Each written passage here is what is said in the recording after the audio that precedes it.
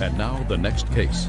All parties in the matter of Levantini versus McEnroe. Step forward, please. 23-year-old bike messenger Jordan Levantini is suing his ex-girlfriend, 22-year-old retail salesperson Willow McEnroe, for the return of a car stereo and a cat named Hunter.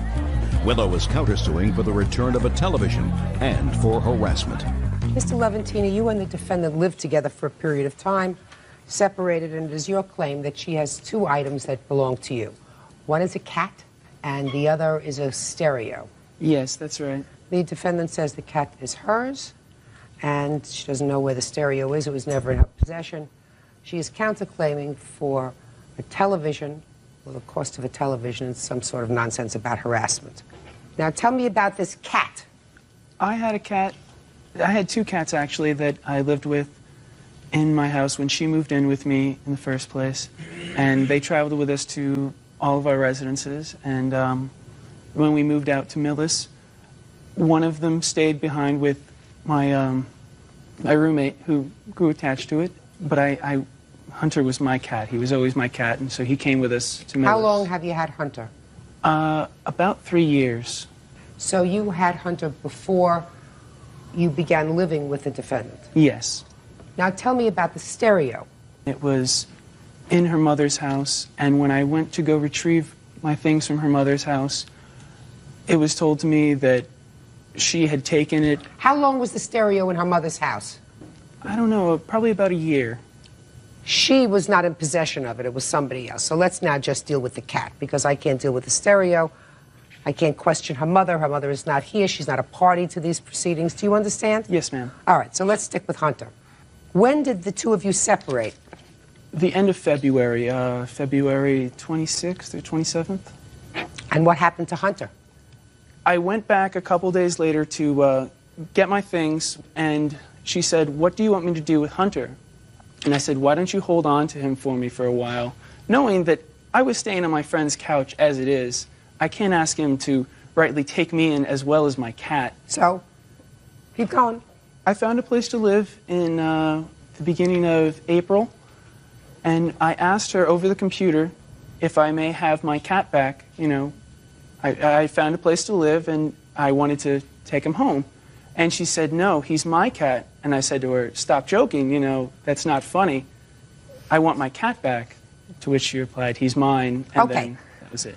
So let's stay with the cat for a moment, Miss McEnroe. Tell me about the conversation about the cat. He told me, I said, what do you want to do about Hunter? And he said, "You keep him." I was like, "I can't do that. I can't afford it," because he still had a payment left on the cat. And he said, "Don't Payment worry for what? about it." He had broken his leg. Go ahead. And he said, "Don't worry about it. I will pay the last payment.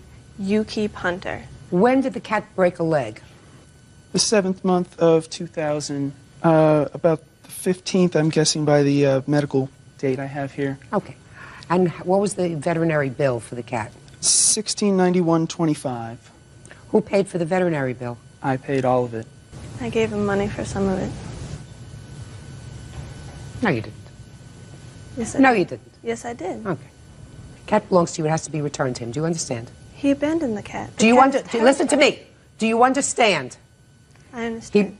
He contacted you within 1 month, 5 weeks, and said, "I want my cat back." The cat was injured. We nursed him. He didn't bring him to the hospital. We did. We stayed up all night with the cat. He never cleaned his cat box. He never fed him. He never You were took the care of one him. that had to bring him I had because. a job. Shh. Yes, ma'am. Listen to me very carefully. It's his cat. Let me hear about the television set. He bought us a television set for Christmas, and the day that he was moving out, he said that he would pay me my third of it, and then he got violent and had to be thrown out of my house by a police officer, so he never returned the money to me. And then he held it over my head. He was using it to control me. He was saying, first he would say that he was going to give us the money, then he would say that he wasn't going to give us the money, that he was going to take us to court for, I don't know, paintings and such things. I don't know, he's trying to scare us. Is that the harassment you're talking about? No. Well, what's the harassment you're complaining of? Throughout our relationship, he has hurt me. Listen, you mean you're talking about throughout the 2.5 or 3 years you were living together? Yeah. Is that right? Yes. Then you don't get paid for that. You end the relationship, you don't get paid for that. All right. Tell me about the television set.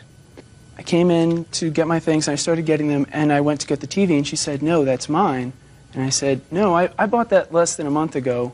And she said, you bought it for a present for us. And I said, no, I bought it for a present for the house, which meant I bought it so that I would have a TV. I needed a new TV. It was in the living room, so it was a common thing. Right.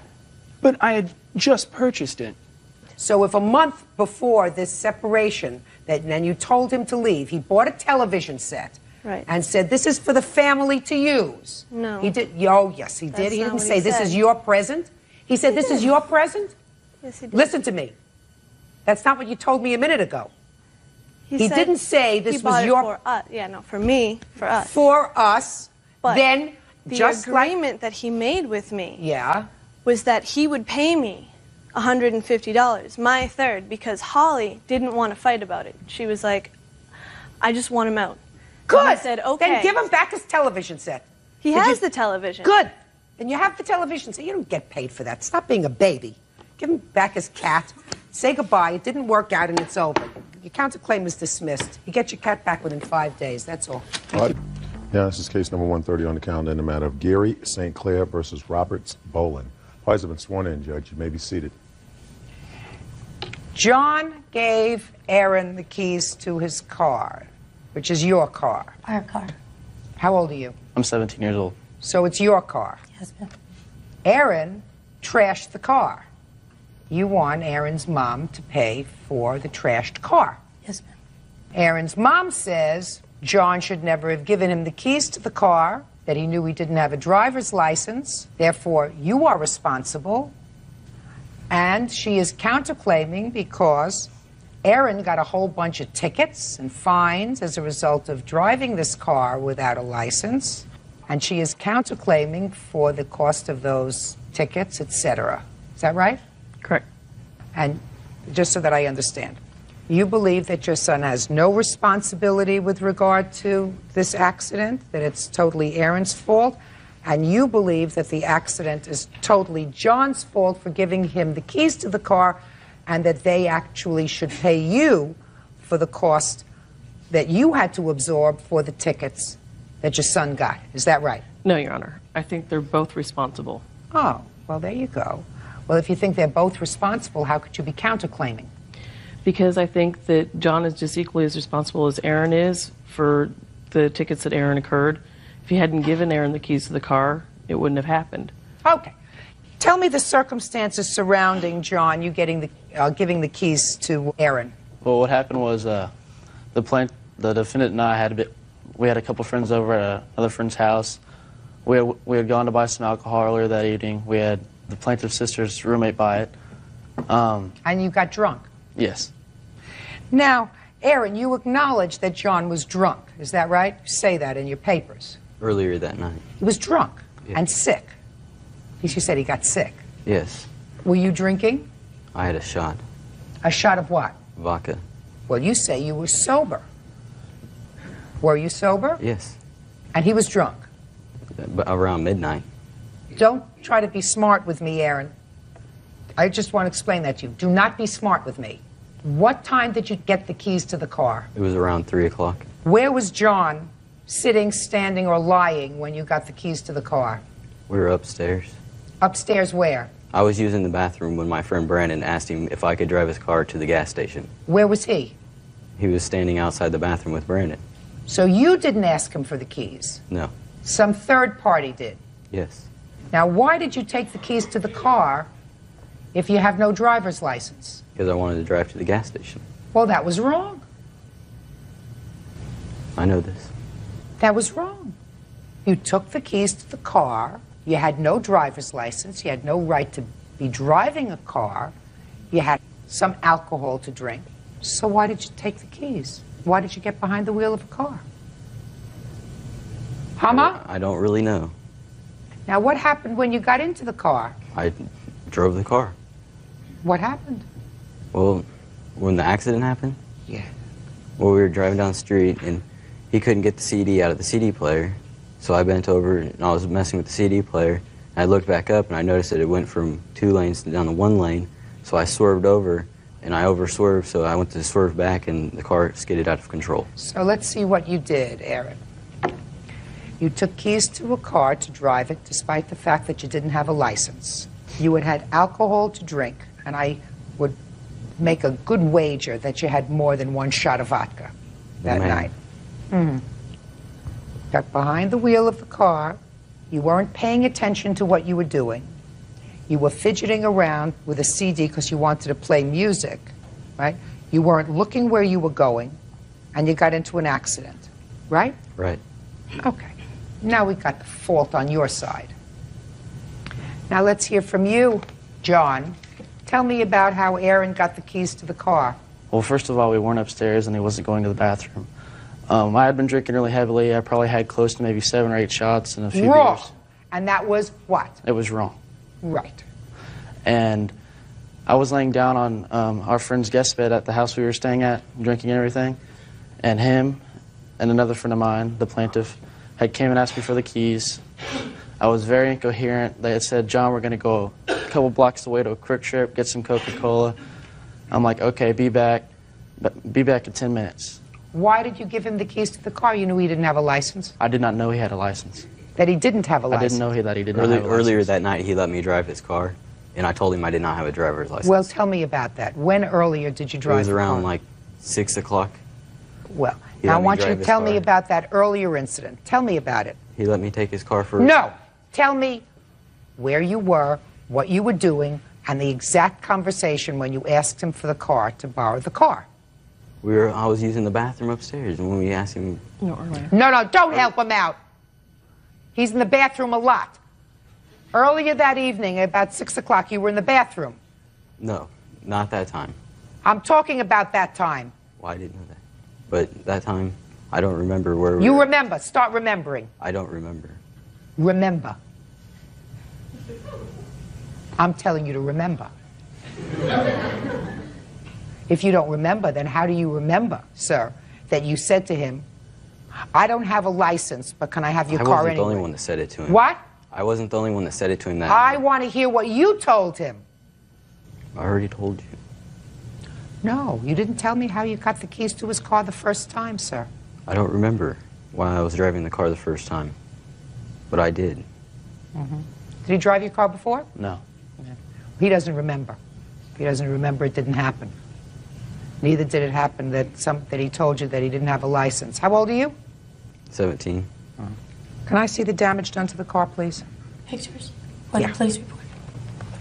A little bit of everything. Here, I'm sorry.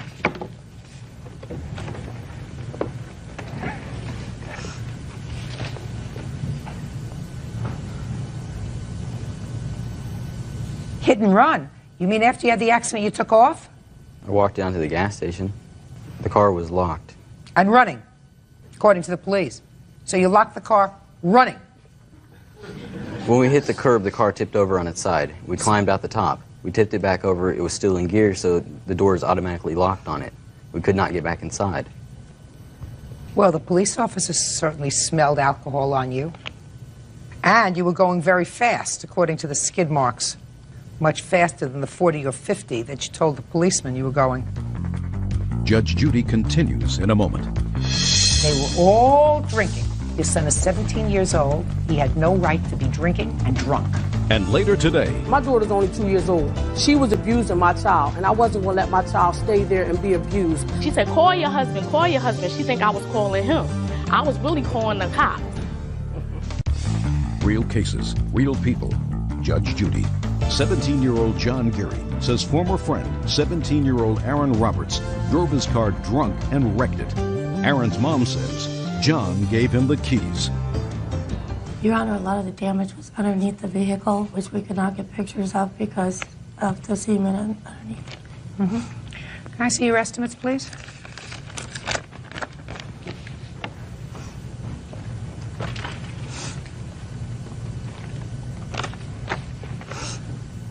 What year car is this? 93.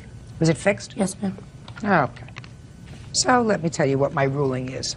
Let me address the counterclaim first. Your counterclaim is dismissed in its entirety. As outlined to you earlier, your son did all the wrong things. He's 17 years old. He was drinking. He took a car. He should not have taken the car. He had no license. He was inattentive in driving that car. He was speeding. He had an accident. His fault. He pays the tickets. He pays the fine and gets a suspension on whatever license he might get in the future. I'm sure he's not going to get a license when he wants to, and that's just ducky with me. So your counterclaim is dismissed. Now let's go to your claim. You're going to get something, but not all of it. Your son is 17 years old. He had no right to be drinking and drunk. He lent the keys to his car to someone else who he also knew had been drinking, because that's what they were doing all night. They were all drinking. So if he had been not doing the wrong thing as an underage drinker, this whole accident wouldn't have happened. It's more his fault than his fault. But he has a certain responsibility. When you give someone a car, that person has to have total responsibility. If he had driven the car home and it had a terrible accident and someone would have been killed, he would have spent some time in jail. Good amount of time. Well, he knew that he had been drinking, because that's what they were all doing there that night. I never saw him take a drink, Your Honor. You don't have to see him take a drink, sir. That's what everybody was doing at the party or whatever gathering you were having. You'd been drinking all night. You don't have to see him. You weren't aware enough to say to him, have you been drinking at all before I give you the keys to the car, whether you knew he had a license or not? Certainly, if you hadn't been drinking, you would have noticed that he had alcohol all over his breath, because the police officer noticed it. You were in no condition to notice it. But you have a certain responsibility.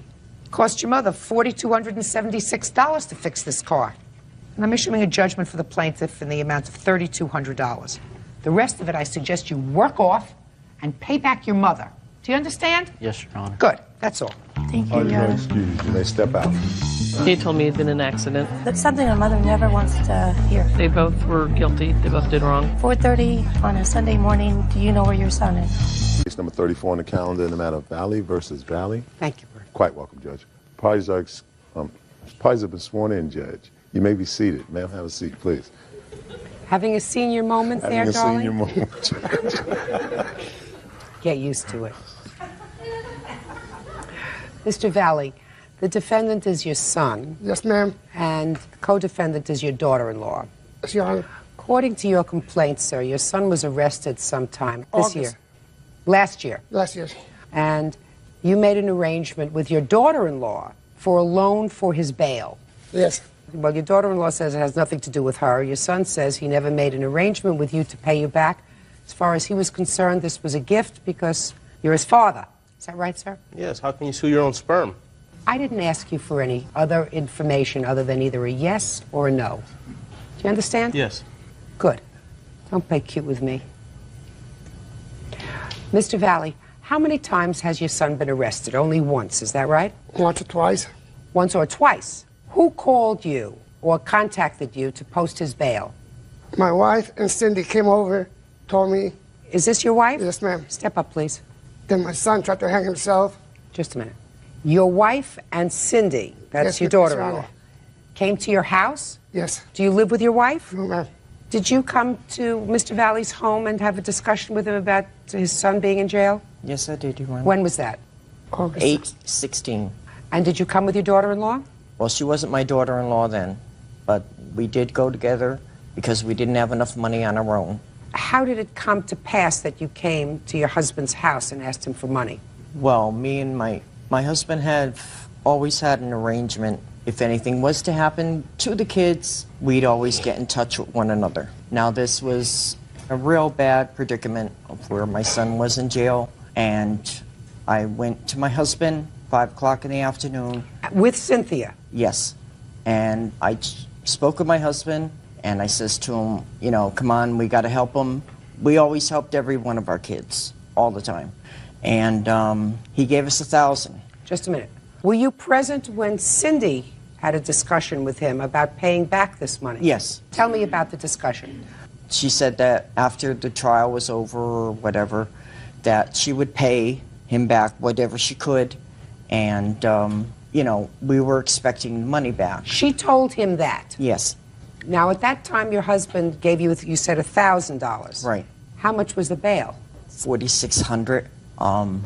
I provided $1,500, and then my husband called me, I'd say about 6 o'clock, and he left a message on my voicemail, and he said that he had $500 more to give us. So he said, come down and get it. I went and got it, and then we put all the money together. Nobody else put up any money except me and my husband and Cindy. Cindy put up some money, too. Yes, she did. And you put up $1,500? I put up 15 of my own, yes. Did you ever get that back? No.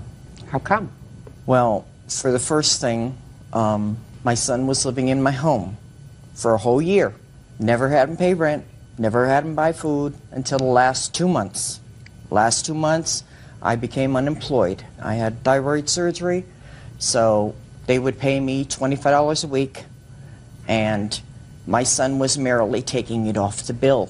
I says, why is he doing that? This is something that I needed for my home, you know, for my own salvation. This was before he got arrested? No, this is after he was After he got arrested. Yeah. Okay.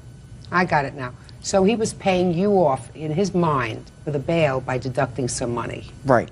But he never gave anything to my husband. Okay. Now, when did you get married? February 22nd. Well, Mr. Valley, you don't owe your father anything. Thank you. She does. Because in order to create a loan, you have to have an agreement with the person, Mr. Valley. Yes, ma'am. So if you called your son and said, do you want me to loan you this money? And he said yes, then you do it. But she said, I'll pay you back, right? No. Yes, you did. I was watching your face as they were speaking. Yes, you did. You said, I'll pay you back what I can. No. I never even spoke to him. He gave the money to Paula Valley, and from Paula Valley went to the bail bond lady. You were present with her in the house. No, it wasn't at the house. She met him in the corner store, and I stood in the car. And you were never there? I was in the car. You never spoke to him? Never. That was the first Miss time I Valley. ever seen him. No, you did speak with him, Cindy. You Miss even Valley. said to him. You even said to him, tell me. thank you. I never Tell me. spoke to him. Yes, you Never. did. Yes, you did. Cindy, please. Miss Valley, Don't you don't have to, don't speak. There's no question in my mind that she said, I'll pay you back. Look at her face. I'm looking at her face. There's no question in my mind. She may not have meant it. She may have meant he'll pay you back. Well, that's what she said to him later, all right? In the end of March, he come over the house. And Who did? My husband. And he went face to face with her. Now, my son was in the back washing his car, and Cindy was in the front, and she was coming down the stairs. I said nothing. My husband said to her, he said, hey, when are you going to pay me back? I have to go see my sister. And she says, well, you'll have to take that up with my husband. Hello? They just got married, you know? I mean, give me a break. Judge Judy continues in a moment. And later today, This young lady was babysitting for you? You like her? Not anymore. I know she stole the money. If I can't trust her with cash in my house, how can I trust her with my kids? real cases, real people. Judge Judy. Raphael Valley says his son and his daughter-in-law, Jose and Cynthia Valley, owe for a loan to bail Jose out of jail. There isn't a question in my mind that Mrs. Valley, the junior Mrs. Valley, made an agreement with your husband to pay you back the bail, sir. Do you understand? Yes, ma'am. That has nothing to do with your son. Of course, it's his moral responsibility, but he could not create a contract with you because he didn't speak to you. Do you understand? Yes, Your Honor. Perfect. Judgment for the plaintiff in the amount of $1,500 against the co-defendant. Thank you. That's all. You're excused. You may step out. Just get my money back. It was still my son. Never take money from family. You needed somebody money?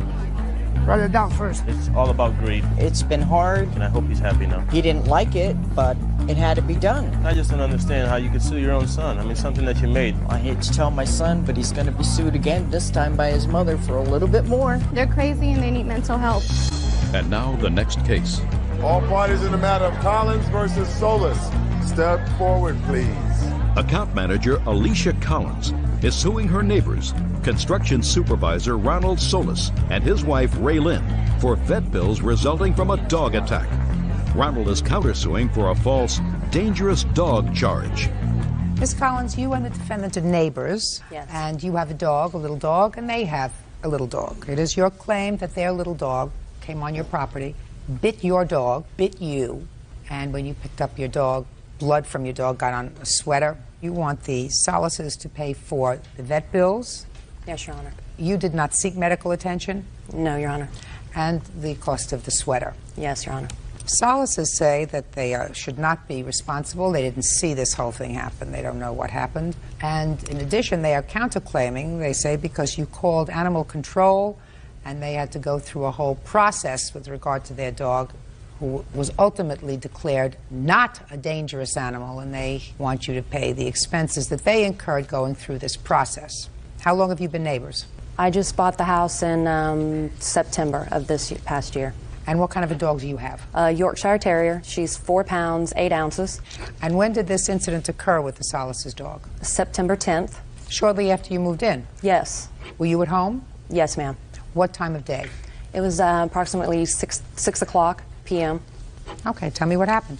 My son was out on his rollerblades, and... Are you immediate neighbors? Do your properties abut each other? I can see the side of his house from the front of my house. Okay, so you're not immediate next-door neighbors? No, Your Honor. So your son was outside on his rollerblades? He was on his rollerblades, and we had our garage door open, and he had come to the door and he said that there was a stray dog outside. So when I opened my door going into the garage, there was a dog standing there. No collar, no anything. Was it this dog? His dog, which I did not know at the time, Your Honor. Okay, but the dog was in your garage? In my garage. So I told Sheldon he was playing with a friend several streets over, that he was going back over there. I closed our garage door and came in the house. And where did the dog go?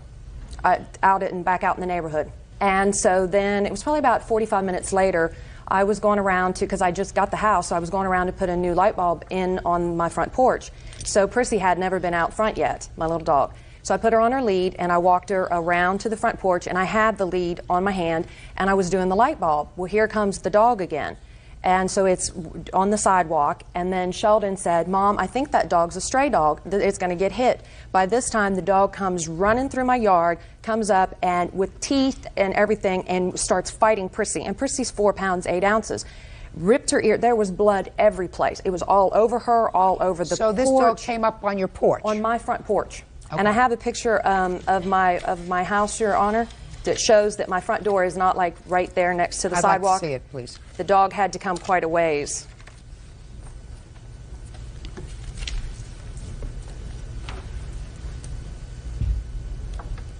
Okay. So Prissy had to, she was bleeding profusely. Then I couldn't get it to stop, and it had torn. The tooth of the dog had torn her ear and had nipped my hand, because when the dog started attacking, my dog was on her lead. I immediately just, yanked her up. Yanked her by her lead. She's hanging. I've got her in my arms, and their dog kept jumping on me to get at Prissy, and ended up having its 2 teeth into my hand. I rushed Prissy in immediately into the house, yelled at the top of my lungs at this dog to get, just to get out of our yard and get away from us. I made my son come in. I ended up taking Prissy to the emergency animal clinic around the corner from our house, and they put her in emergency surgery. She stayed overnight. She ended up getting 3 stitches in her ear, which will never heal again because it was at the end of it, and it broke a blood vessel. That's where all the blood had come from that was everywhere. So what were the vet bills? The night of the surgery was $397.28, and then for her follow-up, it was $28. And then she also had another follow-up, Your Honor, $43.73. And then after I had found out that their dog had not had its rabies shots, my dog had to go back to the vet, which was $68.37. Now what about the sweater? And I also have the receipt for the sweater. It was a black silk sweater set that I had it was the second time I'd ever worn it. And of course it was ruined, and I just wanted my dog taken care of, the main thing. Just give me the Okay. cost of this, that's what we're here for. Give me the cost of the sweater set. The sweater was $85.52. $622.90. Is that right, Bird? That's right. Good. This thing broke. I think it needs a new battery. Oh, see, I just fixed it. Now I'll hear you. First of all, September 10th? Yes, ma'am. 6 p.m. Yes, ma'am. It was later than that. My wife called. I was going home from work, and she said, Were you at home? Pardon me? Were you at home? No, ma'am. My wife was. I was. Good. So I don't want to hear from you yet. She did not come to our house till the 12th. I don't care what she came to your house. Were you at home on September 10th at 6 o'clock? Yes. Where was your dog? I thought she was in the backyard. But she wasn't? I don't remember. Was she chained in the backyard? Is there a fence? There is a fence, yes. Has she gotten out of the fence? She's a digger. Once before, yes. Because Jack Russells are diggers. Yes, ma'am. So they make holes under the fence and scoot out. Yes, ma'am. I know a little bit about Jack Russells. Bought a house from somebody who raised Jack Russells. Spent a lot of time filling in the holes that they made. That's what Jack Russells do. They dig holes. Yes. So your dog's gotten out before. Yes, ma'am. Well, you got out again. So you tell me why you believe that you are not responsible for all of these bills that the plaintiff had. Well, we're not even talking about the pain and suffering she had because she was bitten by your dog or the emotional distress. We're not talking about that. I think that she would have been satisfied just taking care of the dog's medical bills. Yes, Your Honor. So why don't you tell me why you think that you're not responsible? Well, when she first came to our house, she immediately stated that she was, if we did not take care of it, that she was going to sue us and have our dog picked up. And I asked her, she'd have to talk to my husband because she was very irate and I didn't want to deal with her, so I told her she had to come home back when my husband was home. Why? Aren't you a big girl? Can't you take care of this business yourself? What do you have to deal with him for? She came to you. She's a woman. You're a woman. She got bit. Her dog got bit. She had vet bills. What did you have to talk to your husband for? What is he? He's got a bigger brain than you do? No. I don't think he does. No. You don't, do you, sir? You're not smarter than your wife, are you? In some instances, I think I am. Really? Really? Just that answer suggests to me that that's not true. So why don't you tell me, Mr. Salas, why you think you're not responsible for these vet bills? Because today is the first day she's seen our dog. She's not seen our dog before the alleged incident, nor since. Her proof is that she said that she talked to people, children that ride with her son on the school bus, and they said, yeah, there's a little white dog that lives at our house. And that's how she's going on the basis that it was our dog that attacked her dog. Excuse me, Your Honor. I have his statement that it was, we had to go to dangerous dog hearing before I could do in small claims. The statement that he submitted to the court September 30th, 2002, they went to each one of the neighbors, which, you know, it's like welcome to the neighborhood to me, and explained and told what happened. He states on here that neighbors puts their address that says that they saw his dog running from my yard after they heard the confrontation.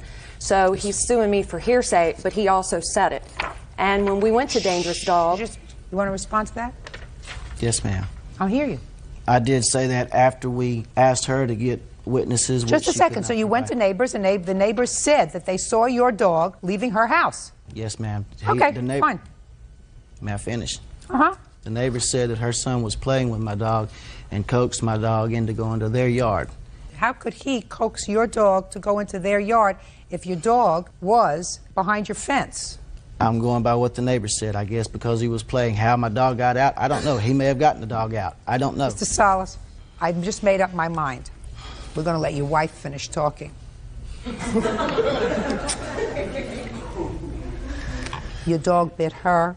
Your dog bit her dog. Your dog got out from the backyard. Your dog has gotten out of the backyard before. You are responsible for keeping your dog penned in. If your dog digs holes in order to get out of your fenced backyard, then you have to keep your dog in the house. Or you have to keep your dog tethered on a wide enough lead so that your dog has the run of the backyard but can't leave. Do you understand? Yes, ma'am. That's it.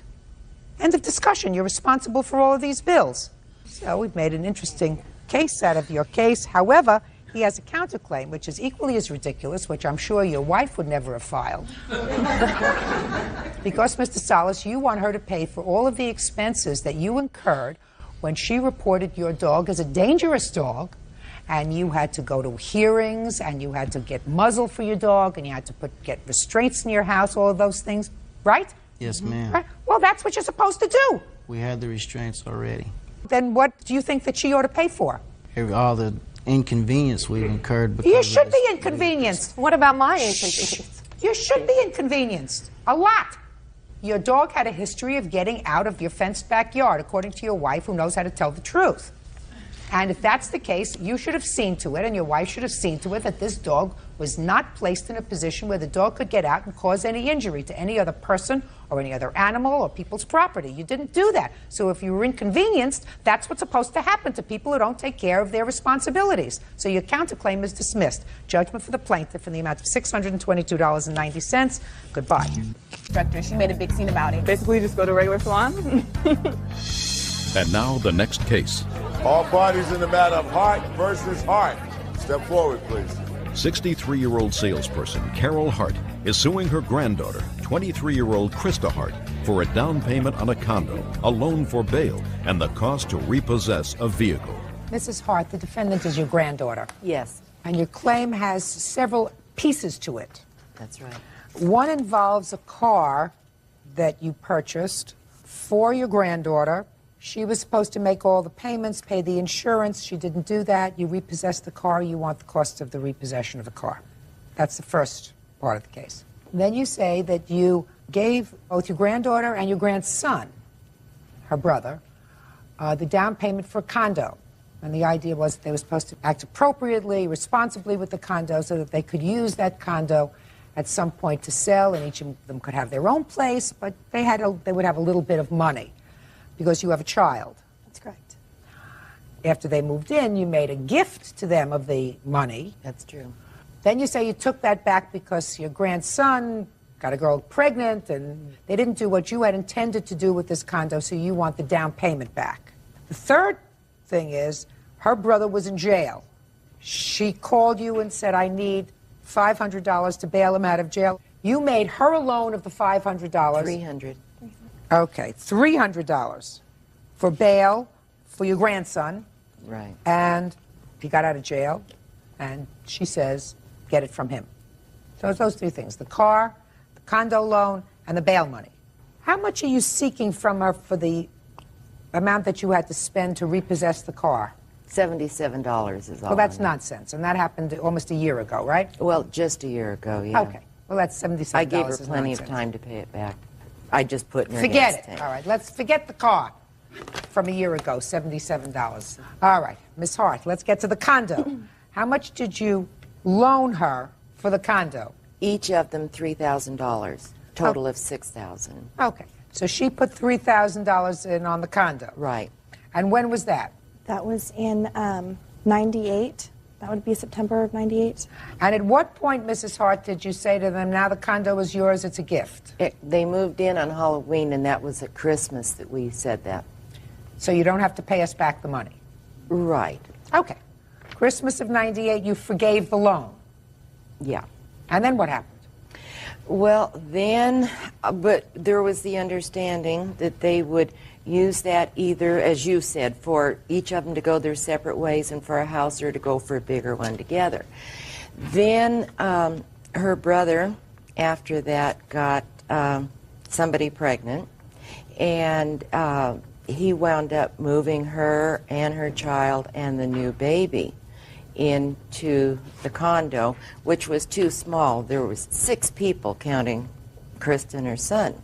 I'm sure it was difficult. The girl doesn't speak English. It was a small, cramped place, and I'm sure it was really hard.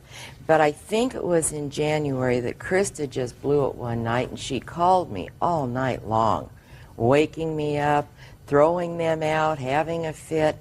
Now, she got very mad at me for not coming over there and doing something. I haven't heard anything about this loan that was forgiven in Christmas time. Well, it was still owed. They were still in the condo, all of them. Of course, I understand that. But then this was in January. She threw them out. Who threw who out? She tried to throw him out, and she just left the next day. Okay, so who's living in the place now? Nobody. They sold it. That's the point. Okay, so they sold it. The money was not used for the purpose intended. Just Neither of them worked for a while. Just a second. How much did you get from the sale of the condo? Round figure, my portion would have been somewhere close to $4,000, I want to say. Did you get that money? Yes, I did, but Good. I should also mention that it wasn't sold. The sale was not final until April. The 4 previous months, from January when I moved out until April, my brother, I told him since I was not there, would be responsible for the mortgage payment, which he told me he was. And he didn't pay? He did not. So I used my portion of the money that we got from the sale to pay off the mortgage, the telephone bill, which was in my name, the gas bill. He hadn't paid any bills. The stuff that was in your name, but your brother Everything. had to pay. Your brother had to pay part of it out of his portion of the sale as well. He from the mortgage. I'm just talking the mortgage, not the bills. Yeah, the mortgage, yes. Yes, of course, because they took that right off the top. Yeah, exactly. Of course they did. You didn't say, well, let her pay, and the bank said, okay. They took that right off the top. So Yes, they how much did you clear after both you and your brother paid off the mortgage? I don't know, probably close to, $2,500, $3,000. I can't remember the exact And number. what did you do with the money? That was the telephone bill, the electric bill, the gas bill, the association due. Oh, no, that was paid through the close of escrow also. My brother's car payment, he was delinquent on his car payment. He couldn't get to work. Come on, Ms. Hart. I mean, I'm not stupid. If your brother's not paying any of those bills, then why in the world would you pay his car payment if he's getting $3,000? Well, because he blew his money on God knows what. No, you didn't. You didn't pay his car payment. I don't believe that you're that stupid. I really don't. That doesn't mean that your grandmother's entitled to her money back. You can't make a gift back into a loan. You cannot say, now I want the money back because it was not used for what I intended it to be used for. Now I want it back. You cannot do that, Miss Hart. Now let's get to the bail. Did you agree to give your grandmother back money for the bail? Yes, ma'am, I did. So why didn't you give it back to her? My brother had told me that he had taken care of it. Your brother is a liar. I mean, if I believe you, then your brother is a low-life, pun scum liar. He was for a while. Yes, ma'am. Right? Yes. Your grandmother tells you that she has not received the bail money back. Oh, I didn't find out about that until she mailed me a letter, I want to say like maybe a month later, because he had told me that everything was cleared, and we weren't exactly on speaking terms at the time, so I was not aware of the fact that it was not paid back until But about now a month you later. know. Mrs. Hart, your granddaughter owes you $300 that she borrowed in order to get her low-life brother out of jail. If half of what you tell me is true, either you're the best sister in the world, the dumbest, or the biggest liar. I'm not sure which one. Judgment for the plaintiff in the amount of $300. Excuse me. Judgment for the plaintiff in the amount of $1,000. That's all.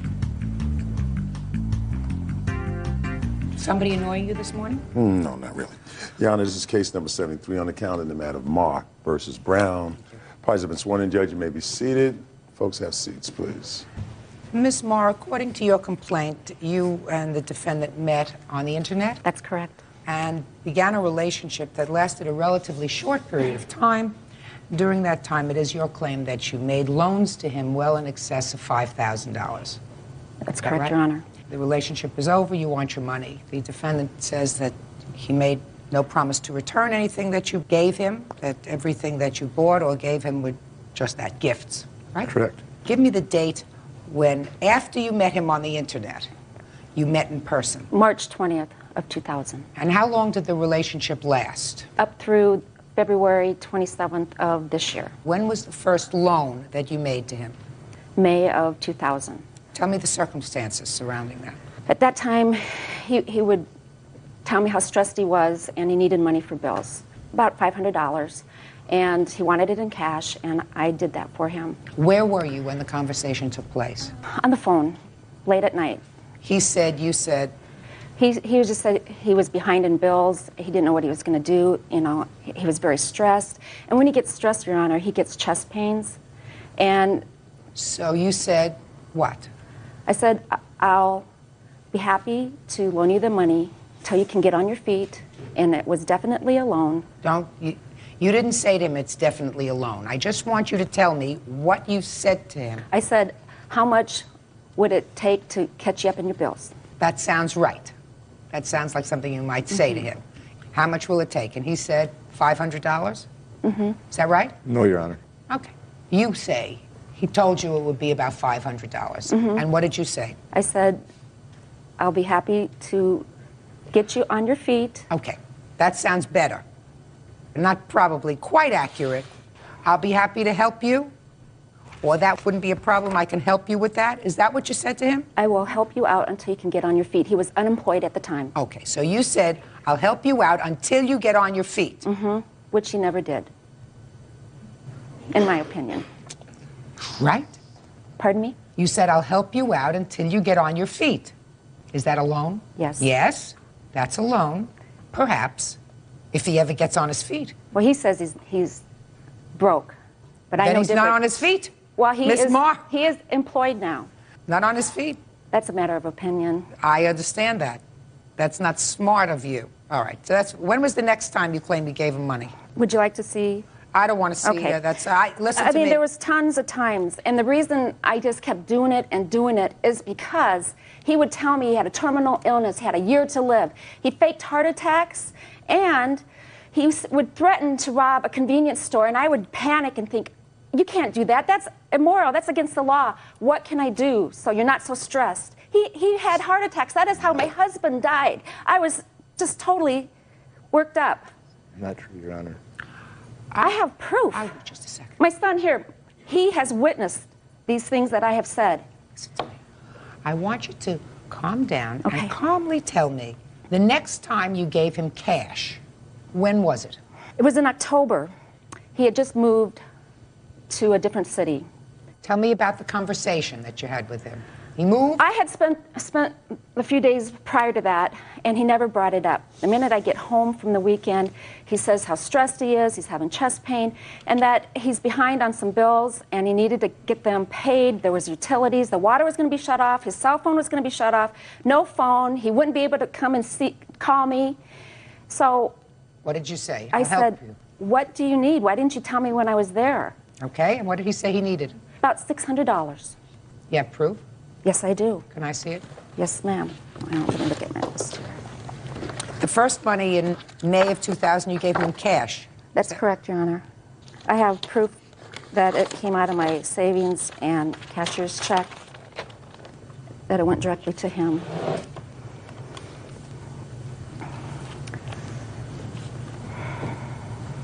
I want to know the next cash item that you gave to him. There was always something, prescriptions. No, cash. I made cash deposits right into his checking account. And I have 3 times I did that in July and August. It was right after his back surgery. He couldn't work. He gave me the same old sob story. And I have all that proof right here, Your Honor. Let me see it. And that totaled $1,400 in 3 deposits. I'd like to see proof of that. Thank you, Brooke.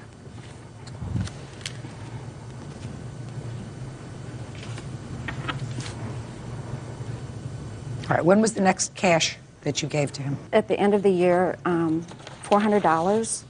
I have the withdrawals, and I gave him the cash. That doesn't prove anything. You just withdrew $400, but it doesn't show that it was transferred into his checking account. Is that right? He didn't have a checking account in town. Yes, I did. I gave it right to him because he came down to see me, and the only way he could come down to see me is if he rented a car, and so that's why I gave him $400. All right. He would constantly give me these stories that Miss Marr, if you're constantly giving you stories, then you say to him, after the second time he gives you a story, you say to him, adios, goodbye. Real cases, real people. Judge Judy. Hattie Marr claims ex-boyfriend James Brown conned her out of money by playing on her sympathy. Hattie says he faked a heart condition and a life-threatening illness. Your story is, and I read your complaint, that your husband had died of heart attack, that you met him, that you were very vulnerable, that he appeared very, very nice person, that he... But he manipulated me. Well, you're a grown-up lady? But I was grieving at the time. You're a grown-up lady? Yes, Your Honor. Okay, so he took advantage of you? Yes, by faking heart attacks, by threatening to commit suicide. I would be on the phone for hours. Well, that would have saved you a couple of bucks if he committed suicide. You know, there comes a point when you say, listen, you got to do what you got to do. But I cared for him. I loved him. What? I cared for him, and I loved him, and I believed, and I trusted everything he told me. He had me going all the time. I got the picture. This is not a hard picture. This is a picture that I see time and time again. I have some money that she can establish she gave to you. Yes, Your Honor. I'm not talking about buying you a new tire or buying you prescriptions or paying for your cell phone bill. I'm talking about cash money. Yes, Your Honor. This is my current... I don't care about your current. I care about the then. But Patty had made statements that she wanted to talk to her, and she Just pay attention to me. Okay. I run the show. And if you have a heart attack here, we'll make sure, very, very sure, sir, that you get out the door so you don't interfere with the rest of my calendar. Do you understand? Yes, sir. Yes, ma'am. Do you understand? Yes. She gave you cash. She wrote you checks. She deposited cash in your account. Is that true? Is Yeah. this proof here that I have accurate? Yes, it is, but Perfect. there is... No. No. No. I'll ask the next question. Did you repay her in cash for any of this money? $500, $600, and $1,400. Did you repay her for any of that? If she wanted me to come down and see her, why would I repay her when she wanted me to come down and see her? The That's why answer she is was either coming. yes or no. No, I told her there was never no talk about repaying her. I'm asking you a question. Did you pay her back this money? No. You acknowledge that she gave you the money. Yes, Your Honor. Perfect. Now, are you currently under the care of a cardiologist? No, Your Honor. Did you at any time indicate to the plaintiff that you had a heart condition? I do have a heart The answer problem. is either yes or no. Yes. You did. And did you at any time tell the plaintiff that you were stressed financially? Yeah, I was stressed financially, yes. And after you told her that you were stressed financially, she gave you some money? Yeah, she said, I'll help you out, here's a gift, you know. And I said, I can't afford to repay you. She knew I could not afford to repay her. Why can't you afford to repay her? I was unemployed, Your Honor, raising... Why were you unemployed? Because I had had back surgery and A lot of stomach people surgery. have back surgery. When did you have back surgery? June of last year. Where had you been working before that time, sir? I was working part-time at Walmart. Part-time at Walmart? How old are you? 37. Why were you working part-time at Walmart? What's wrong with you? I had 2 stomach surgeries. 2 stomach surgeries for what? Stomach, what was polyps, cancer. You know, I got that. Hmm? When was the I'm last sorry. time you held a full-time job? 2 years ago. Well, actually, last year. Year before, it was 99. Con artist. Are you the current girlfriend? Step up here. When did you meet Sir Lancelot? I met him in February. You met him in February? 2001. Can't be without a meal check. What kind of work do you do? I'm an internet customer service for Northwest Airlines. How much do you earn annually? I don't know, probably 25,000. And what's Prince Charming doing? He's working full-time. Mm-hmm. He Where? has been since I've known him. Where? He was at Minn Kota, and now he's at, they make trusts. So he has a nice job? Yes. Good, he makes good money? Yes. Perfect. You owe $2,500, judgment for the plaintiff, that's all. Parties are excused. You may step out.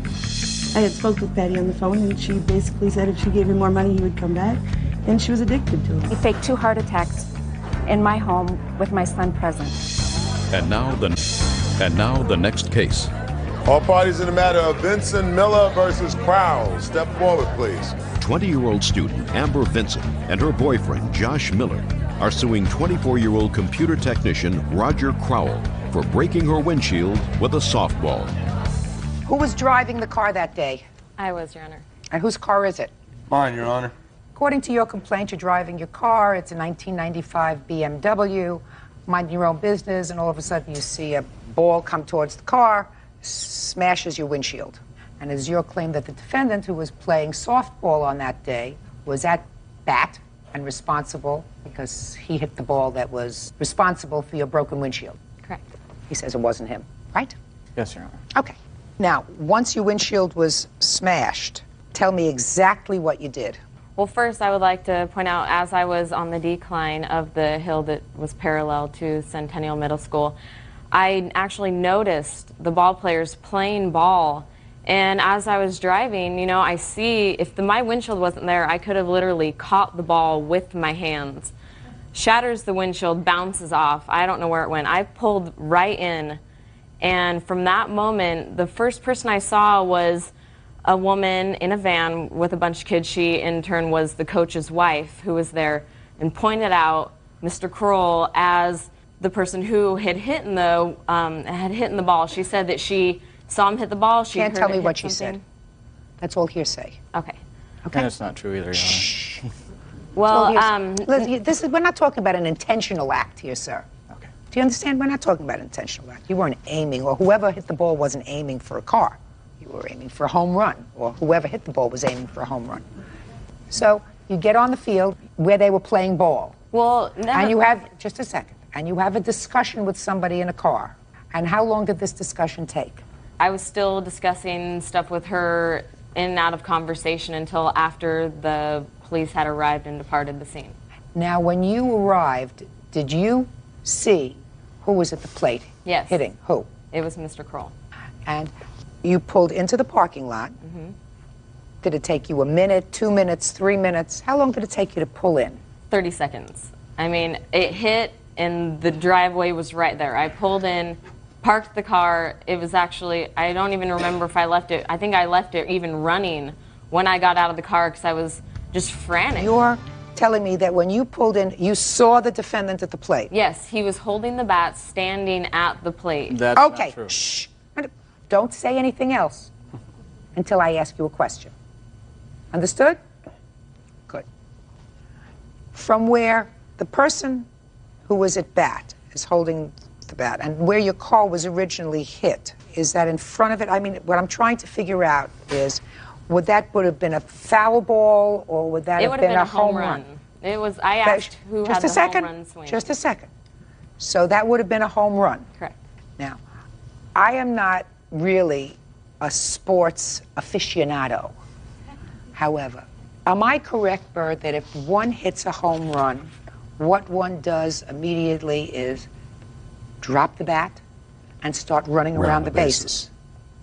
You do that immediately. Yeah. As soon as the ball takes off. Yeah. Right? In You anticipation. see it go, and you start running. That's right. You get where I'm going? Yes. Just a minute. You get where I'm going? Mm-hmm. So, took you 30 seconds to get in. According to you, when you got there, he's standing poised. Correct. To bat. Not poised, standing there holding the bat, almost in anticipation of my arrival. It was during softball practice. No. It wasn't Okay. a game. No. Now, Mr. Crowell, I have a couple of questions for you.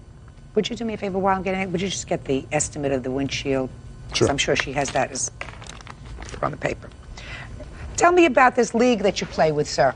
We played in a county softball league. It was co-ed. So you are part of a team? Yes, I was the coach. Okay. I arranged the team and everything. Fine. And how long has this group been playing together? We started practicing in April. Same group of guys and gals? Yes. How many are on the team? At the time, there was probably 15. Are there dues? Yes, there were. And what are the dues? Well, it was $20 for each player for the players' fees, and then the team registration fee came out to be, if you had 15 people, $20 per person, and our sponsor paid the sponsor fee, the team registration dues. Okay. You get where I'm going? I'm not sure you get where I'm going, so I'll explain it to you. Okay. Because this is not really a very difficult case. I don't know whether you were at bat or whether you weren't at bat. It really is not relevant. You were the coach of the team, right? You put it together. Yes. Put the lead together. There is the question in my mind that the plaintiff's car was hit by a softball that somehow emanated from your team. Now, we have a totally innocent party, and that's this team over here. Totally innocent. They're driving along. And on the other side, we have some guys and gals who are playing softball, and certainly without intention, one of their members was responsible for a ball getting away. Who do you think should pay?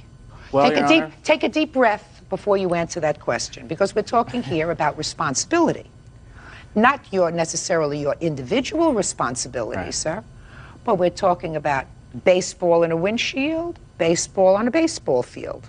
I was willing to investigate the matter because we didn't know if the county would pay for it, since it was an organized practice and we're playing on their fields. So we wanted to look into that, and of course I was going to do that. There was also a gentleman that had been hitting before who had hit quite a few balls over the fence, and there was a couple... From your league? Yes. Yeah. None of them struck anything. None of them, they all bounced off the road, and This guy probably shouldn't have been hitting up there anyway because he's probably the best hitter on our team. But, and being that the fence is so near the road. Let's get on with it.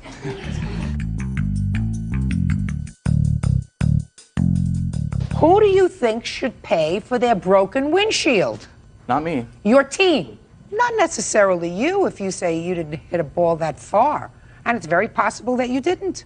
And even the guy who was hitting before you, I'm certain didn't intend to cause any damage to anyone. But you got innocent people and you got the team responsible. So you take up a collection, you tell everybody, kick in $25, we're going to pay for the windshield. Period. End of discussion. Have an estimate here for $300.52. Judgment for the plaintiff. Get it from your team. That's all. Parties are excused. You may step out. Matter of Craig versus Kane. Parties have been sworn in, Judge. You may be seated. Folks have seats. Ms. Craig, it is your claim that the defendant assaulted you at a high school reunion. By the way, when was the reunion? November 22nd. 2000? Yes, Your Honor. How do you know her? She is my ex-husband's fiance. Anthony's my husband. And you used to be married to her? That's my ex-wife.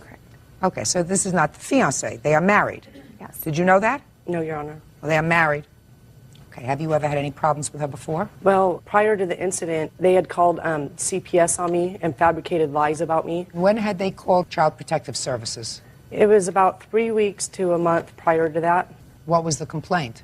They were fabricating lies saying that I was a drug user and that domestic violence in my home. And the CPS had came to my house and my children's school and my work and everything, and they closed the case prior to my reunion. Does your ex-husband see the children? He sees the children on and off. He hasn't been seeing them lately for the past couple weeks. Okay, so that's the backdrop. Then you all go to the reunion. I assume you all went to high school together. Yes. And tell me what happened when you got to the reunion. I showed up at the reunion at approximately 9:30. I paid $75 just for myself to go. And I was walking around talking to my friends, and I was looking for this man in a blue and the black shirt. I remembered him from 10th grade. I wasn't sure of his name, but I was asking numerous people, where's this guy in the blue and the black shirt? Because I just wanted to dance and have a good time. Well, I walked outside on the patio to have a cigarette. I looked to my left, and I saw him sitting at a table. And I walked over to the table, and I said, oh, James, because we had name tags on. And he lit my cigarette. When I bent down to light my cigarette, I saw Maida out of the corner of my eye talking to two of her girlfriends. She appeared to be upset. Her girlfriends were huddling like over her, like she appeared to be upset. I just said to James, I said, you know, would you like to dance when we go back in after having our cigarette? I'm really glad I came. You know, I'm seeing a lot of people I haven't seen for a while, and that's about as far as I got. At this time, Maida approached me from the side. She got like this close to my face, and she says, did you even graduate? And she appeared to be, you know, drinking, maybe intoxicated, I don't know, you know, because the reunion started at 6. And I said, of course I did, Maida. And at that time, she pushed me down. I fell down. I was wearing a dress. I have a cut on my leg and injuries. I have photos. Just a second. She pushed you down how? She just pushed me down, physically pushed me down. I fell down and I cut my leg. When I proceeded to get up, I wore my hair down that night, and she had got my head into a firm like headlock, and there was big heating lamps there at the Mission Inn in Riverside, and she was trying to bang my head into one of those heating lamps. And at this time, because of the fabricated lies, yeah, I'm not going to lose. Shh, just a second. Don't tell me fabricated lies. Well, just tell me what happened. Well, due to the prior incidents of them calling CPS, I cannot even touch her, not even in self-defense. At this time, after she pushed me and I started to get back up, I placed my hands right here, like I'm not even going to touch you. I refused to touch her. Why? Is there an order of protection against you? No, I just refused to touch her. What do you mean? I don't understand. You said, due to the prior incident with CPS, I'm not allowed to touch her or go near her. Because of them calling CPS, I was afraid that they would lie and I would go to jail and I would lose my kids if I even defended myself one bit. So I did not even touch her, Your Honor, not once. My hands were behind my back the whole time. At this time, James saw that I wasn't even defending myself. Don't tell me what anybody else saw. Just tell me what happened. He stood up behind me and barricaded me because he saw I wasn't defending myself. At this time, Don't tell me what he saw, madam. Just tell me what happened. Okay, James stood up and barricaded himself around you. Okay, barricaded himself around me. At this time, she still had my head, and she couldn't bang it into the heating lamp because he was standing behind me, so she was proceeding with her nail around like this, trying to poke my eye out, and that's when I got scratches in my eye and a black eye. And at this time, the security guards came running out, and she released my head prior to them running out and screamed, "Jennifer, quit hitting me, quit hitting me. She's a psychotic drug addict, and she's going to lose her kids to CPS," in front of my whole reunion.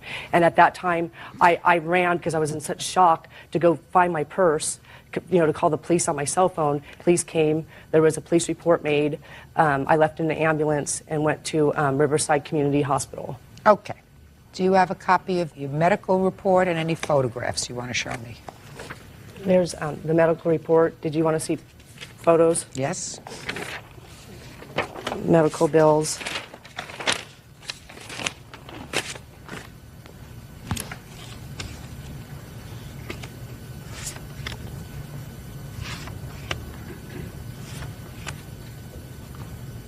What are you showing me in this picture with your hands together like this? That one, I was just showing that I had a bruise on my wrist from where I was holding my wrist, and also to show that I had all my nails on, because if I was fighting back in self-defense, I definitely would not have any nails on.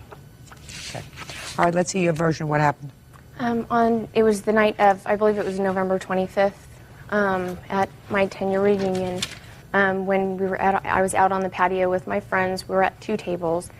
James was with us, and she approached us at the patio, and she asked Nancy if it was the smoking section. Nancy replied no, and she ignored Nancy, and she kept talking to James, who was clearly with us.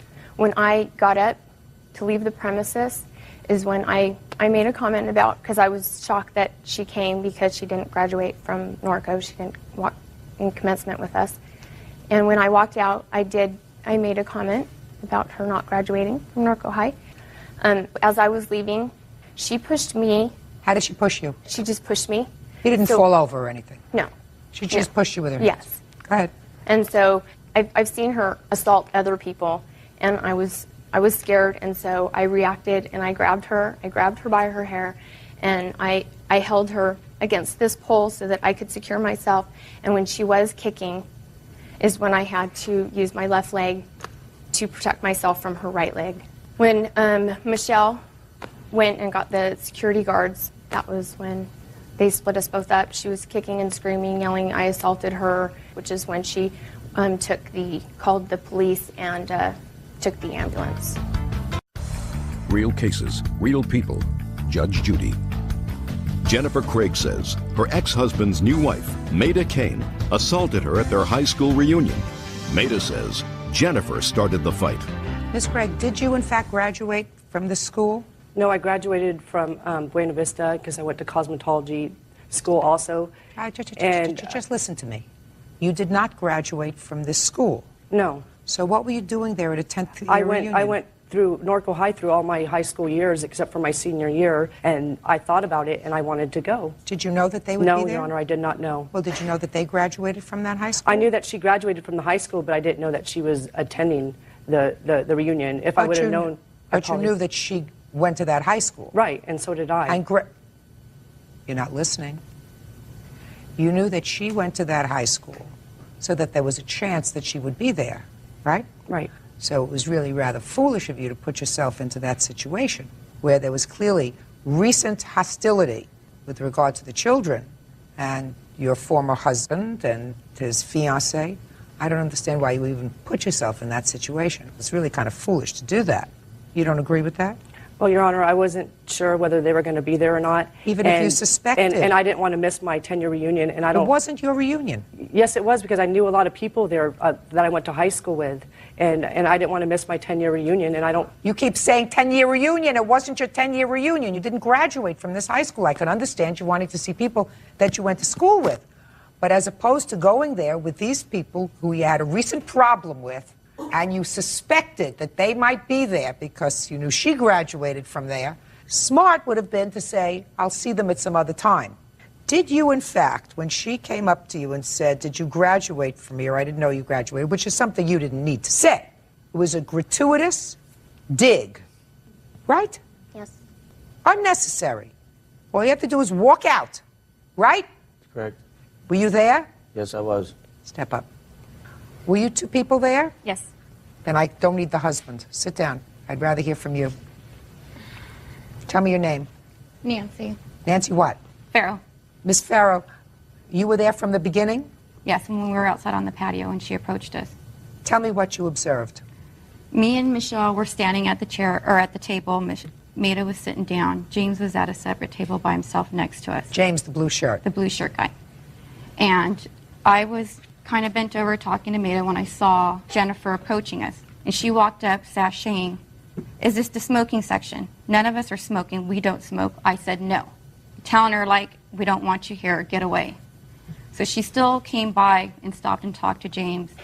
And then that's when Maida got up and made the comment. No, don't. Let me hear. Come on. Let me hear the whole thing. Well, Maida got up, walked by her, and made the comment about, "You didn't even graduate," or "Did you graduate from here?" And that's when Jennifer pushed her, and then that's... How did she push her? Just, you know, not like to knock her over, but she touched her. And so that was enough to make, I guess, both of them upset, and they just... Oh, it was enough to patted make... each other. It was clearly enough to make the defendants upset. Yes. And then she reacted. Correct. You think, Ms. Kane, that you overreacted? I don't know if you can overreact when you're scared. Well, being scared is one thing, but you precipitated this. I was holding her to defend myself. No, why were you defending yourself? She pushed you. Show me how she pushed her again. Right. Didn't fall over, nothing happened. But according to you, you know she's a violent person, so you defended yourself. And you defended yourself by throwing her into a headlock and punching her a couple of times. No, I was holding Punching her a couple of times. Evidently, she fell down. I mean, she has bad bruises over here on her leg. What? Can I say something? Sure. Why About don't this you whole both sit about down? the whole thing and how it started. Sure. If I may. Okay. With regards to what Jennifer was saying about me calling CPS on her and having absolutely no reason and fabricating lies, I'd like to touch that real quick. Maida and I went over to drop my children off after we had them a whole weekend on Sunday. We pull up and she's out in the front yard with her boyfriend, the father of her child, her other child, kicking him, slapping him, slamming his car door on his face. And I told him and her that I wasn't going to leave until she let him go, because obviously he wanted to leave. She wasn't going to let him. At this time, my two children are standing in the park with 15 other kids that live in that complex watching this whole thing go on. That's where the understanding comes in. The minute she raised her hands, I wouldn't expect anything less of my wife than to defend herself against somebody that's violent like that. Not only that, but there's been lots of violence throughout the whole time that we've been separated and the whole time that I was married to her. A lot of violence. That may be. Your wife should have kept her mouth shut. Well, that's true. Okay. What made you think that there was drug use in the house? My kids have both mentioned smoking and unfamiliar smell. My son's very nervous. He's 9 years old and he's still soiling his underwear. I have a tape, we have here audio, of Jennifer actually calling the house and having my daughter get on the phone and ask where the child support is, the child support money's at, telling me she's going to come over to my house. And then actually that night we did tape that. She did come over and she kicked my door in. Sounds to me as if these kids are not seeing very good examples Well, set. we Where have was the the tape child if support? you'd like to hear it. Where was the child support? The child support was pouring in at $800 a month. I'm only $10,000 behind on my child support, and I've been paying child support for 3 years. $10,000 is a lot of money. It is, and I agree with that, and I'm paying it back, as well as still paying currently. Why did you fall $10,000 behind the child Well, support? what happened was I changed careers, and I dropped down to making a very low amount of money that would barely keep me going. I gave her what I could, and I went to court. How long ago did you fall behind? This was 2.5, 3 years ago.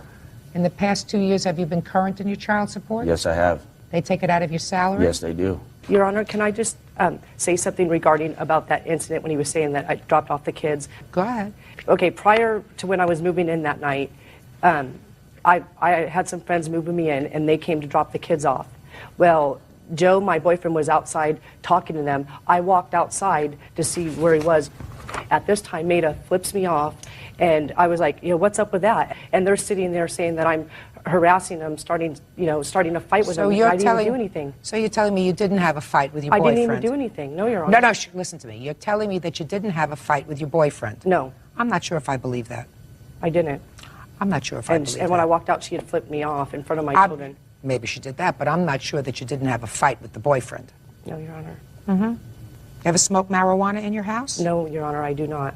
I smoked cigarettes, and that's it. See, prior to this, Shh, don't say see. he had... Shh, listen to me. Is what you're telling me that you've never smoked drugs in your house? Yes, Your Honor, that is correct. He had a hair follicle drug test taken on me in court that I had passed. I don't use drugs, and he just fabricates lies because he has child support. Her and her mother got in an argument, and Jennifer's mother wasn't allowed to see the children. And Maida and I had talked about that, and I said it's not right because she's done it to everybody in my family. She's done it to everyone on my side of the family, and she started doing it to her side of the family because her and her mother got in a fight. Her mother was the only stable thing in those kids' life at that point, and I knew that. I was only seeing them every other weekend and once a week, you know, on Wednesdays, and I knew what was going on. So I called her mom and I said, hey, anytime you want to come over here and see the kids, you're more than welcome, blah, blah, blah. Her mother comes over and tells me that she knew she did a bad thing. And I said, well, what's that? Well, she knew that Jennifer was on drugs and went on the internet and got the chemicals that you need to put on your hair to wipe everything off your hair follicles. That was the first person that told me that. The second person that told me that was her boyfriend, Joe, because they were fighting, and he told me, you know, he came over to the house going, I don't know how you dealt with it as long as you did, blah, blah, blah. And I said, hey, you know, to be totally honest with you, I did what I did, and it's over. I found somebody I'm really happy, you know, and there it is. Mr. Kane, just keep a close eye on things. Do you understand me? Yeah, I understand. Good. That's all. That's all I'm going to say. All right, now I have to get to this claim. Miss Craig, let me tell you what I believe. I believe that the defendant said something that was totally unnecessary to you when she said either, I didn't know you graduated, or did you graduate from here? It was a gratuitous dig that was pretty stupid. I also believe that you pushed her after she said it to you. Oh, yes, I believe that you pushed her. I don't believe that you hurt her. I believe that you, as indicated, pushed her. Did you have a right to do that? No. Did you hurt her? No. And was her response to being pushed consistent with the threat? The answer is no. Okay. You overreacted, and you can't do that. I honestly believe that you could have avoided the problem with her totally by just walking out. Keep walking, right? Said not a word. You didn't do that. She's not responsible. You're responsible. I think that there's more to the underlying case here with regard to the background, what's going on in her house, but I can't get into that now. That's just a sense, which is why I said to you, just be vigilant. Do you understand? But you are responsible for her medical bills, and I believe that you are also responsible for some of her pain and suffering. I also think that you have certain responsibility because you were the first person to put your hands on her. I honestly believe that you pushed her first. I believe that because that would be a natural reaction by somebody who has somebody coming up right in their face and saying something that was nasty. You might not hit her, and I don't think you hit her. You shoved her out of the way. Did not require the defense that you attribute to, well, I knew her history as of being a violent person, so I defended myself. Do you understand? You had medical bills of $1,441.39, and I believe you were probably out of work for a couple of days. And I believe that you had some pain and suffering, and I'm entering a judgment for $3,000 in favor of the plaintiff. That's all. Parties are excused. You may step out. Yes. And now the next case.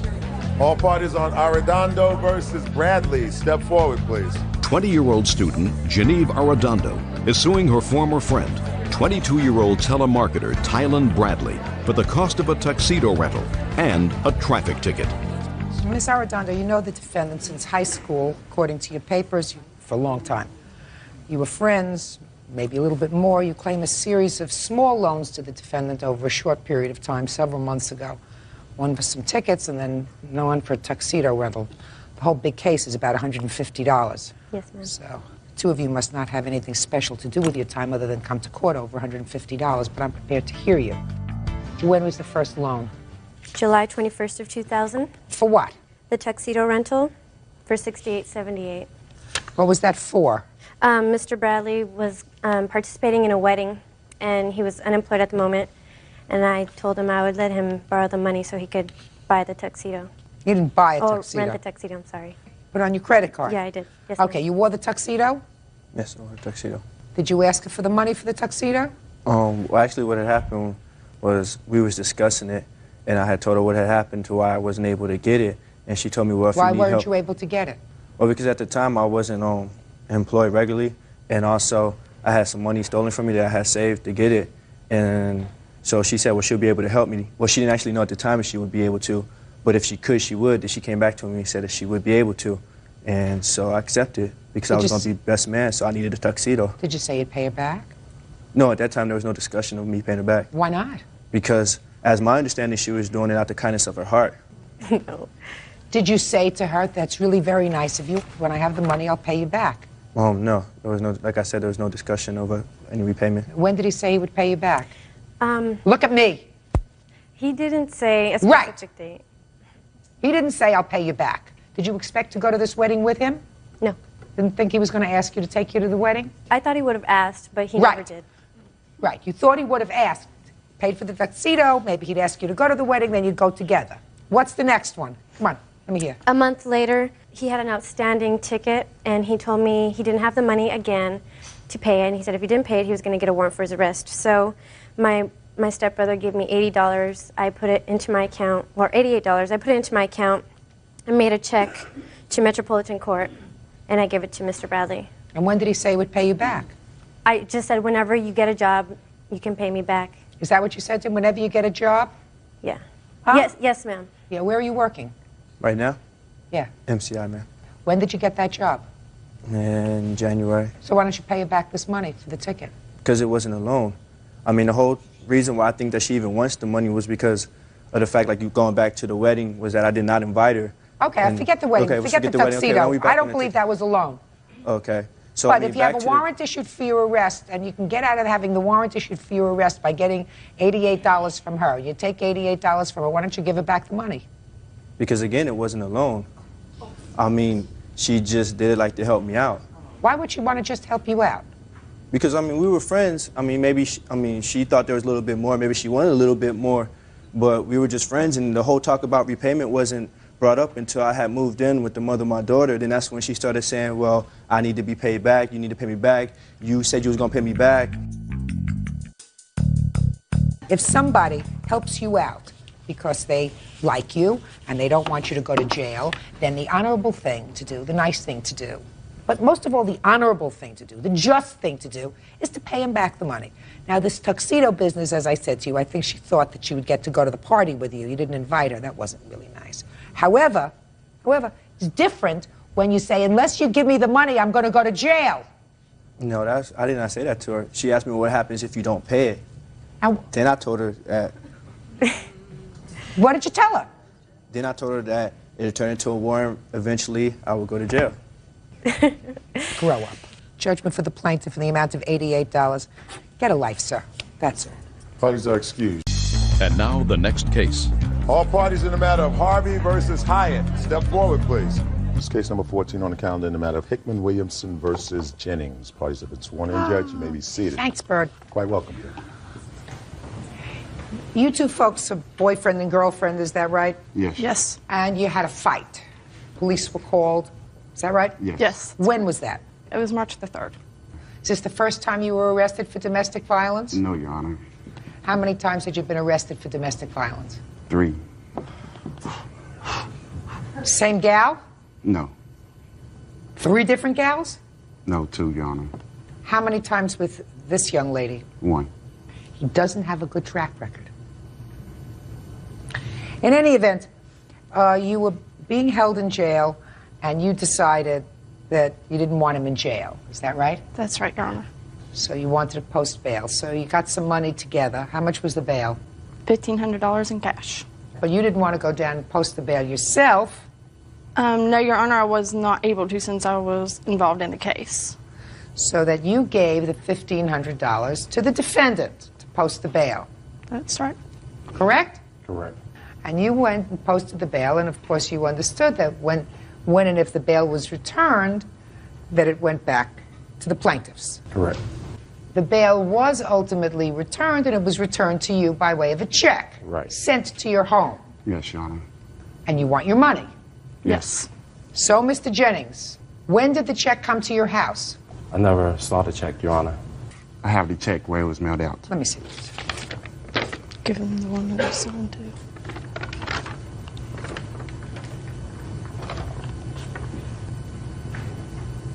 Well, this is $1,289.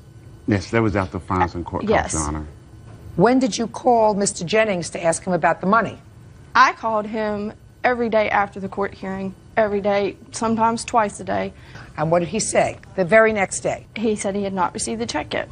Did you call him the next day? Yes. I asked him every day too, Your Honor, because he was my friend, and I used to hang around him. So I asked him every day, and he denied receiving the check. Did he ever say to you somebody had stolen his ID, which is Yes. his defense? Yes.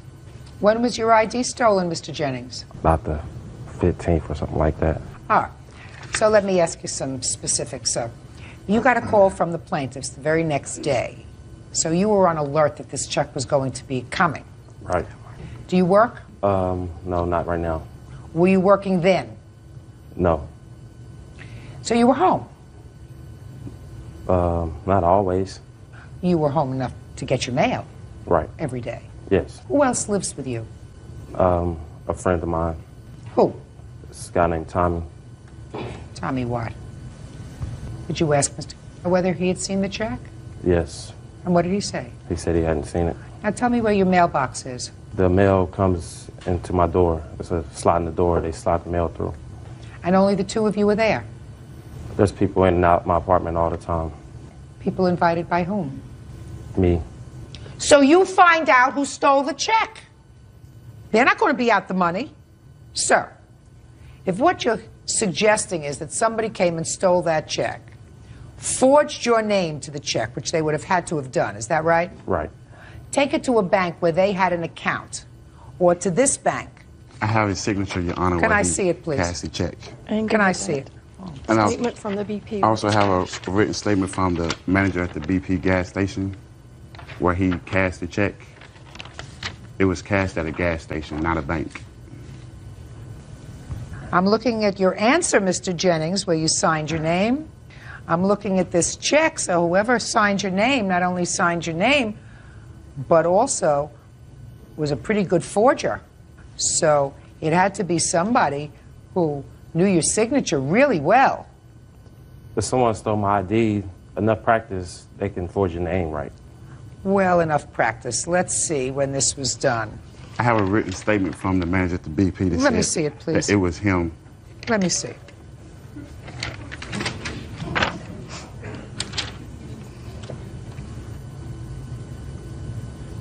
Well, the only problem with this letter, which indicates that John Jennings came into the store and, in fact, cashed this check, is that I don't know whether this man knows John Jennings. I can tell you how he knows him, though. I mean, just in my words, that John Jennings used to work at a place called Kitchen, and the BP is right next to it, and he used to go there to get his checks from the kitchen cashed. And that's how the guy knew him. And he has no bank account, so therefore he couldn't go to a bank. He had to go to the BP to get the check cashed. Judge Judy continues in a moment. I've been on the bench for a very, very long time and have had the ability to compare signatures with somebody who'd been signing the name for a very long time. How old are you? 22. Like 22 years. And later today, We walked in the door, and I still can't talk about this. The cat was lying there half dead. real cases, real people. Judge Judy. Angie Williamson says when boyfriend Drayton Hickman was arrested for domestic violence, she gave former friend John Jennings money for his bail. Angie and Drayton claim John stole the refund check. Mr. Jennings, I'm not prepared at this moment in time to say that you are a thief. I may think it, but I'm not prepared to say it.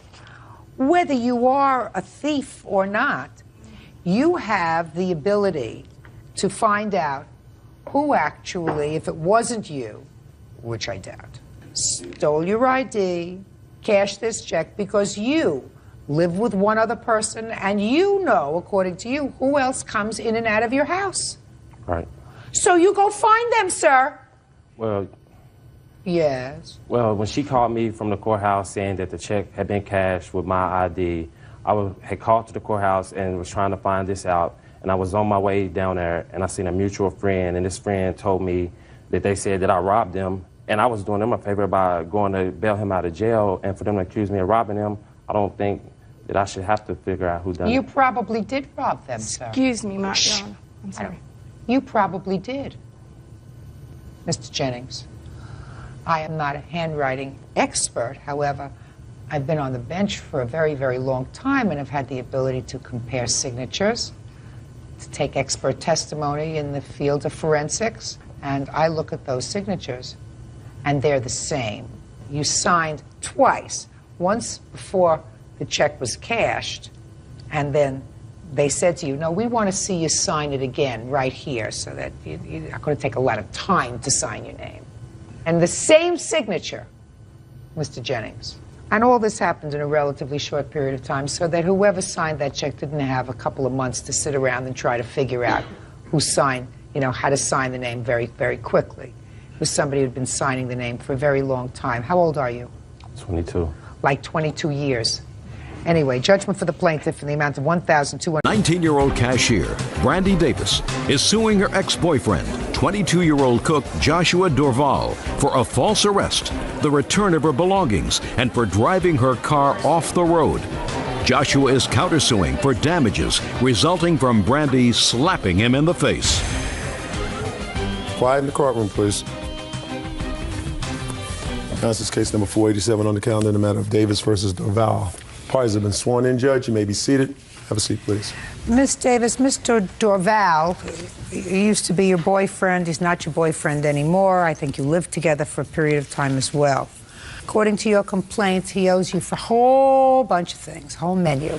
He owes you for having him arrested falsely, causing you to have to post bail. You spent time in jail. He damaged your car, and he had a temper tantrum that he has some of your property, that you lost money when you were incarcerated. You want him to pay all that stuff. Mr. Dorval says that you brought all this on yourself, that you did, in fact, assault him.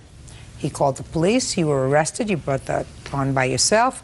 In addition to that, he wants damages for the assault. He wants damage for the emotional pain that he suffered as a result of you slapping him in the face, and his glasses that you broke.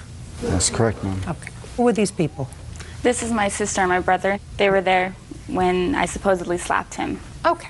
How long did you live together? As soon as I turned 18, so about a year. And where had you been living?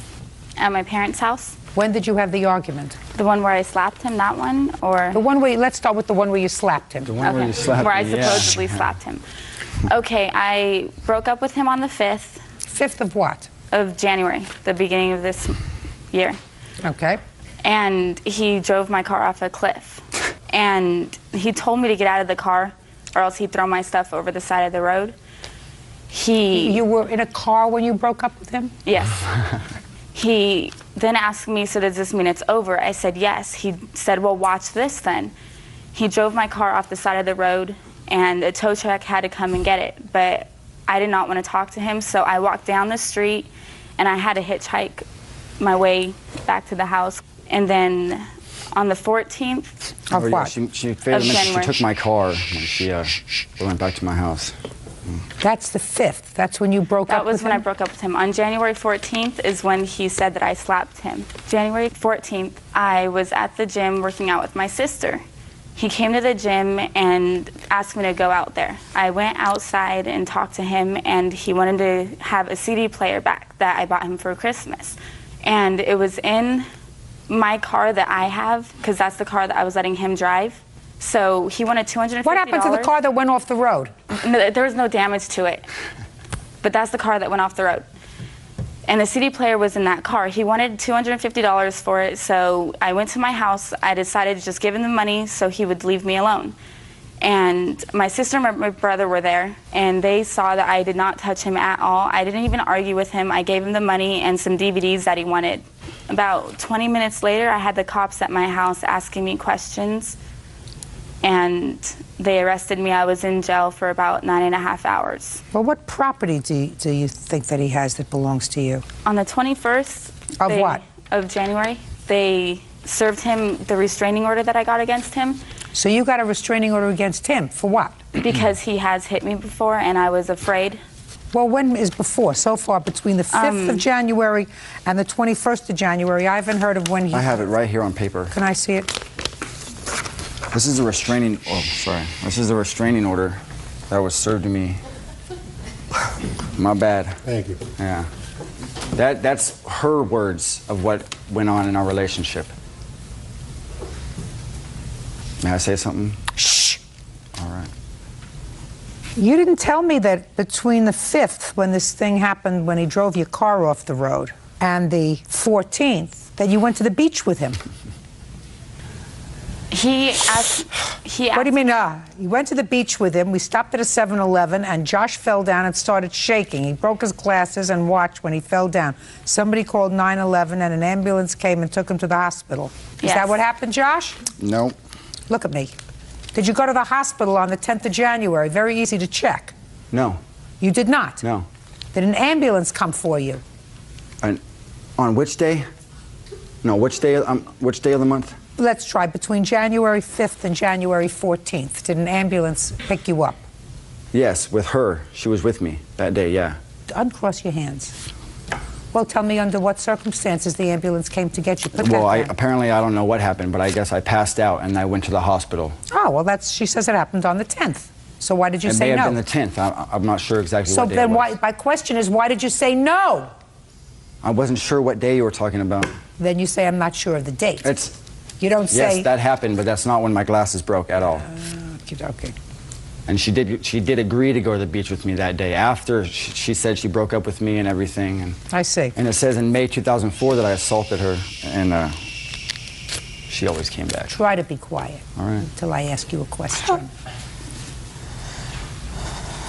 Miss Davis, this is your sister? Yeah, it is. You were at your boyfriend's house on the 14th. You weren't at your house on the 14th. Yeah, Actually, nothing. Actually, your sister says here in a sworn statement that you didn't see anything that happened between the two of them on the 14th because you went home with her and went to your boyfriend's house across the street. She was inside with your father. And your brother? Is that what you say? Yes, my brother was standing at the door watching everything. But your sister wasn't there. According to you, she went inside to her boyfriend's house across the street. She was standing across the street. We both have screen doors. Yeah. She was standing across the street. Listen to me. That's baloney. You got to get your story straight. Judge Judy continues in a moment. I've never touched him. Is that why you went to the beach with me on the 10th? Listen! What part of keep your mouth shut unless I ask you a question don't you understand? And later today. She was very angry, and she said that this was a scam and that she just didn't think her dog would do anything like that, and that she knew the friendship was at stake, but that she wasn't going to let me scam her. Real cases, real people. Judge Judy. Brandy Davis says ex-boyfriend Joshua Dorval had her arrested for slapping him in the face. She's also suing for the return of her belongings and for damage to her car. What happened with this request for a protective order? I didn't go to the hearing, but apparently it's in effect for a year. Well, that was pretty dumb of you. A restraining order is to keep somebody away. If I don't want to see her anyways, then it's not really that much of a problem. Oh, sure there is, sir. Because when you make a request for a protective order, there's nothing that the courts can do other than issue the protective order. But if there is a protective order, and if somehow they find that you violate it, let's say you inadvertently go into a store and she's there and she feels as if you are following her, she calls the police and says he's violated this order because he's come within 50 feet of me. Then they pick you up, and that's contempt. So a protective order does have its consequences, so that was pretty dumb of you not to go to court and to just let it ride. Do you have a very busy practice? Do you have a very busy schedule? You have a job that works you 18 hours a day, something that precluded you perhaps from going to court? No, but I figured that they would put it in effect anyways, even if I was there or not, just by the statement she made to them. That's not necessarily true, sir. I haven't heard that explanation for failing to go to court. Ridiculous. Tell me about what happened, sir, on the 14th. Brandy called me and asked me to come down and pick up the rest of my things from her house so she wouldn't have to talk to me anymore or see me. Like she said, she was at the gym with her sister. I went to the gym. She came outside with me and talked. She went back in and got her sister. They got in her sister's truck and I followed them to the house. She told me to follow them. I parked outside. She told me to wait in her front yard. She went in the house, got the DVDs, got the $250 that she was giving me back. Once I got the DVDs, I asked her, there was more movies of mine that she didn't bring out, and I was asking her where they were, and we got into an argument. I told her I told her to F off, and I went to walk away, and that's when she hit me across the face and broke my glasses right here. Busted the screw right off of them, and they skidded across the concrete and scratched both lenses up.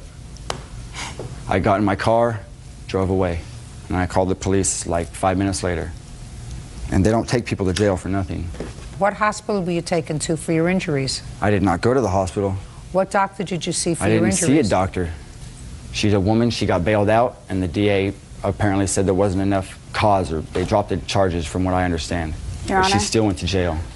The story he told you is not true.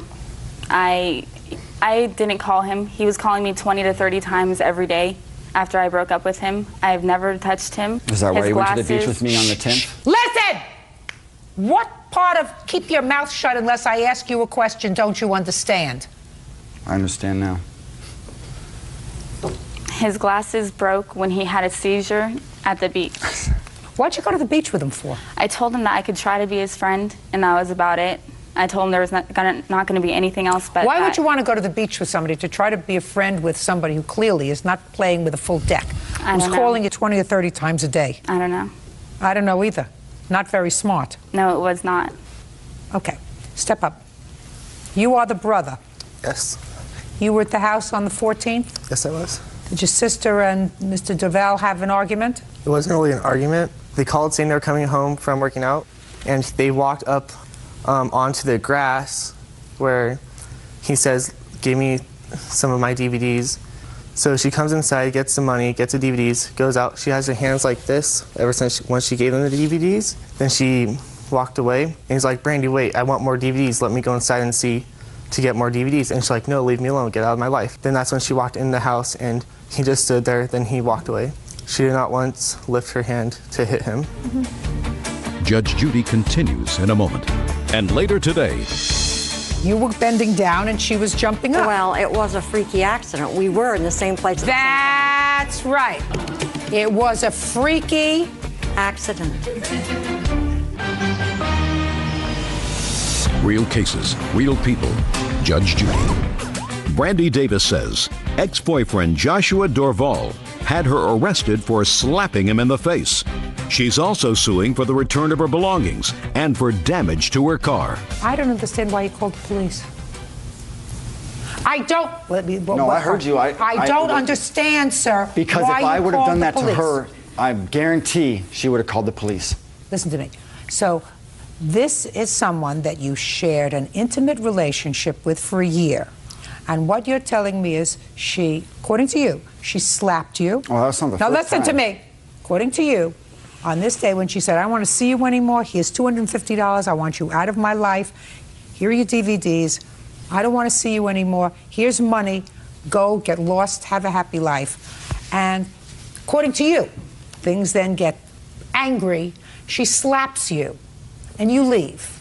And you decide that you are injured enough to pick up the phone and call the police to have her arrested. Is that what you're telling me? Yes. Good. Because what she did was against the law. Good. Judgment for the plaintiff in the amount of $2,500. That's all. On your counterclaim, it's dismissed. That's all. Step out. Parties are excused. You may step out. I thought it was great. I don't think he deserves any money or anything. Everything he did was wrong. She's mad. I don't know. She's an angry woman. I was scared of him. I didn't ever want to be with him again. She's just blowing everything up, trying to make me look bad, I guess. He robbed me yesterday. He went into the mall and stole my purse and ran away. We're both acting silly, I guess. I am afraid he might come back to me, but I hope I have an end to it. If it was meant to be, I wouldn't be on Judge Judy right now. And now the next case. All parties in the matter of Mosley versus Gray. Step forward, please. Marketing director Patricia Mosley is suing her former friend, nail technician Shar Gray, for the cost to fix a broken tooth. Patricia says Shar's Boston Terrier, Molly, headbutted her. Miss Mosley, according to your claim, the defendant's dog, I assume that little dog over there, broke your tooth. You want her to compensate you for your dental bills. Yes. And then some. Miss Gray filed an answer. I read the answer very thoroughly. And bottom line is, she thinks you're full of baloney. Yes. How do you know her? I've known Shar for about 10 years. She's done my nails the majority of that time. I've known her quite well. We've shared our lives. And you have your nails done at her home? Yes. So the incident that involved her dog happened at her home? Yes. Well, tell me when that happened. The 18th of October. And you've been to her home before?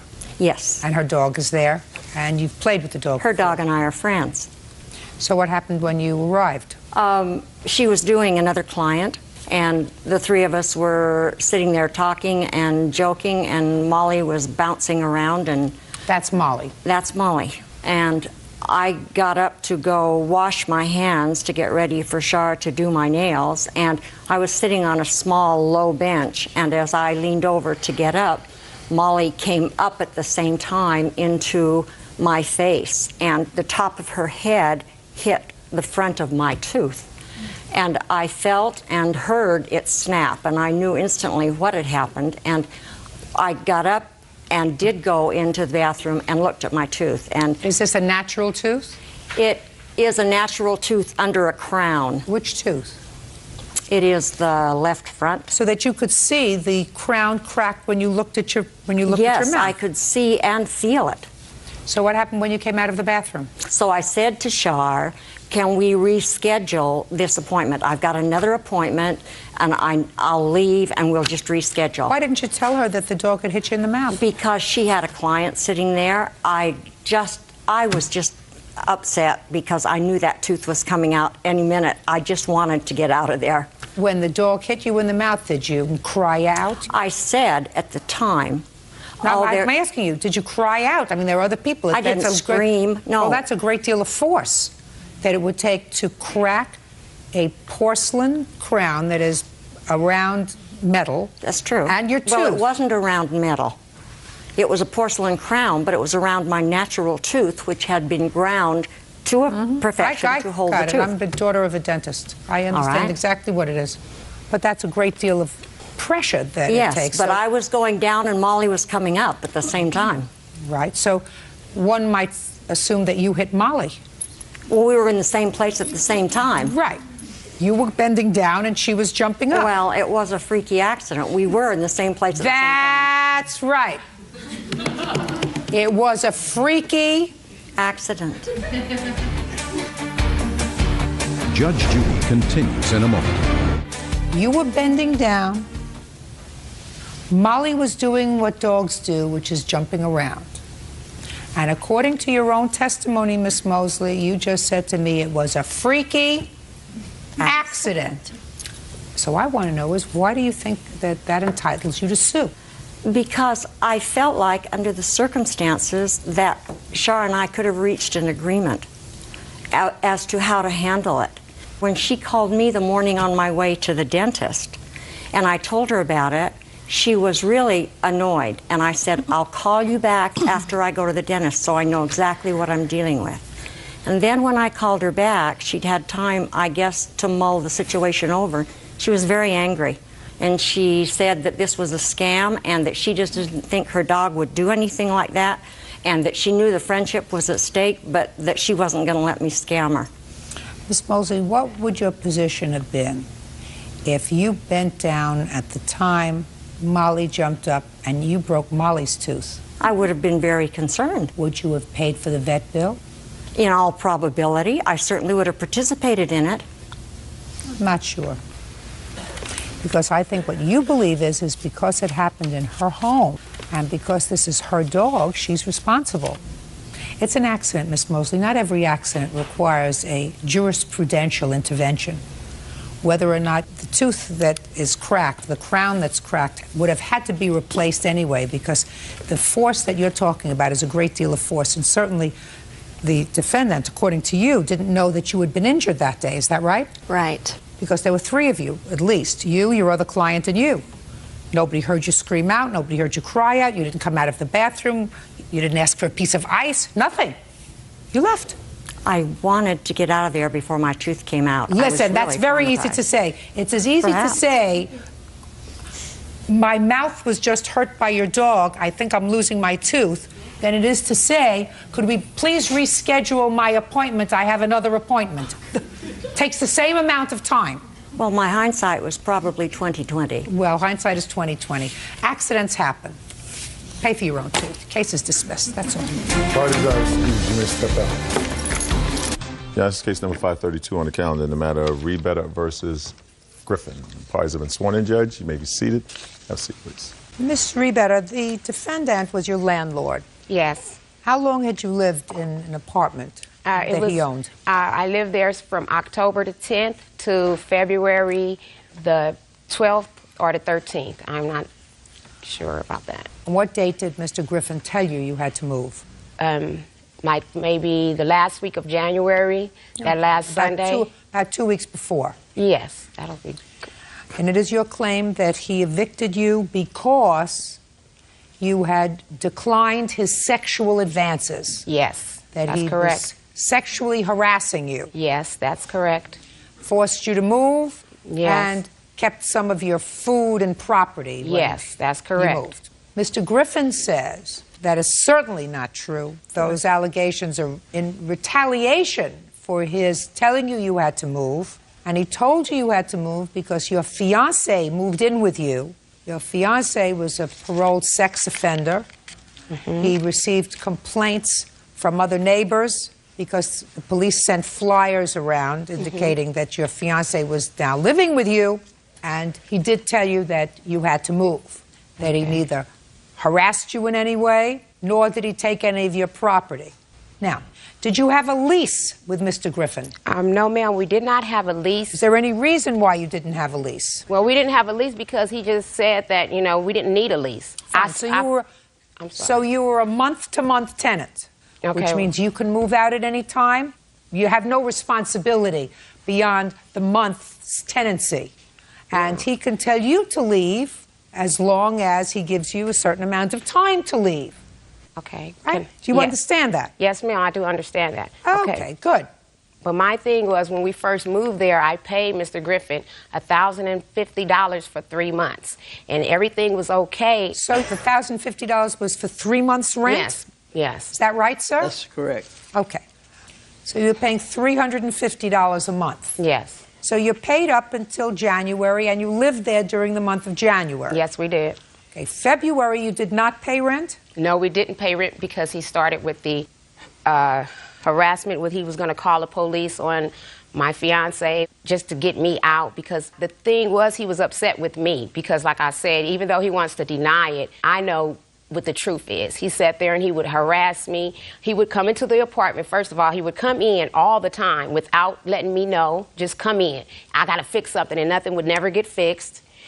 Secondly, when he, around Christmas time is when the harassment really started, because we were in contact a lot, because I stayed in the back house and he stayed in the front, and I was getting packages, for Christmas things or whatever. And when he would bring me my Christmas packages, he would, say things like, "Baby, you sure look good, too bad you gay." Or he would say things like, "I'd take you away from your man and make you mine." And I just couldn't understand, this older gentleman coming at me like this when I've never, been out of line with him. I've never disrespected the guy or anything. He just would come on to me like this, telling me about his sex life. I don't want to know that. I have a fiance. Well, tell me what he said to you about his sex life. That he's, well, I'm not going to curse, but he would say that, yeah, I got a 21-year-old that I'm still F you, And I'm like, so? That's not my business, and I never once. So he was telling you about another girlfriend? Yeah, no, not really girlfriends. He would call them his, or whatever. You know what I mean? Not whatever. What did he say? He would say his, yeah, I got it, But that's irrelevant because, like I said, that's not my place. I don't care what you have. All I'm doing is here paying my rent. Let's get on with it. What else? Basically, that was, that sexual harassment, and then coming to my house, coming in and out whenever he wanted to. You want to say something to me? Nothing she says is true. Not anything. I'm not impressed with anything she said.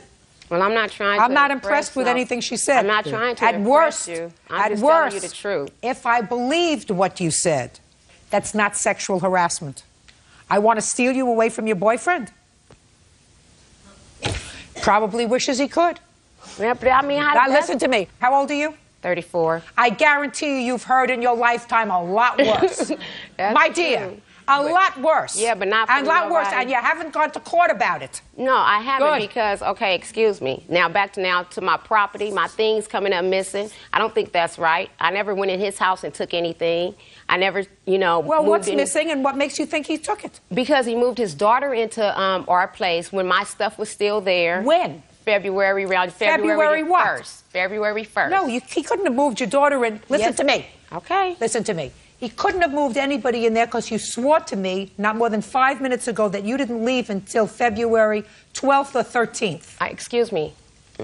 It is another room in the in where I occupy, and he did move his daughter in there, and she began to threaten me. That's why I'm saying the harassment came in at That has nothing to do with him. If somebody else is harassing you, that has nothing to do with him. it was. Yes, it is. It does has a lot to do with him because he's the one who told his daughter to harass me, and he even called his other daughter to come in and throw my stuff out in the rain. And if that's not harassment, I don't know what is. Judge Judy continues in a moment. This is not the great American giveaway, madam. That's not what courts are all about. If you have a legitimate case of sexual harassment, you file it. This amounts to nonsense. And later today, Did you buy another vehicle? We purchased another vehicle, Who's yes. we? My husband and I. Miss Dodd, that's not fair. real cases, real people. Judge Judy. Kimberly Rebetter says her former landlord, Robert Griffin, evicted her after she turned down his sexual advances. Did you pay rent for February?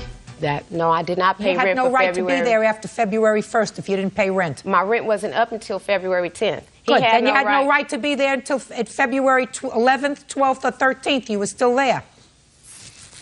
You had no right to be there. You don't pay rent, you're a squatter. He can take your stuff, he can throw it in the sewer. I don't know what gives people the right to think that they can live in a premises and not pay rent. No, I never said that. But Good. I mean, once the man was threatening me and I didn't hear any threats. Now I hear threats. What kind of threats? You didn't tell me any threats before. That he wants to take you away from your boyfriend? No, I'm not talking. I'm talking about the threats with his daughters. I don't care about the daughters. Talking about, that's the defendant. That's the one standing here. This is not the great American giveaway, madam. That's not what courts are all about. If you have a legitimate case of sexual harassment, you file it. This amounts to nonsense. You didn't pay rent. He told you to move. You didn't have a lease. He gave you notice. Same kind of notice that you could give him if you found another place that you wanted to go to. Right? Had no lease. That's what happened. You're 34 years old. You know what a lease is? You know what a lease is not. Have you ever signed a lease on an apartment? Yes. Have you stayed there for the full term of the lease? Yes. You know what would happen to you if you left before the lease was up? Yeah. What would happen? You'd get in trouble. Well, they could sue you because you have a contract. Okay. You don't have a contract with him. He doesn't have to allow you to stay in his house.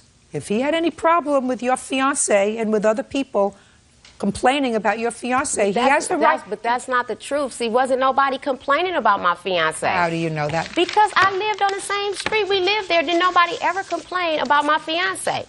Nobody even Can I see a knew. copy of the notice that was sent out by the police, please? This is one of the latest notices. That's the one of the latest one made. This is a notice by the police. This is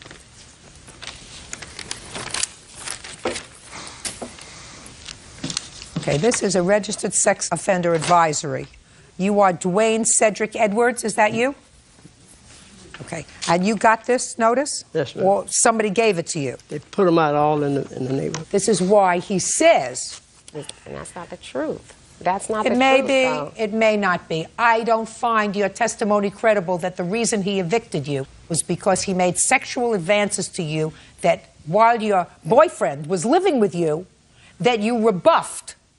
This was causing him difficulty. But that's you were not causing the him truth. difficulty. You did not pay February's rent. Well, you got what you bargained for. Goodbye, good luck, and have a happy life.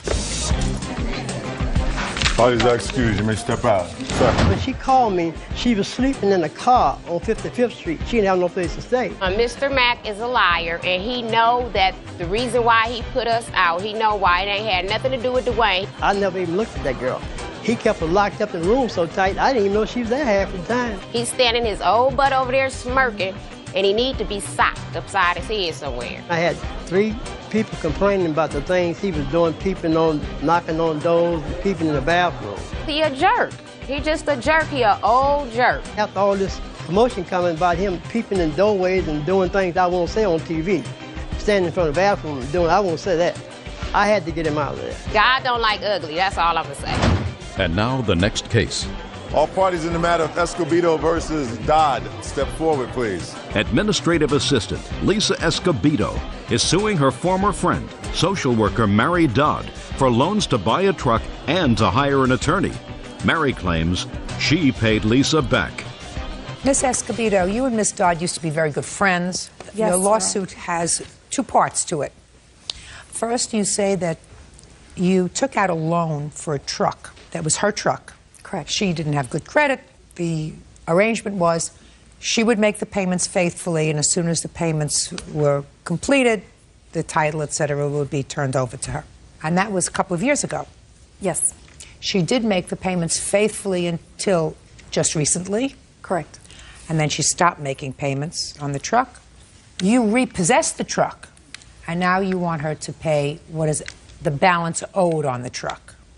Not entirely, I mean, because it's $12,000 and it's only small claims court, but actually that's the debt that I was left with, absolutely. The second part of your lawsuit claims a loan to her for an attorney. Correct. And Ms. Dodd says with regard to that part of the loan, she does acknowledge that there was a loan. Yes, and she said that she faithfully paid you, I think, $100 a month. Yeah, $100. Which I assume you're going to be able to demonstrate to me. Yes, Your Honor, I have checks. And that the loan is paid off. Yes. So let's deal with the easy part first. Let's deal with the loan for an attorney. When did you make that loan? April 2nd of 2003. And how much was that loan? $1,195.64. Okay, so I want to see from you checks in the amount of $1,195.64 for the attorney. There was actually one check that wasn't faxed to me from the bank. Are these in order? You know what? I think I did put them in order, but I think there's one or two missing in that pile. Well, there are several months missing. You have $1,000 in payments. That's pretty accurate as to what I thought I'd owed her, being that I stopped paying, the last payment was in August, and I thought we were done at that time, and nothing is said until I get served this that I still owe her. And several months goes by, and she hasn't... Well, let me ask you this question, Ms. Dodd. Let's say on the attorney's fees alone you owe a couple of $100. Okay. All right? Now, let's deal with the truck. What was the total purchase price of the truck? I don't know the exact amount. I know what's owed. How much was the truck? It was approximately almost $10,000. And how much was the loan? Your Honor, I'm just telling you, I just paid $5,000 on it, and there's still $7,000 owed. So it was not $10,000 when she bought it. That was the purchase price, but with the interest, it makes the price. It doesn't seem like it ever goes down. Well, why are you sticking her with that obligation? It's not that I'm sticking her with that obligation. Yes, you are. You are. Back in November, when I was released from work, I made the payment in November faithfully with what was my final check. In December, well, I had found out I was pregnant and taken off permanently for work, and then I decided to go on disability. I tried to make it. Did you buy another vehicle? We purchased another vehicle, yes. Who's we? My husband and I. Well, But that was done... Just a second. How could you purchase another vehicle? That was done before all of this even happened. You're paying on another vehicle unless you That was my responsibility. Yes, it was. I paid on that vehicle. We purchased another vehicle because my husband has a job, and he purchased another vehicle prior to all of this happening. Miss Dodd, that's not fair. Real cases, real people. Judge Judy. Lisa Escobedo says former friend Mary Dodd owes for loans to buy a truck and to hire an attorney. Now, what's not fair is you assumed another responsibility, you and your husband, knowing that you had a prior responsibility to her to pay for this older truck. What year vehicle did you purchase? 2004 Excursion. So you purchased a brand new car, and what were your payments on the brand new car? His payments are... What are the payments? His payments are $673. What do you mean his payments? You don't live together? Yeah, we live together. But all right, $673. And what were your payments on this car? $366. But I had no intention to give up the white truck. I intended to keep it, hopefully give it to my son when he finished high school. There was no intention to just say, here, I bought a new truck, I'm giving you this one back. That's not what I was going to do. What did she say to you?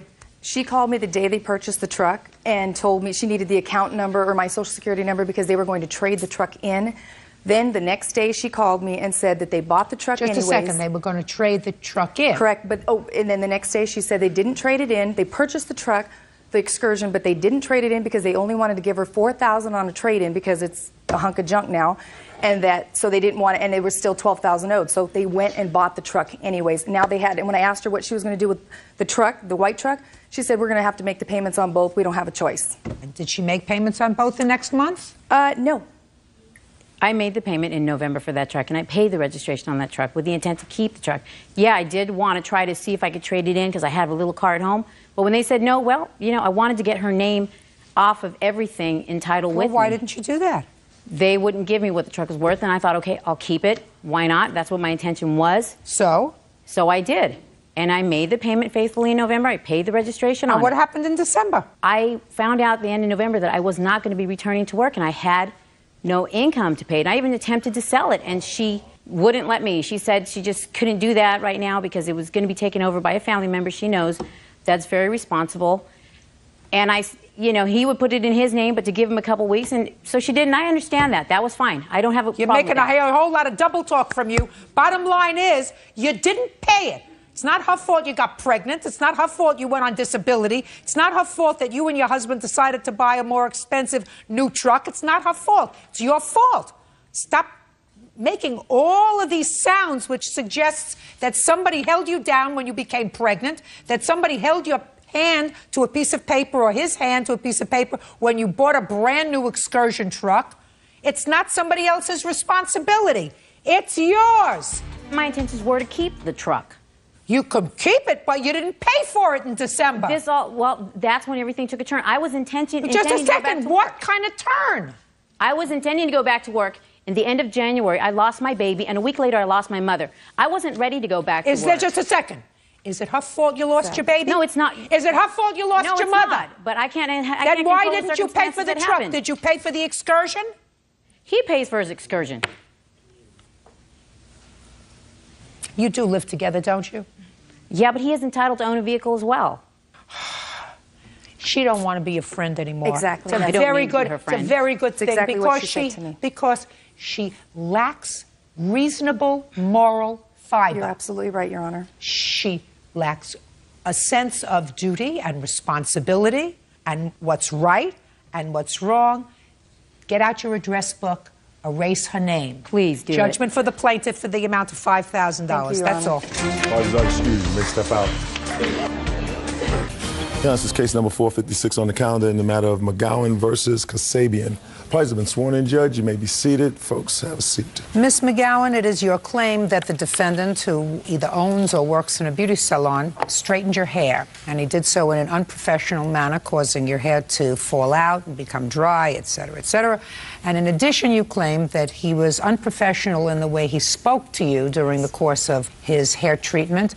You want him to compensate you for all that you went through in the amount of $5,000. Mr. Kasabian says that he performed a service for you. He did so in a professional manner. And as a good businessman, when you came in and complained, he gave you a partial refund, but he certainly doesn't owe you any more. That's your defense. That's right. Okay. What kind of process were you putting on your hair, Miss McGowan? Well, I actually went in to have my hair, it's called Japanese hair straightening. And I went in. Had you ever had this Japanese hair straightening before? No. What prompted you to do it? I had a curly hair, so I wanted to just kind of save time getting ready in the morning because I have a small child. So that's why I wanted to do this process. How did you find the defendant's salon? Well, actually, where I live, that's where his salon is. And then I actually went to post office and I saw this huge sign. It says Japanese hair straightening. And I haven't seen that particular sign anywhere. So I assume that he knows what he's doing. So you went into his shop based upon the sign and based upon the fact that he was conveniently located? Correct. All right. Go ahead. Tell me what happened. And I went in and I saw Mr. Caspian and I asked him how much it would cost for have this process done, and he said it's about $300. I said, but that is a little bit over my budget, and he says, well, I'm not busy right now, so I would do it for you for $250. And I said, do you have time now? And he said, yes. I said, that's fine. And then immediately, you know, I was sat on a chair, and then his assistant, Barry, started putting chemical on my hair. And then she proceeded to tell me, well, it's going to be kind of uncomfortable, this process. I said, how's that? She says, well, you have to go through a process of putting, you know, put you under hot steaming cap, and then we have to rinse your hair with a very cold water. I said, okay. And she says, you have to go through this process at least 3 times. At this time, I was like really afraid, but I had chemical in my hair, so I sat there and I endured. And then after she was done with everything, she proceeded to tell me, well, your hair is like really uneven because now that you have your hair straightened. And then Mr. Caspian came over and he proceeded to cut my hair, and then I was wearing a cap, you know, one of those robes they give you when you're going through the hair processing thing. And then I noticed that my chest was kind of showing, and then he was looking through the mirror. And I immediately, as soon as I realized that, I covered myself. And then he proceeded to ask me whether I was married. And I said yes. And then he says, oh, I hear you have an accent. Where are you from? And I said, well, I'm Persian. And then he says, well, I hear the Middle Eastern women, they're really good in bed. And they cook and they clean and bring home money, and they give really good service to their husband. Do you do that for your husband? And I was like really shocked by this time, and I tried to keep my composure. I was so upset at this time. Why didn't you just tell him it's none of his business? Well, Your Honor, as a child, I was sexually assaulted. And then this whole situation, when you're sexually assaulted by anyone, when you're a child, the whole thing came up for me. And I was very upset at that time. I was actually retrieving. I was thinking, okay, this is not happening to me as a grown woman. And I was very upset. And then he proceeded to tell his assistant, pointing at this one woman, and he says, oh, she's very pretty. And then he pointed at her butt, and he said that I'd like to have some of that. And then I was just so shocked. And meanwhile, I'm like totally seeing my hair is just, you know, I'm so upset about my hair, and this whole thing is happening. And then I asked his assistant, I said, is he married? And she proceeded to tell me yes. I said, and he goes, well, he also has a kid. I said, does that make you uncomfortable? He makes comments like that. And she proceeded to tell me, well, you just get used to it. And then they also told me that I have to buy some products in order to have the special, you know. All right, so far, listen to me, Ms. McGowan. So far, I don't hear lawsuit, madam. I hear you didn't have a nice experience, but I don't hear lawsuit. Okay. So far, what I'm hearing is you went in to get your hair processed. You'd never had this process before. You didn't ask enough questions. When they straightened your hair, it was uneven because certainly curly hair is cut differently than straight hair. So he cut your hair. And while he was cutting your hair, if I believe everything that you say, he acted like an idiot. He said things that were inappropriate. Okay, inappropriate doesn't equate to lawsuit. Right. Do you understand? Yes. Inappropriate translates to, he says stupid things. Right. You know, you're married, do you cook, do you clean, do you service your husband? I hear women from where you are do that. You know, if I believe you, and he's going to tell me it didn't happen, I'm sure, right? Exactly, it did not happen. Okay, but if I believe you, madam, that's not a lawsuit. Exactly. So then let's get on to the lawsuit, please. Okay. When I got home, I had a massive headache. I actually had my scalp starting to feel really raw, and I called urgent care. So I went to see a doctor. Let me see the report from urgent care. This is the urgent care, and the receipt. They gave me Vicodin. They told me. Just.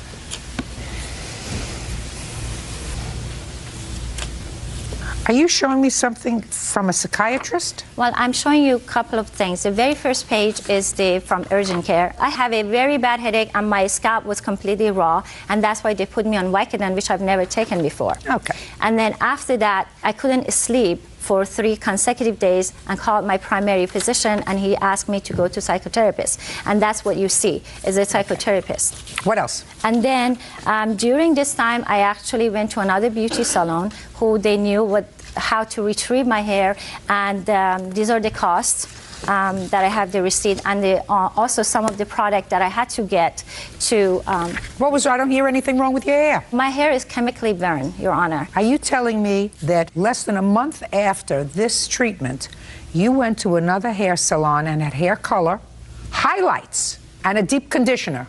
That's Is that what you're correct. telling me? Yes. Madam, listen to me very carefully.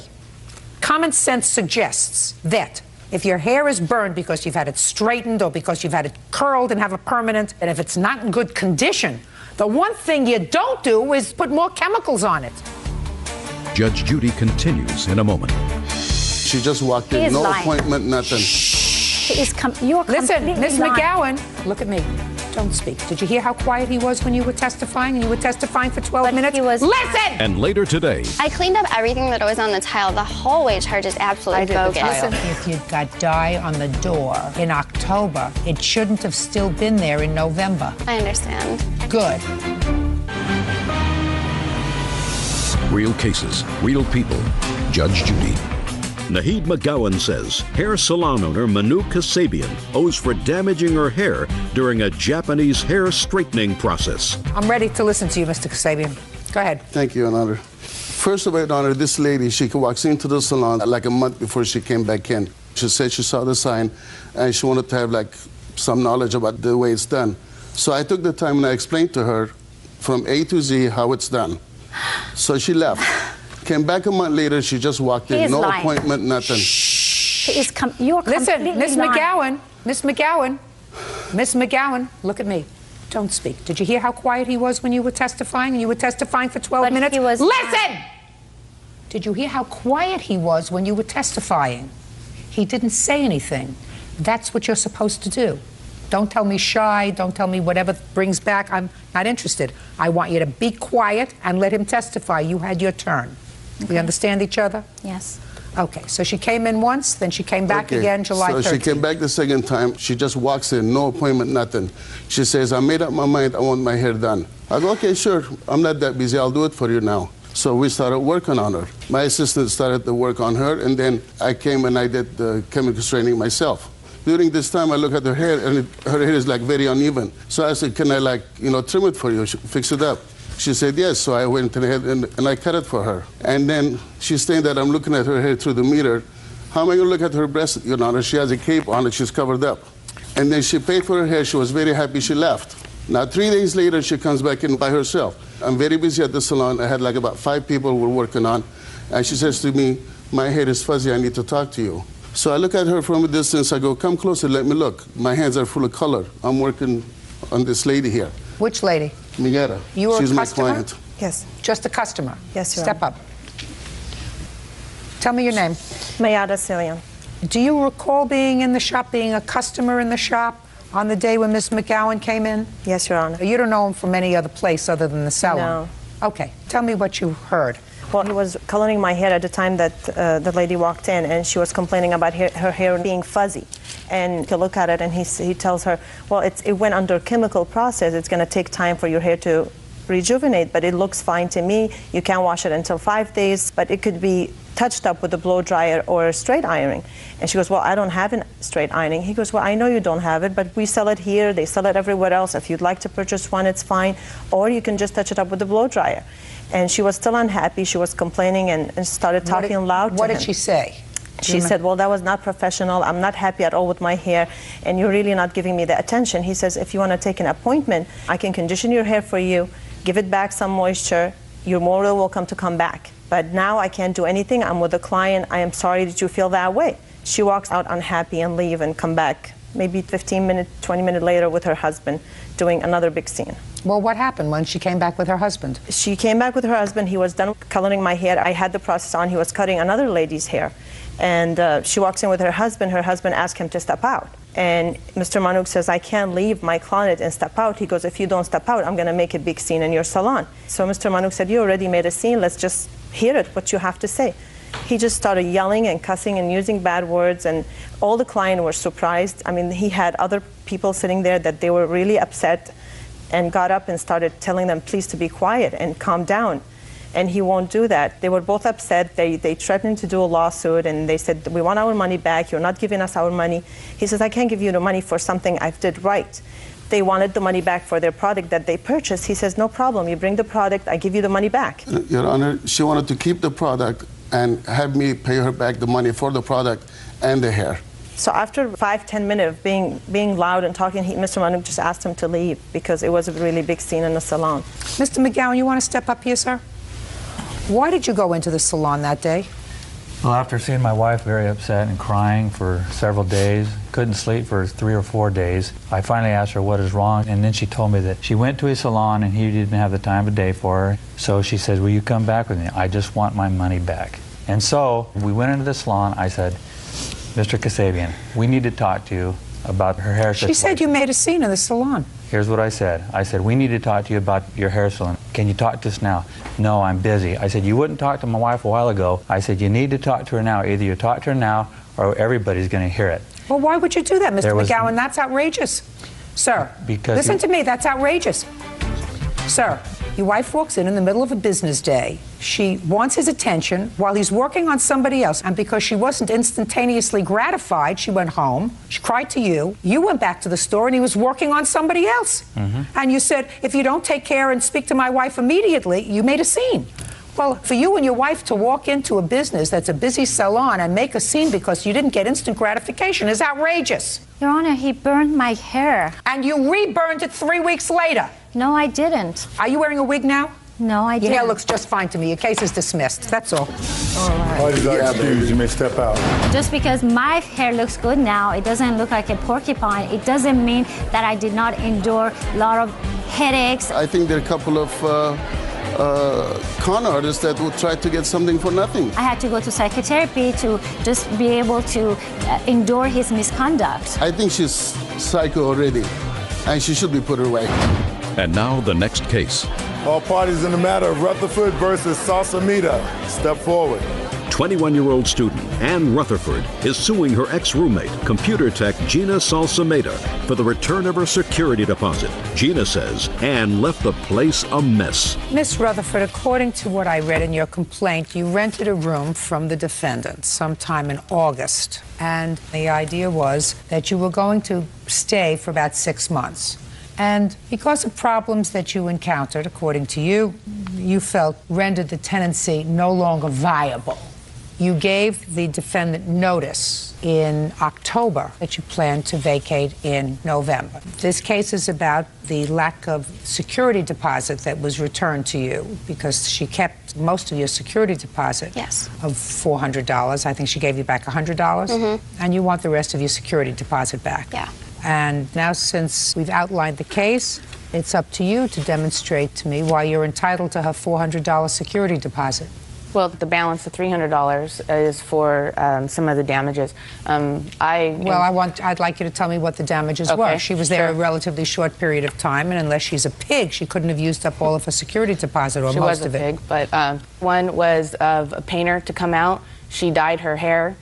She got the dye on my bathroom tile, used my white towel all over that. The bathroom door, there was dye on it, and also burgundy dye in the hallway. She had no regard for my home. I have a very nice house. Well, then I gave her an opportunity to clean it as well. Let me see if you have photographs of that. I'm sorry, I don't have photographs. I have a painter coming out and fixing it, basically painting it. Let me see what you have. There was other damage she caused that I didn't even charge her for, from some of my furniture. That's ridiculous. Okay, so this cost $150. And that's minimum fee, basically, for to have a painter come out. And that was because of dye that was from her hair? Right. Did you dye your hair when you were there? Yes, I dyed my hair in the bathroom, and there was a spot on the door. Oh, well, had it be painted. Okay, go ahead. Okay. She did not clean. She just basically left the room as is. So I had a cleaning lady come out, and $50 for that. It's a minimum fee for them to come out and clean the room. I'd like you to show me a picture of the condition she left the room. I'd like to see that as well. Like I said, it was just she didn't sweep or mop. Well, then, that's unfortunate. You don't get paid for that. Okay. Okay, so far, $150 for painting. Can I say something about that, Your Honor? Yeah, sure. There was a spot of hair dye on the door, and when I left, I said, Gina, I expect to get my full deposit back. I said, I realize there's a spot on the door. I said, if you want to go buy a can of paint for like $15, I'll give you part of my deposit for that. Let me ask you this question, Miss Rutherford. In what month did you dye your hair? It was in October, I believe, and then I was gone pretty much the rest of the time. Just pay attention to my question. Okay. If you dyed your hair in October and you got dye on the door, Why didn't you go get a can of paint and paint it? Why didn't you clean it up before you went anyplace else? I cleaned up everything that was on the tile. The hallway charge is absolutely bogus. Listen to me, my dear. You did not clean the Listen tile. to me, my dear. Sorry. Liar. If you dyed your hair and you got dye on the door in October, it shouldn't have still been there in November. I understand. Good. Your Honor, I'm also suing for punitive damages for the fact that I even have to go through all of this. Just the fact that she took this money from me and the fact that, you know, I even need to come and do this is ridiculous. Well, that's what courts are for. That's what happens. Where are you living now? I'm living with my friend Christine across. Is that where you moved immediately after Yes. moving out? How long have you been friendly with Christine? For about 2 years. Why didn't you move in with her to begin with? She actually already had a roommate at the time, and I had somebody that I was going to be living with, and it just didn't work out, and so I needed to find somebody immediately. And Gina seemed like she was nice, and then about a month into it, I just found out a bunch of things that I really wasn't comfortable with. So then you moved back in with your friend whose roommate left? Yes. Perfect. Now it sounds like everybody is happy. Judgment for the plaintiff in the amount of $150. That's all. Parties are excused. You may step out. Guys, this is case number 465 on the calendar in the matter of Hulse versus Hummel. Parties have been sworn in. Judge, you may be seated. Gentlemen, have seats. Mr. Hulse, it is your claim that the defendant sold you a horse that you specifically requested be a tame horse because the horse was for your father. Yes. That turned out to be a wild horse. Exactly. That couldn't be ridden. No. And Mr. Hummel says you don't get a refund. You had an opportunity to ride the horse. Must be something wrong with your riding ability. Probably. Is that right, sir? Yep. Yes, ma'am.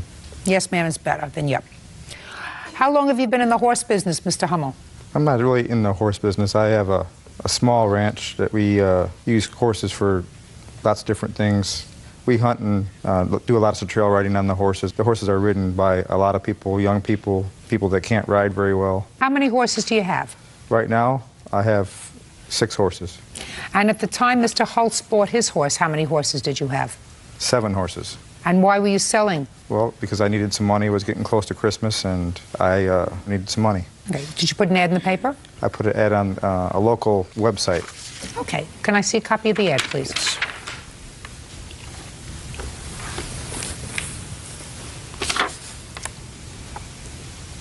The title says Well Broke Horses. For sale, well broke horses. Prices vary.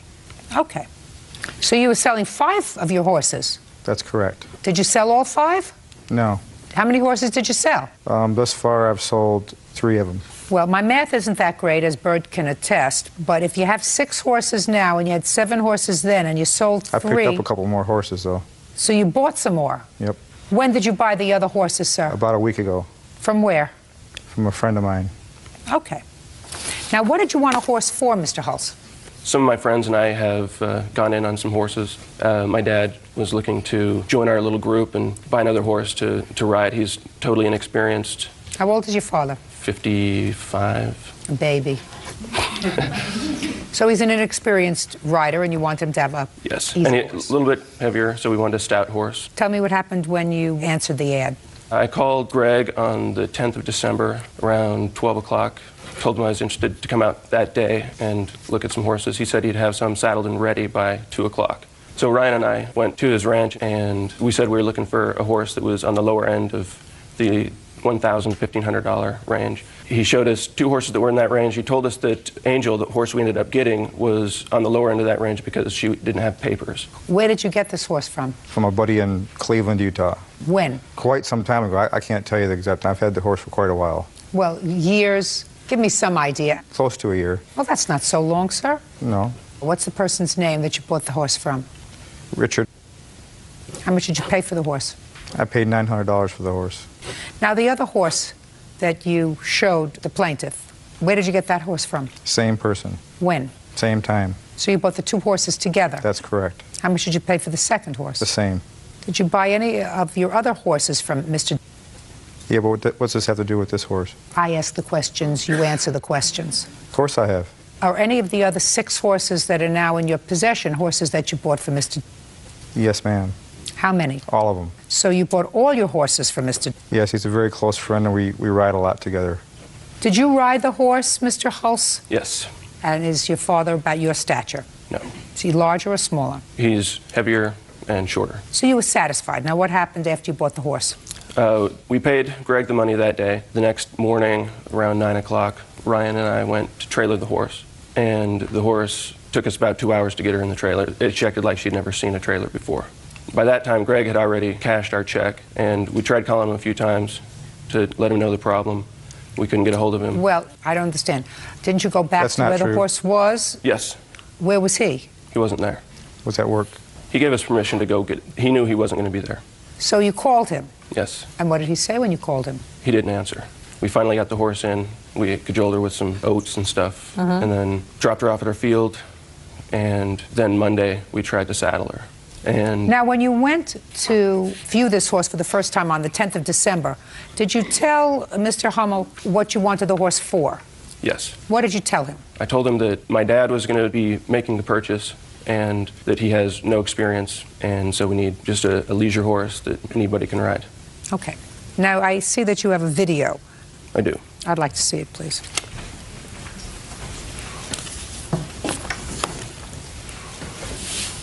Your Honor, may I make a comment on this video? Yeah, tell me who you are. My name's Adam Marriott. I'm one of the riders in the video.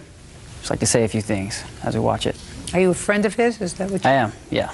You see here Ryan right here, he's the rider right now, going up to the horse, and she pins her ears back, which means she's angry, and then obviously you can see she kicks. That could be dangerous. I mean, we're about to put up a beware of horse sign in front of the pasture. Judge, can I say something, or is it just their turn?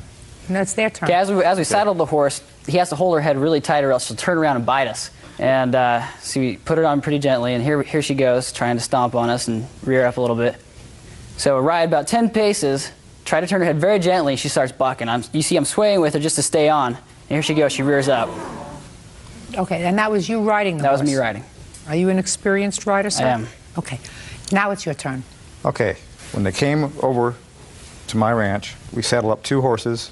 I had an inexperienced employee of mine get on the horse first, rode the horse around. They got on the horse, him and those 2, and rode off my property away from the herd. If a horse is going to act up, it's going to be during that time period when you pull it away from a herd. How do you account, sir, for that kind of behavior? Okay, let me finish. They rode the horse off my property for quite some time. They came back and said, we want this horse. I understand that that's what you're saying, sir.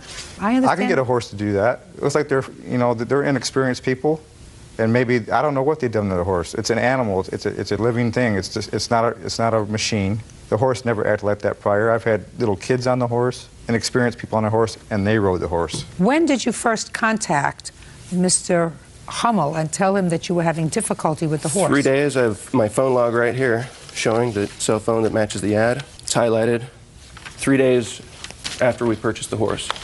He told us the horse was in heat, that it was away from the herd, it needed to calm down. He kept referring to the horse as a sweetheart, but I mean, she just progressively got worse. And we gave him a week. I just believed him for a week. Judge Judy continues in a moment. There's something fishy with regard to your story about where you get all your horses and when you bought them. Why is that fishy? Because I could tell from your gait, sir. That's what I do for a living. I can tell when somebody's not telling me the whole truth. And later today. My daughter was involved in a murder. There was 3 involved in the crime. She was a driver of a getaway car, so she got 18 years. Sold him a horse that had not been broken. Okay. When you called him again and said that her behavior hadn't changed, what did he say? He just was saying, what do you want me to do? What do you want from me? And so I said, I want my money I want back. you to take your horse back. Yeah. No. She's not well broke. He accused me of calling him a liar and wanted me to call back and apologize to him.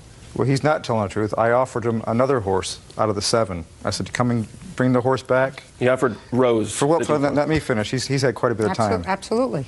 We sat there and saddled those horses up right in front of him. I understand that, sir. I'm not calling you a liar. No. I'm not suggesting that you... Listen to me. I'm not calling you a liar at this moment. I don't believe everything that you're telling me about your friend in Utah with the horses, because I can tell when somebody is not telling me the whole truth. There's something strange about that, and I'm not exactly sure what it is, but there's something peculiar about it. But I'm not accusing you of doing anything before they arrive. Put your hand down. I'm sorry. Don't you notice that I see you? Yes, I'm in the middle of talking. Yes, ma'am. I'm not accusing you of doing anything, sir. He may accuse you of maybe giving this horse a little something to calm it down while he was there. I didn't say that at all. All I'm suggesting is there's something fishy with regard to your story about where you get all your horses and when you bought them. Why is that fishy? Because I could tell from your gait, sir. That's what I do for a living. I've been doing it for 35 years. I can tell when somebody's not telling me the whole truth, Mr. Hummel. And whatever else you did today with regard to your story about where you got the horses from, when you got the horses, what you paid for them, and how long you've had them, something isn't quite right. I don't have to necessarily figure out what that is because it's not particularly relevant to this lawsuit. I understand what you're telling me, that they came, that they saddled up the horses, that they rode off of your property, that the horse behaved reasonably on your property, that they came back the next day. The next day when they came back, they found that there was slight difficulty with the horse, getting the horse into a trailer. But that's a possible problem with most horses. They don't like to go into trailers. It's a confined space. They finally got it in. Practically immediately, they called and said to you, listen, we answered an ad for a well-broken horse. I am an experienced rider of horses, and I can't ride them. And certainly, my father can't ride them. So since you were aware, Mr. Hummel, that this horse was being purchased for a particular purpose, you have two choices. Either you say, listen, let the buyer beware. You buy a horse, you take it as you find it, and you're stuck with it. Or a horse must have a warranty, in this case, that it could be ridden, and it could be ridden by someone who is inexperienced and not a good rider. And clearly, based upon what I saw, that's not a possibility. So you're getting your horse back, Mr. Hummel. Judgment for the plaintiff in the amount of $1,100, which is what you paid. Is that right? Yes. Bring him back his horse. That's all. Thank you. Parties are excused. You may step out. They rode the horse off my property. Obviously, the guy, maybe his wife said he couldn't have the horse. He wasn't man enough to deal with the horse and our problems in the first place. I'm an experienced horseman. I've been through a fire science program. It's crazy. We have 5 other horses, and they're a dream. And now the next case. All parties in the matter of Stewart versus Marshall. Step forward, please. Electrician Terry Stewart is suing her daughter, 28-year-old nurse's assistant Amy Marshall, for a loan to pay off a bingo hall fine. Miss Stewart, this is your daughter? Yes. You look very much alike. Do you know that? Yep. One day you're going to wake up, 10 years from now, you're going to look in the mirror and you're going to say, when did I become my mother? You say your daughter owes you some money for a loan. Yes. A loan that you made a couple of years ago. Yes. Your daughter says that it was not a loan, it was a Christmas gift. You made a Christmas gift to one of your other children, and you take care of one of your other children, so she doesn't understand why you're suing her. Right? Right. When did you make this loan, and what was it for, Miss Stewart? I took out a loan for my daughter when she had called me and asked me because she had... Give me the date. The date was 2002. Do you remember what month in 2002? December. Tell me, to the best of your recollection, what the telephone conversation was. She called me and asked me for a loan. For the reason is because she owed a lawyer some money. What did she owe a lawyer money for?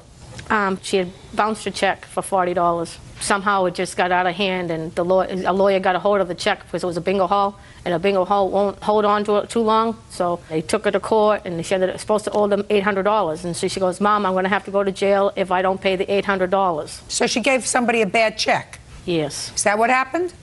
Long story short, it ended up being a bad check, yes. I like to cut to the chase because I have other things to do today.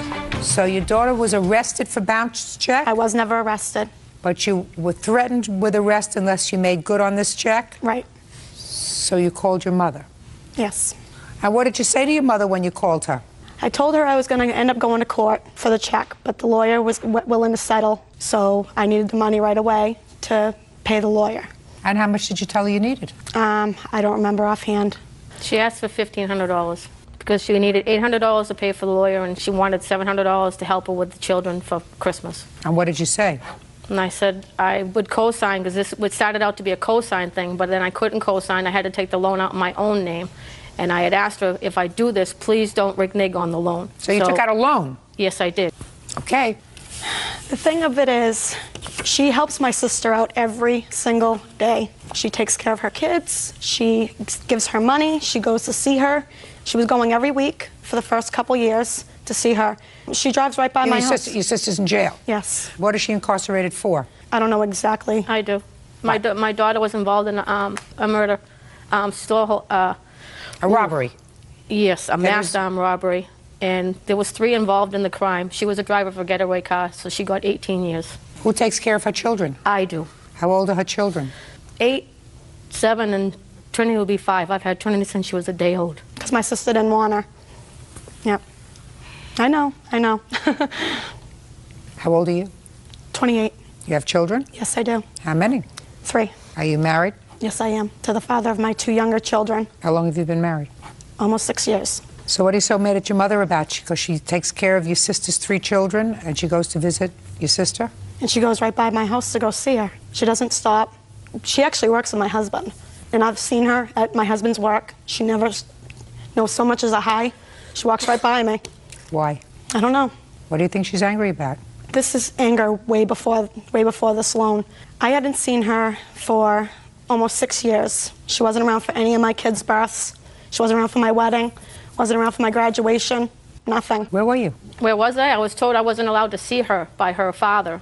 I wasn't allowed to talk to them. She knows this. Were you raised by your father? Yes, my father and his wife. But I moved out when I was 20. Finally, after 7 years, her husband told her that she should look me up, and she did. And she called me, and we started talking. Okay.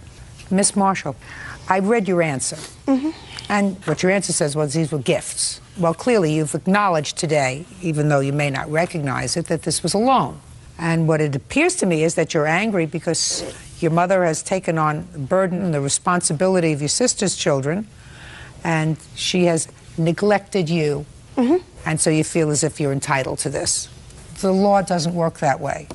Your mother took out a loan because you called and asked her to take out a loan. Right. You paid her back some of it. Yep. Right? Yes, I did. So it's unfortunate for your mother that she's had to take on the responsibility of raising 3 children until they're grown. May I stop? I also have an 8-year-old son of my own. So now you have 4 children. Yes. Who helps you take care of the children? My mother does. Your mother? Yes, my mother. How much do you owe your mother? I made 4 payments. That was $400. And I gave her my big screen TV. She gave me $300 cash for it, and $500 was supposed to be towards that loan. So that's $900 towards the loan that was paid. No, the $500 we begin with, it's the first time she got $500 from me for my taxes. So I gave her $500, and then when they were selling the big screen TV, I said, I'll give you $300 because I knew they needed some money, but you still owe me the $500 towards the taxes that you borrowed from me. So this will set it straight. Does that sound familiar? No. It was supposed to go towards that loan. Well, you people have to keep better records.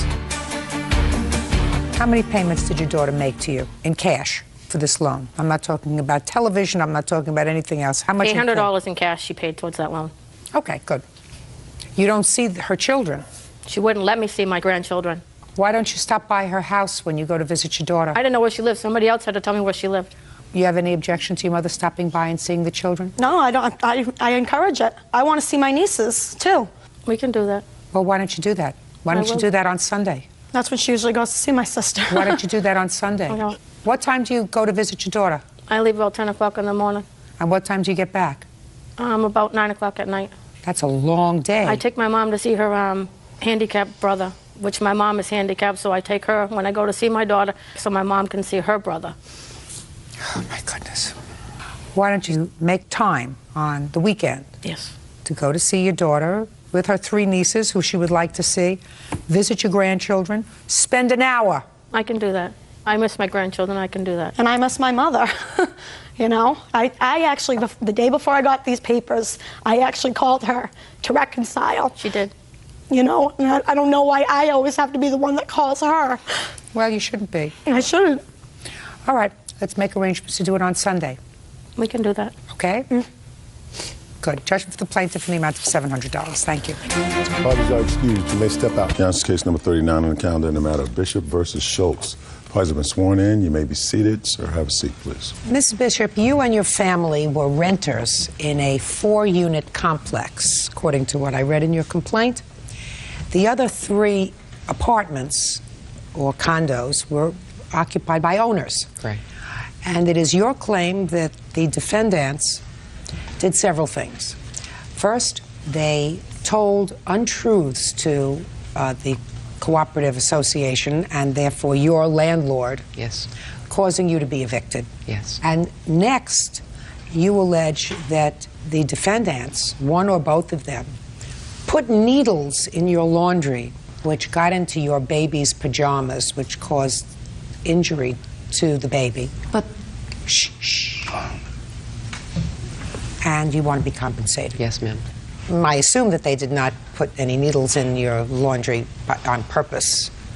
If needles got into the laundry because Mrs. Schultz is a diabetic, yes, does use needles. No. Doesn't use needles? No. Okay, interesting.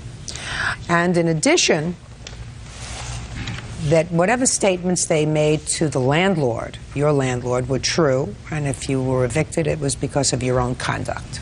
That's their defense. I just want to check something. Well, I'm reading your answer, Mr. Schultz, and your answer says, my wife is diabetic, and when the plaintiff's husband brought the lancets to me... There's a difference between lancets and needles. Oh, okay, lancets. Okay, yes. So I used the wrong word. Used lancets. Lancets. When plaintiff's husband brought lancets to me, he said he found them in the washer. My wife is diabetic, but they did not look like the lancets my wife used. So we're using a different term. Right, needles, right. Well, there lancets. is a difference between lancets and needles. Okay. When did you move in, Mrs. Bishop, with your family? August of '03. And how many members were there in your family? 3, myself, my husband, and my baby. How old is your baby? 1 year and 4 months. Did you have trouble with Mr. and Mrs. Schultz or any of the other neighbors when you moved in? Just the Schultz. No, the other neighbors were very kind and friendly, normal neighbors. What happened with Mr. and Mrs. Schultz? I think the first month or two was fine. We were friends. Well, actually, it was... I didn't ask you anything yet. Mr. Schultz was very kind and helpful, showing us where the things were, telling us how things ran around there, like he was a landlord. That was the first month or two? First month or two. I understood from the neighbor in number 2, Tammy. Don't tell me anything that a neighbor told you. Okay, I understood she needed a kidney. So I went up and offered her a kidney and asked her what blood type she was. She said she was blood type AB. And we talked about it. So, it's good. To my best recollection. Anyways. Go ahead. So, just things started happening where the laundry part problems.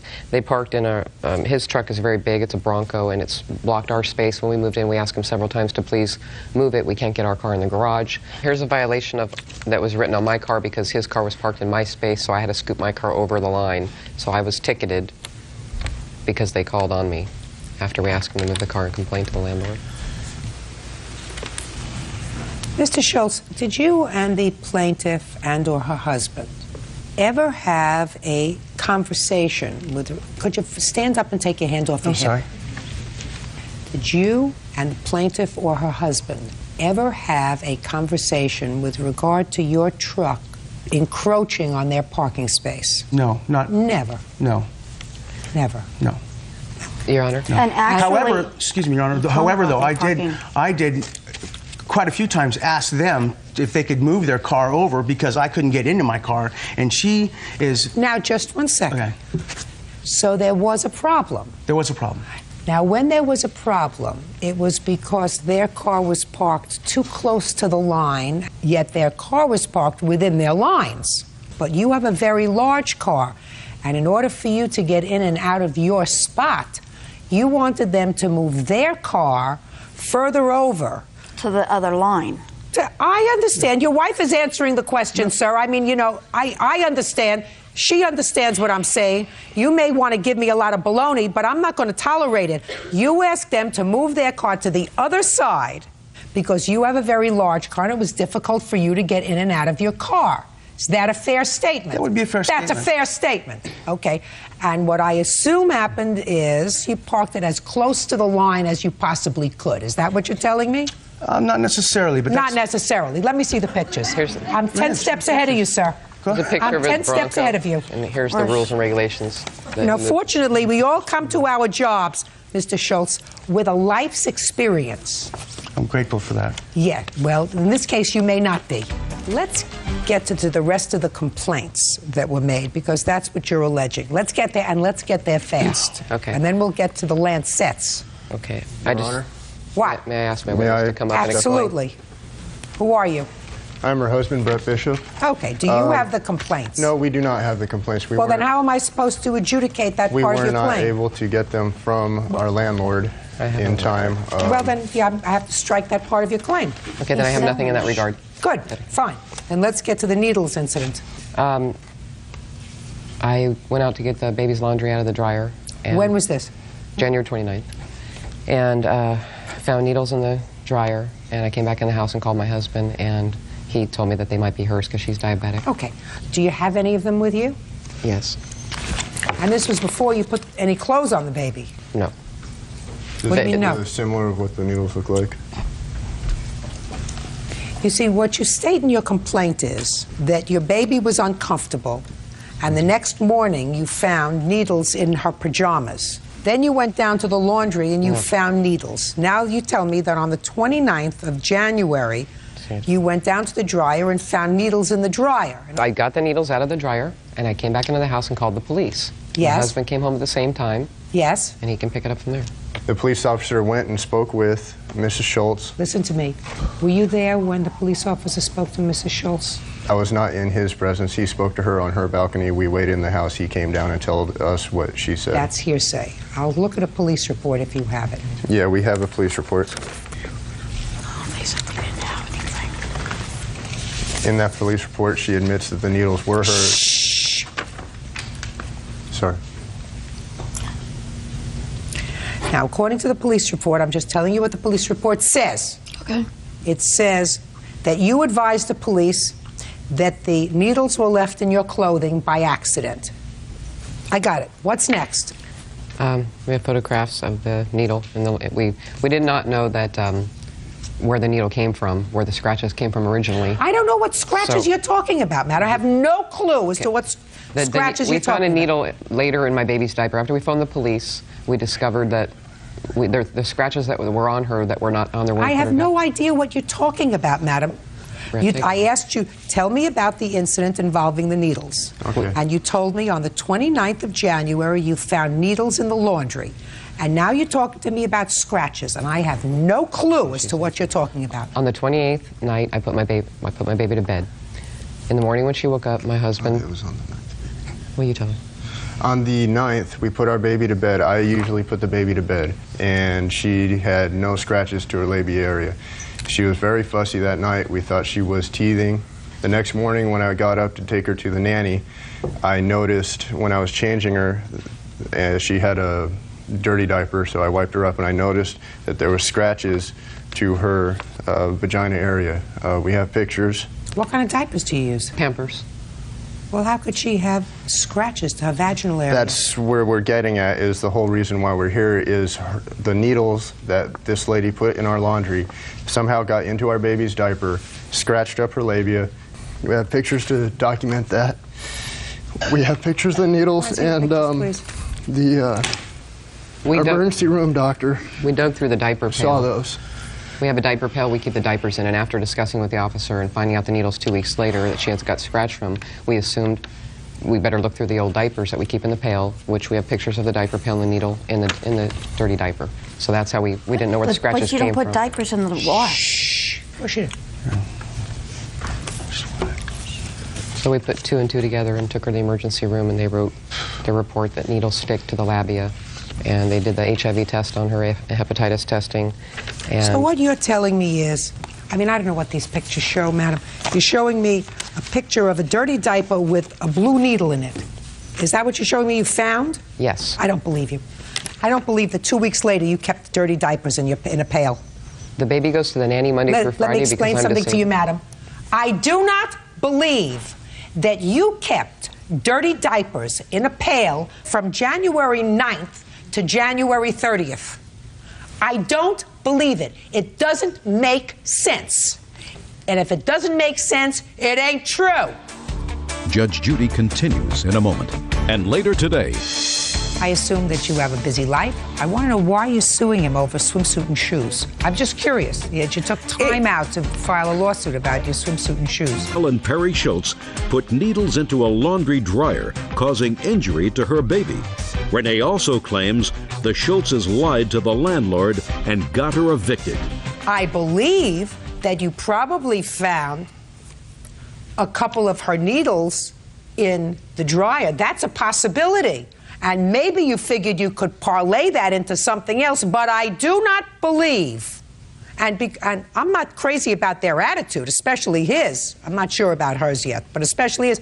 But if you think you're going to parlay that into a monetary award, you are wrong, because I do not believe this evidence, which is a 2-week-old diaper that you kept in a pail in her room and happened to open it up and found within the diaper that your husband said he changed on the 9th of January, a blue needle that he overlooked.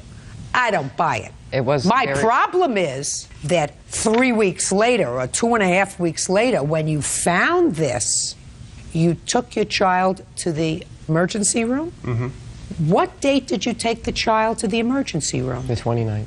29th. So what you're telling me is you didn't see the problem on the 9th. Yes, we did. Well, show me what you did. We took her to my doctor for shots. 2 days later, she had a date for shots. Should. Red Good. marks on the Let buttocks. me see. Let me see. 2 days later, let me see what the report says. Well, infant. Red marks on Red buttock. mark on buttock. That's not what your husband just told me. Your husband told me that she had needle punctures on her labia. Listen, what do you think? I was born yesterday. Your case is dismissed. They may have not been good neighbors, and they may have done a lot of things that were nasty to you, but you're not going to parlay that. My only problem is you did take the child 2.5 weeks later to an emergency room where somebody found a needle prick on the child. Yeah. My question is, how did it get there 2.5 weeks later when it wasn't on the doctor's report 2 days after what you allege is the incident? Because that causes me a great deal of concern. They've Not been in our from laundry them, more than but one from time. you. Your case is dismissed. Your Honor, Step out. thank you, Your Honor. Out. Thank you. Oh, that's I didn't put the lancets in the washer or the dryer. They just started turning psycho and messing with our cars, cutting our vehicles up, all kinds of stuff. We've lived there 8 years, never had a problem with anybody until they moved in. I think because they're just really jealous. Their kid's autistic, unfortunately. So does that mean I'm jealous of every normal child in this world? I don't think so. He used to tell us all the time, oh, you're so lucky to have a healthy baby. She's so beautiful. She's so this, she's so that. And I think there was a fine line between jealousy and hatred. That's just a farce. I mean, they're just reaching, you know. Desperate people will do desperate things, you know, and they're desperate. And now the next case. All parties in the matter of McCullough versus Nelson's Nautilus. Step forward, please. Student Renee McCullough is suing the owners of her gym, Preston Nelson and John Ashey, for breaking into her locker and selling her belongings. The men say Renee's locker dues were 6 months delinquent. Ms. McCullough, you belong to the defendant's gym, according to your complaint, for about 9 years. That's correct. And then there came a time recently that you stopped going, about a year ago. And it is your claim that they clipped the lock off your locker after several months and got rid of your stuff. You want them to pay you $600 for what you claim was in the locker. When did you first rent your locker? The first time I rented it was for a year. It was in November of 2001.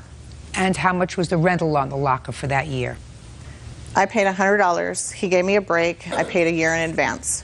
Is that right? That sounds correct. Okay, $100 for the year. That was in 2001. Yes, ma'am. Did you pay in 2002? Is not an answer. No. Why not? Because it was my understanding when I paid for my year in advance that it would be included in my automatic payment out of my bank, and in the event that it wasn't, that Preston would let me know. Did you have that conversation with her? I would say yes, I did. We could not find any paperwork to show that, and so I don't know where it all fell short, but I have no paperwork that would show that. Typically, it was a prepaid year only. Okay. When did you stop going to the gym at all? At approximately middle of 2002. And when did you go back? The end of July of 2003. And when you went back in July of 2003, you found your locker opened? Exactly. Okay, well, you know, that's well over a year ago. What have you done in the last year? After I found out my lock had been cut off, I spoke to Mr.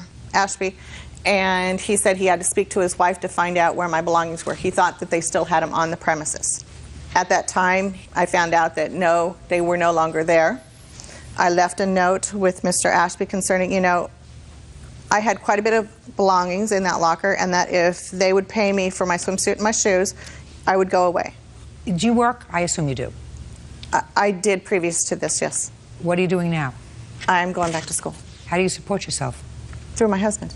Oh, okay. So your family supports itself? Yes, ma'am. And you're going back to school. What I want to know is, I assume that you have a busy life. I want to know why you're suing him over swimsuit and shoes. I'm just curious. You took time out to file a lawsuit about your swimsuit and shoes. It's the principle of the thing. I expect that if they run a business, that they need to comply with the laws that regulate the renting of areas. Well, but the truth of the matter is, Ms. McCullough, from what you tell me, you didn't go back to the gym for almost a year. And during that period of time, the locker was really not paid for. You assumed that it was going to be paid for. You assumed that they would notify you in the event that it wasn't paid for. Have you lived in the same place all the time? Well, what I don't understand, Mr. Nelson, quite frankly, is why couldn't you just send her a note? Drop her a note and say, listen, we're going to empty out your locker because it hasn't been paid for, and it has to be paid for. You know, you better come and get it within the next 2 weeks. Right. That really, a lot of the specifics, when Johnny came on board, the records were not well kept. We didn't have an automatic payment system in place for lockers. That was something that was discussed, but primarily it's a membership, tanning, health club. Okay. So what Ms. McCullough was asking for initially was $160. Is that right? That's what I have, yes. Right. That's what she said here. Originally, I told him, you've just paid me $160 for my swimsuit and sneakers. That would be fine. And she's here just for the principle of it, right? Correct. Judgment for the plaintiff in the amount of $160. That's all. Thank you. All is our excuse. You may step out. Your Honor, this is case number 334 on the calendar. In the matter of Berger versus Berger, parties have been sworn in. You may be seated, folks. Have seats. Mr. Berger, you and the defendant used to be married. You have 2 children together. You've been divorced according to your complaint for 18 years. Yes, ma'am. You say that your former wife owes you $302.44, which you claim you overpaid in child support for one of your children. You graduated from high school and the money was taken out of your pay. Yes, ma'am. You want her to give you back that money. Yes, ma'am. And your former wife says that she used that money for your daughter's graduation, the expenses for graduation, and get over it. Which, quite frankly, considering everything in this world, would be my response to you, too, were you my ex-husband. But since we're not there, I'm going to find out whether there is any merit to your claim, sir. Yes, ma'am. You have how many children? 4. How old are they? The youngest is 14. The oldest is 24. Okay, and with the defendant, you have an 18-year-old? Yes, ma'am. And? 22-year-old. So it's only your 18-year-old daughter that we have issue with. Your younger children still live with you? Yes, ma'am. Okay. And how much child support were you paying when both children were living with your former wife? When I was paying for both of them, at the end, it was $300 a week, I think it was. $300 a week or $300 a month? Sometimes support was ordered per month. Sometimes it was ordered per week. You know? Yes, ma'am. It was $760. A month? Yes, ma'am. This is the documentation of all the, since it's been going through child support enforcement, of how much he's been paying.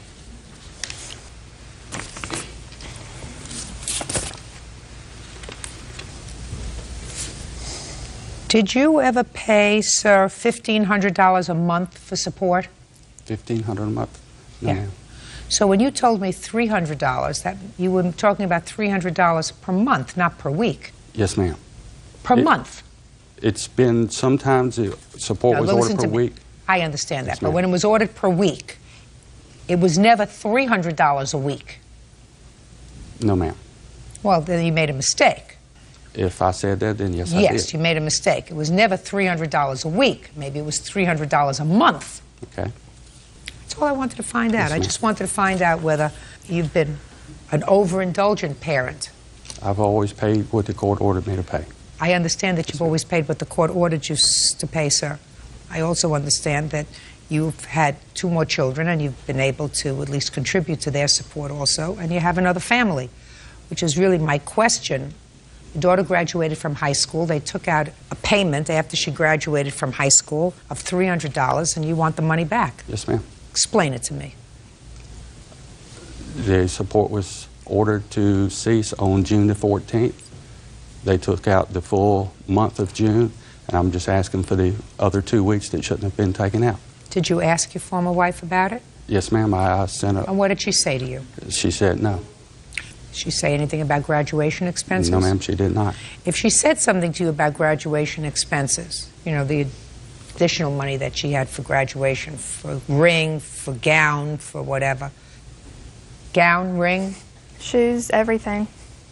Would you have said, sure, it's a one-shot deal? We could have discussed it, yes, ma'am.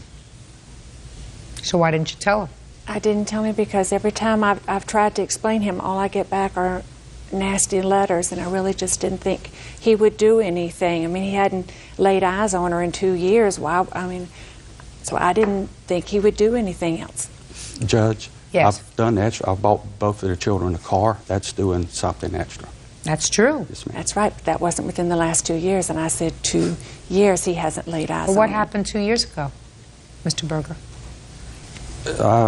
I got tired. I mean, I never received phone calls from him. You know, she's changed her phone number. I have tried to call, but the phone number has been changed. I don't know when. Might have been recently. I don't know. I just basically give up. That's too bad. Yes, ma'am. Did your father buy you a car? He did. Stand up. Tell me your name. Stacy Stack. Stacy. When did he buy you a car? 2.5 years ago. Did you thank him? I did. You still using the car? No, ma'am. What happened to it? We went to go get it inspected, and the family friend that inspected it said that it wasn't good. It was rusted underneath and that it could break down at any time.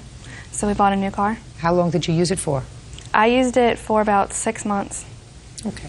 So before 2 years ago, you had contact with your dad? Not a lot. I called him.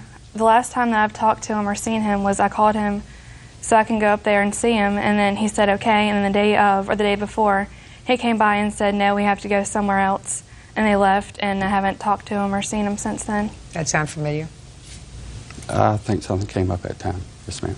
Can't come up. Nothing can come up. Nothing. Judge Judy continues in a moment. Mr. Berger, you're going to get your $302 back. Yes, ma'am. You might want to buy something nice for your daughter. Yes, ma'am. Maybe you have 4 children. Yes, ma'am, I do. And later today, I was told by the 6-year-old that the boyfriend had picked him up by his ears and dropped him to the floor. And so I called DHS because if he'd do this, he might do something worse. real cases, real people. Judge Judy. Hayward Berger claims ex-wife Cynthia Berger owes for the return of child support. Hayward says he overpaid by $300. All very sad. There really is no defense to it. Money was supposed to stop, correct?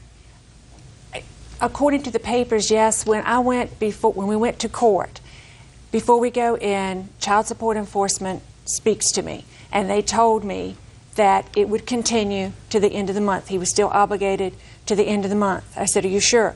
"Yes, he's obligated to the end of the month." I said, "Okay." We went in, and the judge said he would stop because he wanted it stopped on her graduation day. And I called child support enforcement again, told them, you know, and they said, no, he's still obligated till the end of the month. So I just, no. You took it. The judge makes the order, and the judge said it's supposed to stop on the 14th. How old are you? 18. When were you 18? March 13th. And the overpayment was $302? Yes, ma'am. Okay. Mr. Berger? Yes, ma'am. You're going to get your $302 back. Yes, ma'am. You might want to buy something nice for your daughter, but you're entitled to it back. Yes, ma'am. Remember, you have 4 children. Yes, ma'am, I do. Good. That's all. Judgment for the plaintiff in the amount of $302. Parties are excused. You may step out. It seems like when it counts in front of the judge or whatever, she comes off as a good guy and I come off as a bad guy. Every time he's mad at me, he hasn't seen the children, he didn't take the children, he doesn't buy them presents, and he says it's because of me. My daughter going by my ex-wife's maiden name shows some of what's been going on, the brainwashing for the kids. I would have liked him to start seeing us when we were little so we'd get to know him, but we're older now and we know what happened, so. There's many, many, many trips I've made. It's a 2.5-hour drive from my house to their house to pick the children up. He's never tried. He cares more about the money than myself and my brother. I would like to have a relationship with my kids in Richmond, with and try to mend fences if possible. Maybe it's hopefully the last thing I see of him. I haven't seen him in 2 years, and it really doesn't bother me any. And now the next case. All parties in the matter of Isbell versus Espinoza. Step forward, please. Homemaker Holly Isbell is suing her former friend, 25-year-old nurse's assistant Michelle Espinoza, for unpaid babysitting fees and miscellaneous expenses. Holly says she cared for Michelle's kids while she was in the hospital. Ms. Isbell, according to your complaint, the defendant was hospitalized. Yes, ma'am. And you were contacted to see if you could fill in while she was hospitalized, which was on an emergency basis, to watch her 5 children? Yes, ma'am. You agreed to watch her children, and you want to be reimbursed for babysitting services as well as miscellaneous expenses for the children while they were in your care. Yes, ma'am. Ms. Espinoza says the two of you were friends. You used to watch each other's children all the time. You filled in for each other. There was never an agreement to pay you for babysitting services, and she doesn't owe you anything. In addition to the babysitting services, it is your claim that the defendant also has embarked on various acts of harassment, and Yes, you want ma'am. to be compensated for that. How long have the two of you been friends? Probably for about a year and a half, almost to 2 years. And you have children? Yes, I do. I have 3. How old are your children? Mine are 12, 6, and 4. And how old are Miss Espinoza's children? 6, 3, almost 2. She has 2 twins. And then the baby is almost 8 months. And were there times when the two of you exchanged babysitting services? I remember one time that she's watched my children, yes. And was there any payment? No, there wasn't. Any other times that you watched her children? There was payment, yes, ma'am. Now, when did you go into the hospital? On the 21st of April. For what? For kidney stones. When did you receive a call, Miss Isbell, that there was need for your service? I received a call from one of her friends on March 21st. She said that Michelle told her to call me because she needed somebody to watch the kids for a couple of days, that she was going to go in the hospital. And I called the hospital, and they said that she had already been admitted. So they gave me her room number, and she was in pain. She said that they were already giving her pain medicine, and that her fever was really high, and that they didn't know what was really wrong with her at the time, and that it was only going to be for a couple of days. I agreed to watch them for a couple of days. Fine. And in that agreement, I said the same arrangement goes as prior. And No, she no, agreed. Miss Isbell, I don't think you said that to her. I think you're a nice lady, and I think that if somebody is saying to you, I'm in the hospital and I have a very high fever and I'm in a lot of pain, I don't think that a nice lady like you would say, well, I'll take care of the children for a couple of days, but you know it's going to be on the same payment arrangement that we had before. I don't think you would say that. Do you know what I mean? Yes, ma'am.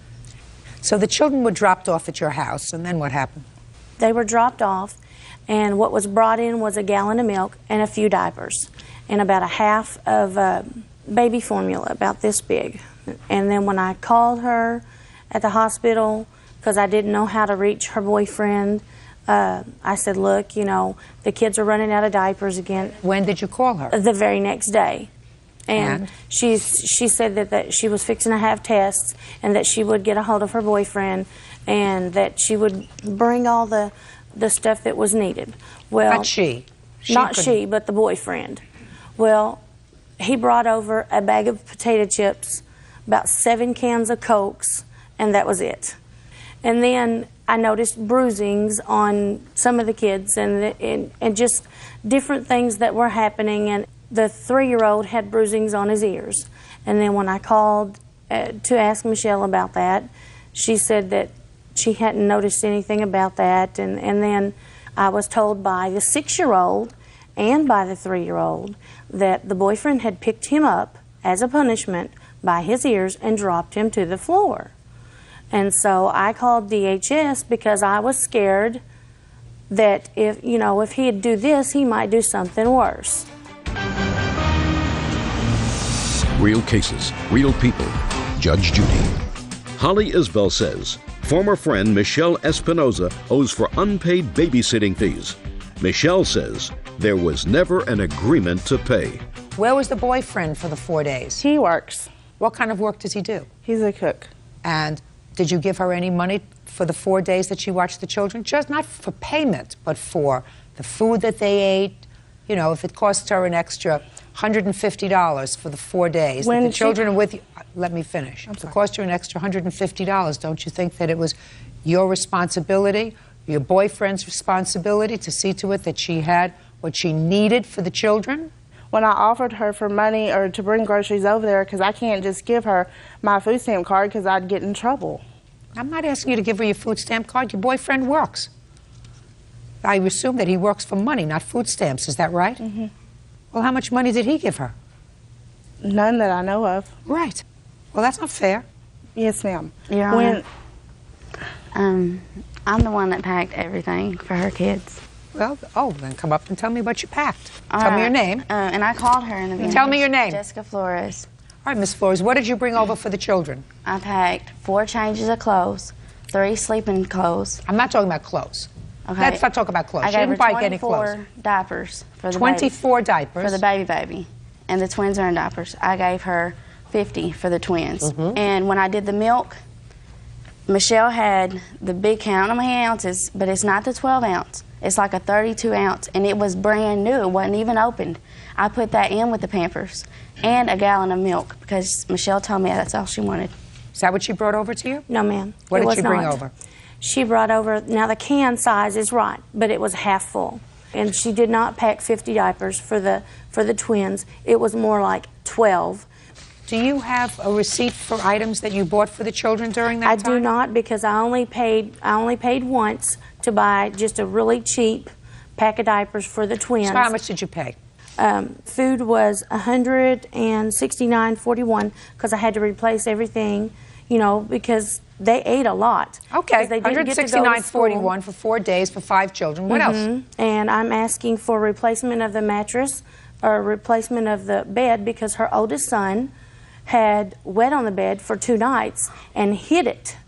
Well, how old is he? He's 6. Okay. Do you think that it's possible that his mother is in the hospital and he's taken out of his familiar surroundings and he's taken to your house, that he's a little bit agitated, so you're blaming a 6-year-old because he tried to hide the fact that he had had an accident in the bed? Miss Isbell, get it together. Now tell me about the harassment. She would call and she would leave messages on my phone. And I have one tape. I'd like to hear it. Holly, I don't appreciate you going to Mission Outreach or Compassion or wherever and using my name to get my children diapers, and when you tell me you paid for them, what kind of Christian person are you? Now, I'm sick of you trying to run around this town and ruin my name or giving me bad trouble. You keep on and you will have trouble yourself, Holly. Now, I'm just a little bit sick and tired of this. All right, so she's telling you she's angry because you've been saying bad things about her. Go ahead. But it's not harassment. Well, this was because 2 days after, DHS was knocking on my door. And there's another case involving me and my daughter that she knows about. It involves a sexual act that happened to someone, and she knew about it. And so you think that she called Children's Services to report on you? I really believe that. Okay, she may have, but you can't prove it. So far, I think that she has to reimburse you for your expenses with regard to taking care of her children, because I think that that's the right thing to do. And I think that there was probably an implied agreement to take care of your children's necessaries. Now, how much do you think is appropriate to reimburse Ms. Isbell for the service that she provided in watching your children for 4 days? I don't know what she purchased on my children. She went to the Compassion Outreach for diapers that she said she purchased herself. No, she's not asking for diapers. She's not asking for diapers at all. She spent $169.41. That's what she says she spent If she for the children. spent that, why didn't she ask me for groceries when I asked her to go get them? Oh, I want you to turn around and look at her. Turn around and look at her. Miss Espinoza, I want you to say the following words. Thank you for taking care of my children when I couldn't and my boyfriend couldn't. Thank you for taking care of my children when I couldn't and my boyfriend couldn't. Good. Judgment for the plaintiff in the amount of $169.41. Thank you. Parties are excused. You may step out. Yes, case number 263 on the calendar in the matter of Burnley versus Belluccio. Parties have been sworn in, Judge. You may be seated. Mr. Burnley, according to what I've read, the defendant was your former fiancée. She lived with you for a period of time. You claim that she owes you for two things. First, for rent for several months that she lived there and she didn't pay you rent. And second, for a credit card loan that you paid off for her and that she agreed to repay.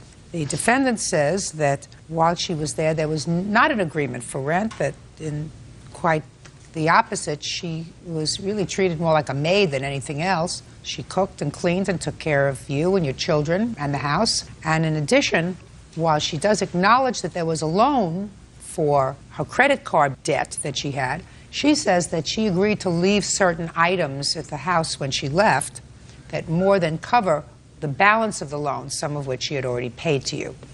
Is that right? Yes, ma'am. Mr. Burnley, when did you start to date Ms. Belluccio? February of 1998. And in February of, because I've read these papers very carefully, in February of 1998, sir, you were married. Yes. And how old were you? 36. And how old was Miss Belluccio? 19. Is that right? I was 18. And where did you meet her? At work. What kind of work did you do? It's a convenience store. What were you doing at the convenience store? I was her boss. So you were her boss. She was 18 years old. She was going to school? Yes. College? Yes. And she was working besides, going to school full time? Yes, ma'am. How long had you been separated from your wife? 10 years almost. Are you divorced now? No, not yet. Why not? Long story. She was supposed to pay for the divorce. I have time, sir. Okay. And it's a long story, Yeah. but I guarantee it's not It such was a a matter long of story. principle that she would, when we had split up, she had taken all the furniture and stuff like that, and she was supposed to pay for a divorce, and she never did. Stubborn sucker, aren't you? Yes. You have children? Yes. How old are they? 11 and 12. Now, when did Miss Belluccio move in with you? July of 1999. And did you become engaged at that time? No. When did you become engaged? I do not remember approximately.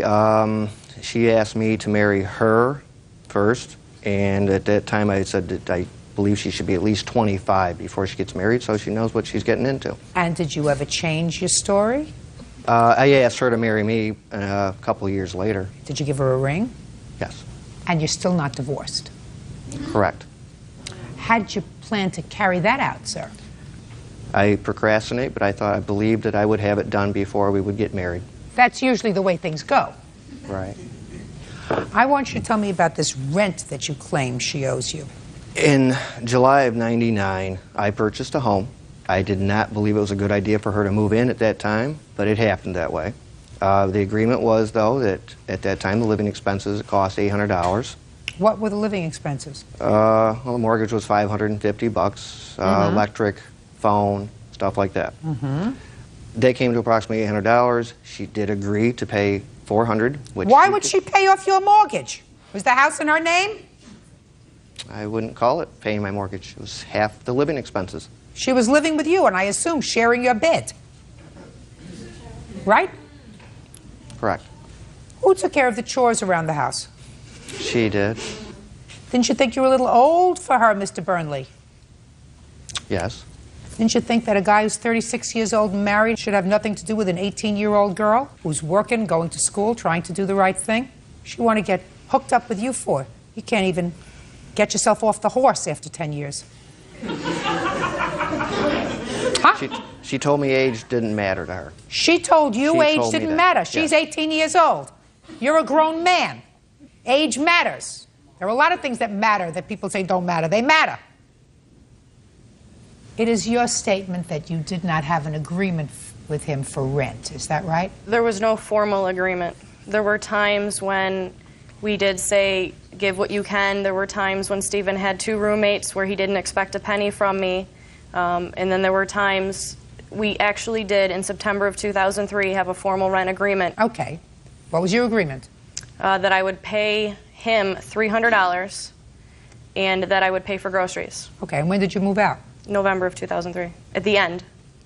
Okay, so for 3 months. Correct. I always contributed to the household, whether it be projects or whether it be I paid for all the groceries. There may have been 1 month in the 4 years that we lived together that Stephen bought groceries. But I did all the household chores, and I assisted him with several projects. I have pictures of his whole house has been changed. I paid for a lot of those things. Like what?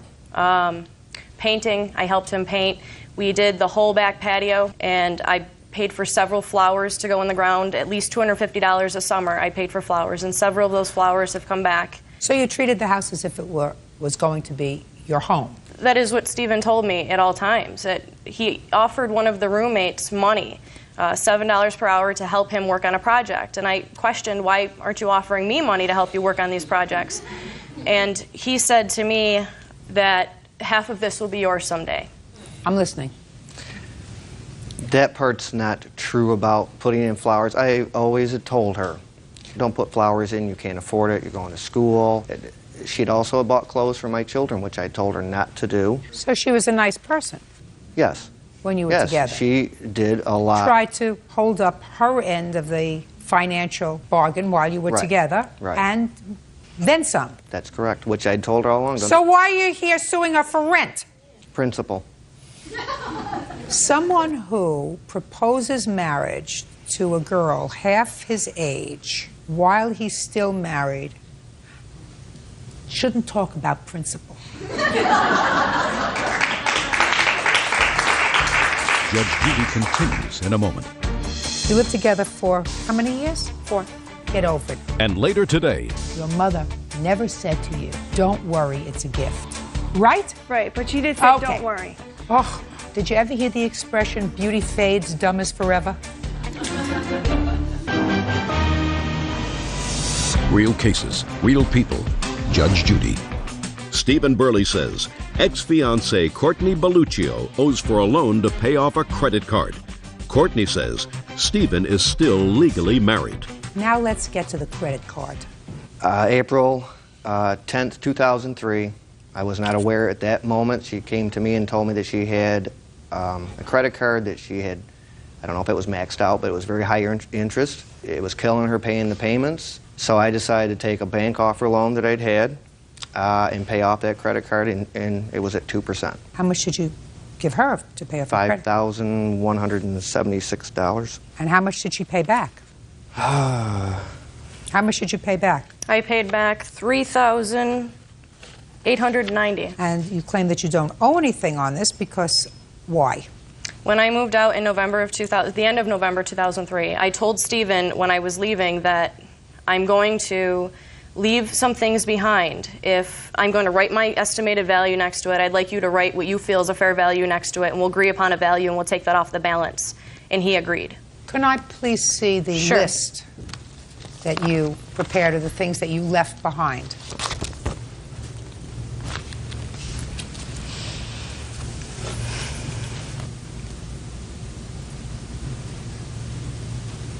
Well, let me tell you this. Some of this is nonsense. A bicycle. Now that's $100. Kitchen table and 4 chairs. Sits in the basement. Told her she could take it. Would she need it? 2 dining room chairs. In my basement. You have any use for these things? No. You can go get these things because he doesn't want them, but you don't get credit for them. Okay. You agreed to pay it back. The money you owe him $1,500. That's all. Your lawsuit, sir, is seeking over $3,000. I think you're a little out of line. I think you're out of line with the rent. I don't think that you had an agreement other than the defendant has already acknowledged that is an agreement for 3 months. I believe her when she says she paid you the rent for the 3 months, September, October, November. Mm-hmm. That's it. You lived together for how many years? 4. 4 years? Get over this list. Get over it, unless you want any of this stuff. If you want any of this stuff, it's in his basement. I'll make an order that you can go pick it up. Do you want it? Yes, ma'am. Good. She's going to come and pick up all this junk within 5 days of the date of this hearing, and she owes you $1,500. That's all. Parties are excused. You may step out. I think his real motivation is that he's simply angry with me. I procrastinate a lot, so she probably figured I wouldn't try to collect it. We had just completely grown apart. We wanted different things on a daily basis from life. I was just in no hurry to get married again, I guess. It was all on principle. He was planning on getting a divorce, and ironically, after I left, he initiated one. And now the next case. All parties in the matter of Power versus Power. Step forward, please. Homemaker Mary Power is suing her daughter, administrative assistant Catherine Power, for the cost of a cruise from New York to Canada. Ms. Power, this is your daughter. Yes, it is. And I gather from reading your petition that at this point in your lives you're not happy with each other. No, we're not. So this is what the case is about. Your family was planning to go away on a cruise together, so I assume you all got along. You have children? Yes. How many? 2. And they were going on the cruise also? Yes. How many of your brothers and sisters were going? 2. 2 sisters.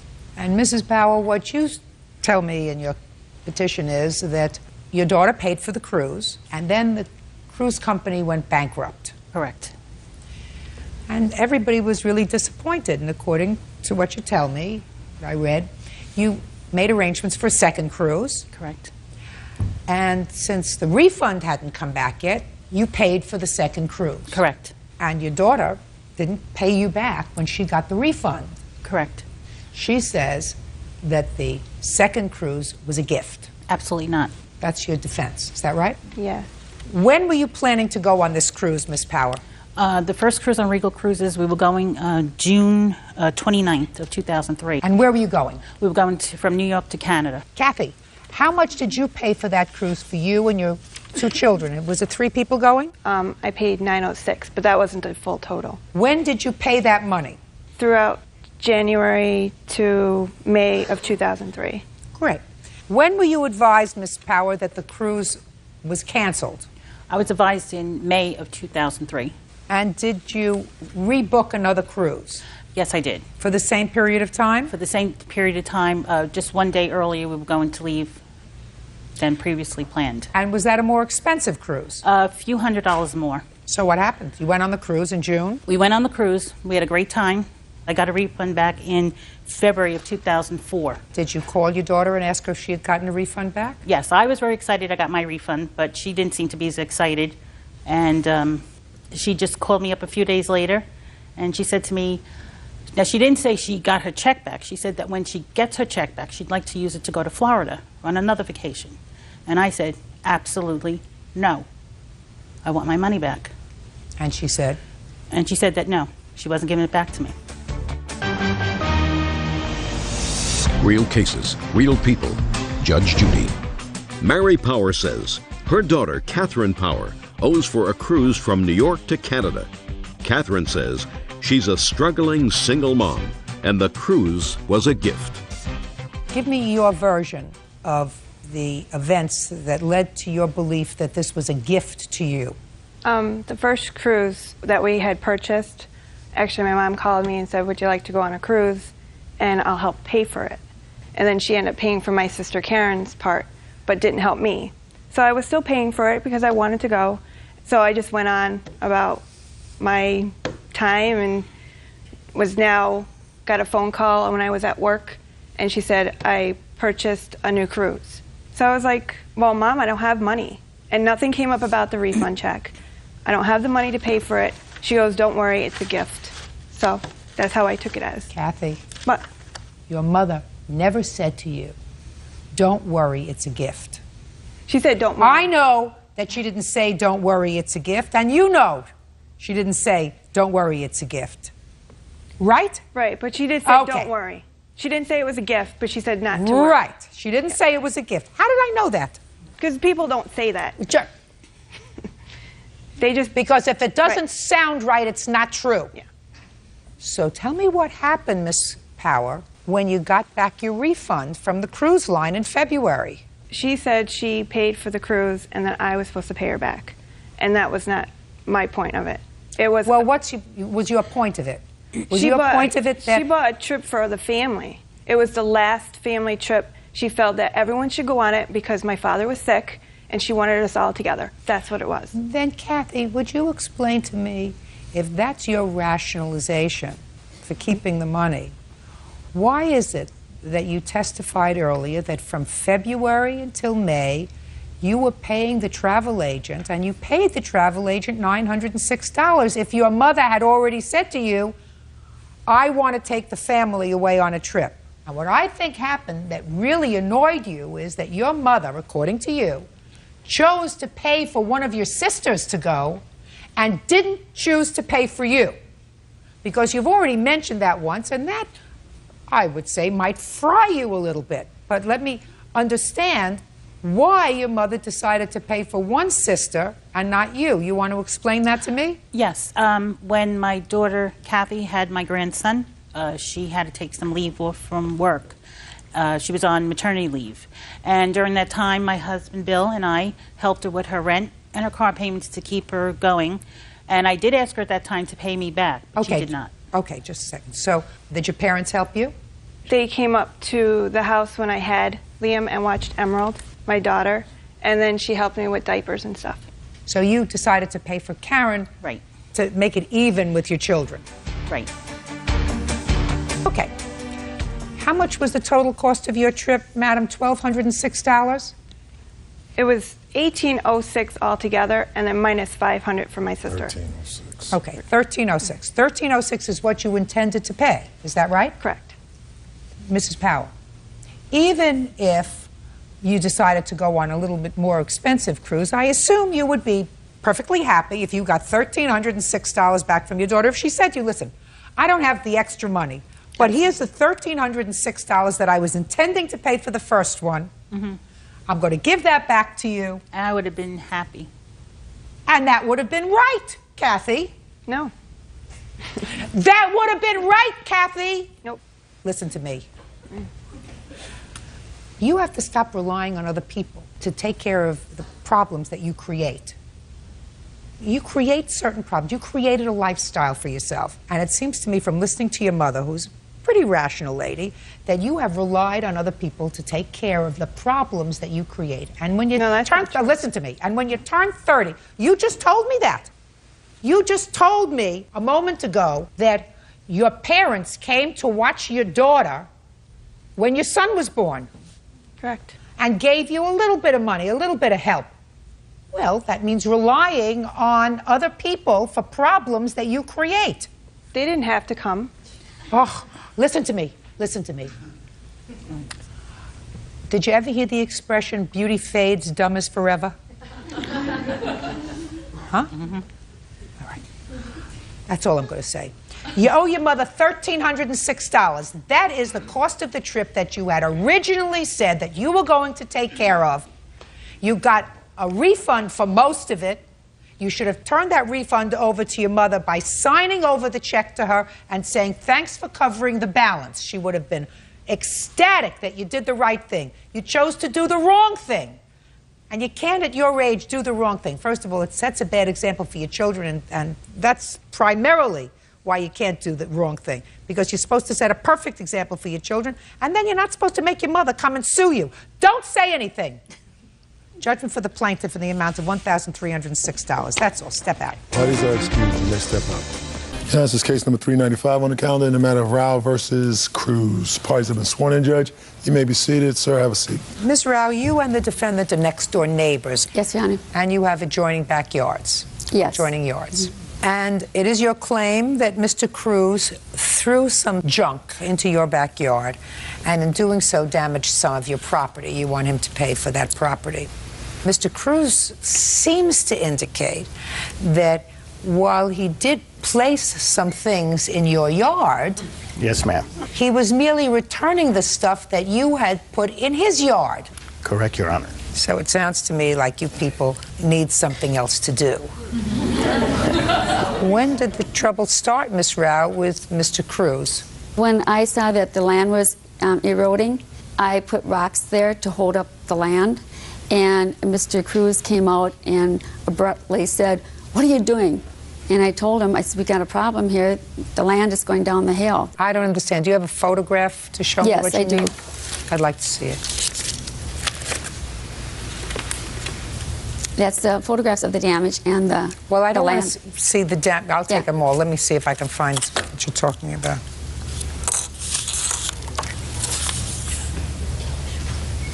Okay.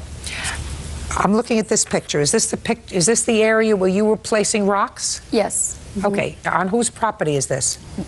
Mr. Cruz. So you were placing rocks on Mr. Cruz's property? There's some of it is my property, and I was placing it real close to the fence. Well, you can't place rocks on his property, Miss Rao. I was placing it on my property. No, you also said you were placing it on his property. You cannot place rocks on his property. You cannot put anything on his property. Right. I got his permission. When he came out and abruptly said, "What are you doing?" I told him, and he said, "Fine." Just a second. Okay. Before you do it. That's not true. Okay. If that was true, that was very nice of him. But before you step on somebody else's property to make any alterations, you call them and you ask for permission. Do you understand? Yes, Your Honor. Okay. Now, I'll start with you, Mr. Cruz. Why don't you tell me what happened? November 2nd, we got up and I looked out my kitchen window and I actually could see up the slope to her house. And I saw some garbage, branches, tennis shoe. I see PVC pipe. I see a bucket. Those black ones when the plants come in. I told my wife I'll be right back. I went to her house, knocked on her door to see if she was there. I've cleaned it 3 times now, already. That's on your property? Yes, ma'am. It's on my property. Is this a back part of your property? Yes, it's a back with a big slope, like maybe 70 feet long. And on the other side of the property is? Her fence in the pool. Okay. So, just a second. So you went over to her house on the 2nd? Correct. And nobody answered? Nobody answered the door, so I went home. I went up the slope.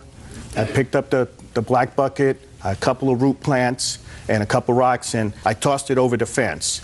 And that dirt right there that you see was covered all with ice plant. There was no exposure of the PVC pipe. I have a picture, ma'am. Let me see it, please. I have a couple pictures. Plus, I also found a rock in my pool. And it's not rock, it's actually cement. You can look through those. And there's also a picture of a ladder that she uses to climb over my fence. Because she's been in my property. I've seen her 3 times. The last time I saw her, she was just sitting there pulling some ice plants, and I said to my wife, let's just ignore her. Why were you pulling these ice plants? I got his permission. I asked him if he would please trim his ice plant because it was going under my fence and getting wrapped up in my vines. And he said he wouldn't. I said, do you mind if I do it? He said it was fine. So I hired a guy to trim his ice plant, and I told him at that time I was going to put rocks there to keep the land from going down the hill, and I was going to put plants there, plants with good roots to hold the soil. I was trying to better the property. I would never, ever, I was afraid of him and still afraid of him. I would never put garbage on his place. Miss Rao, listen to me. Somebody in your house was using part of his property to dump stuff. No, Your Honor, no. Well, I mean, otherwise what you're saying to me... I don't know where the tennis shoe came from. I don't know. I have no idea where a tennis shoe came from. It was a huge man's tennis shoe. I live in my house by myself. I'm trying to clean up the area. Okay. Now, I would like you to tell me what kind of damage you allege was done as a result of his throwing this debris over, and I want to see your police report, please. He did not give a police report. Well, if you don't have a police report, don't give me anything else. What is this notice that he came out?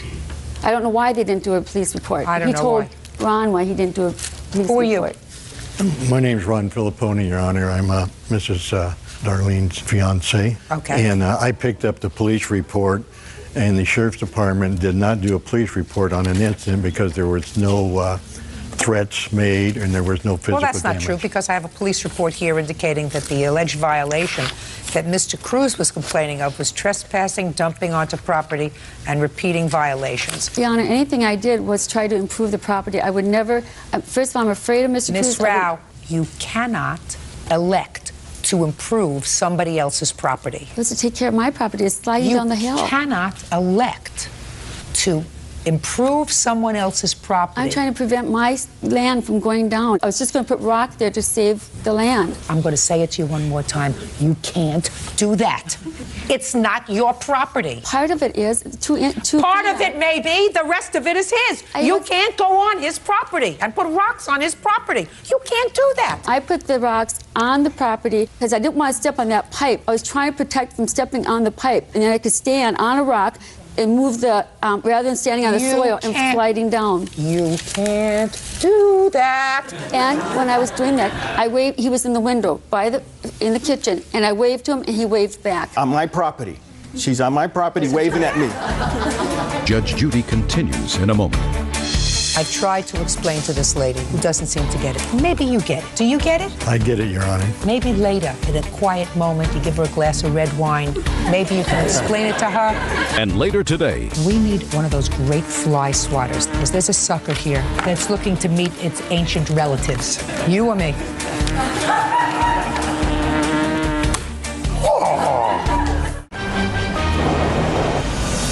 real cases, real people. Judge Judy. Darlene Rao says neighbor Raul Cruz damaged her fence with rocks. Raul says it's Darlene who's dumping rocks on his property.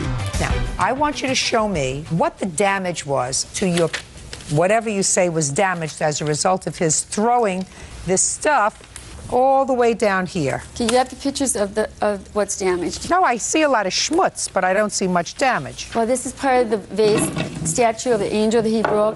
This is what came off the chair that I passed it down from my mom to me. And there's a big bench there. You can see the damage to the big bench there. You have a picture of the bench before? Yes, I have a picture of the bench right here before. And I see it. This is before, and this is after I did the work. This is where all his plants were coming up. No, I just want to see the picture of the bench. And the bench is here, and the bench is here. There's all these pictures of the bench. I also have a picture of her property, and she has like maybe 1.5 feet of white rock. If she wants to do something to prevent it from going down, she could build a retaining wall on that white rock she has. Listen to me. You can't throw the rocks on her property because you got in a snit. I was just returning it. I heard you, Mr. Cruz. I mean, I've tried to explain to this lady who doesn't seem to get it. Maybe you get it. Do you get it? I get it, Your Honor. Good. I'm glad you get it. Maybe later, you know, in a quiet moment, you give her a glass of red wine. Maybe you can explain it to her that she cannot go on somebody else's property. That's sound advice. It's sound advice, Yes, ma'am. right? So you have to stay on your own land. In the meantime, I don't see a picture of this bench that you allege he damaged before. Can I come up there and show it to you, please? Sure. Show me a picture. Listen to me. I see this picture.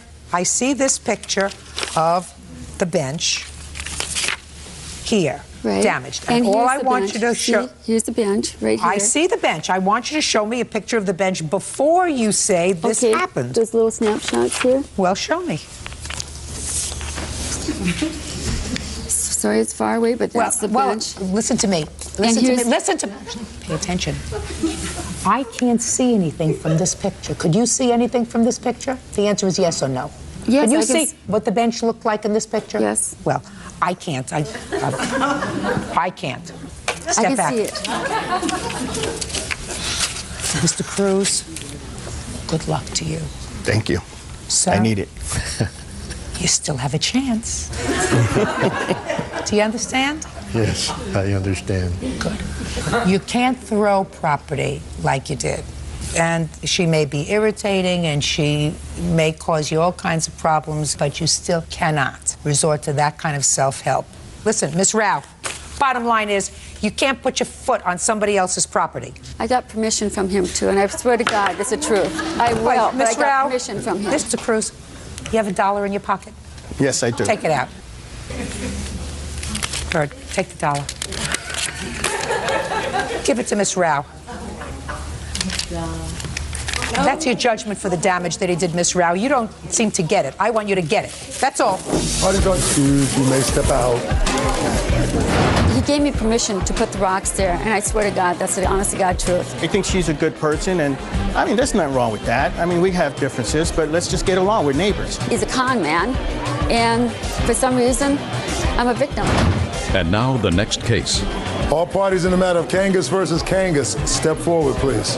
Licensed investigator Paul Kangas is suing his son, 21-year-old movie theater clerk Shane Kangas, for unauthorized credit card charges and for money owed on a computer. Shane says he worked off the debt by working in the family business. Mr. Kangas, this young man is your son. Yes, Your Honor. How old is he? 21. What do you do? I work at a movie theater. What do you do there? I serve people popcorn, clean up at the night. What do you want to be when you grow up?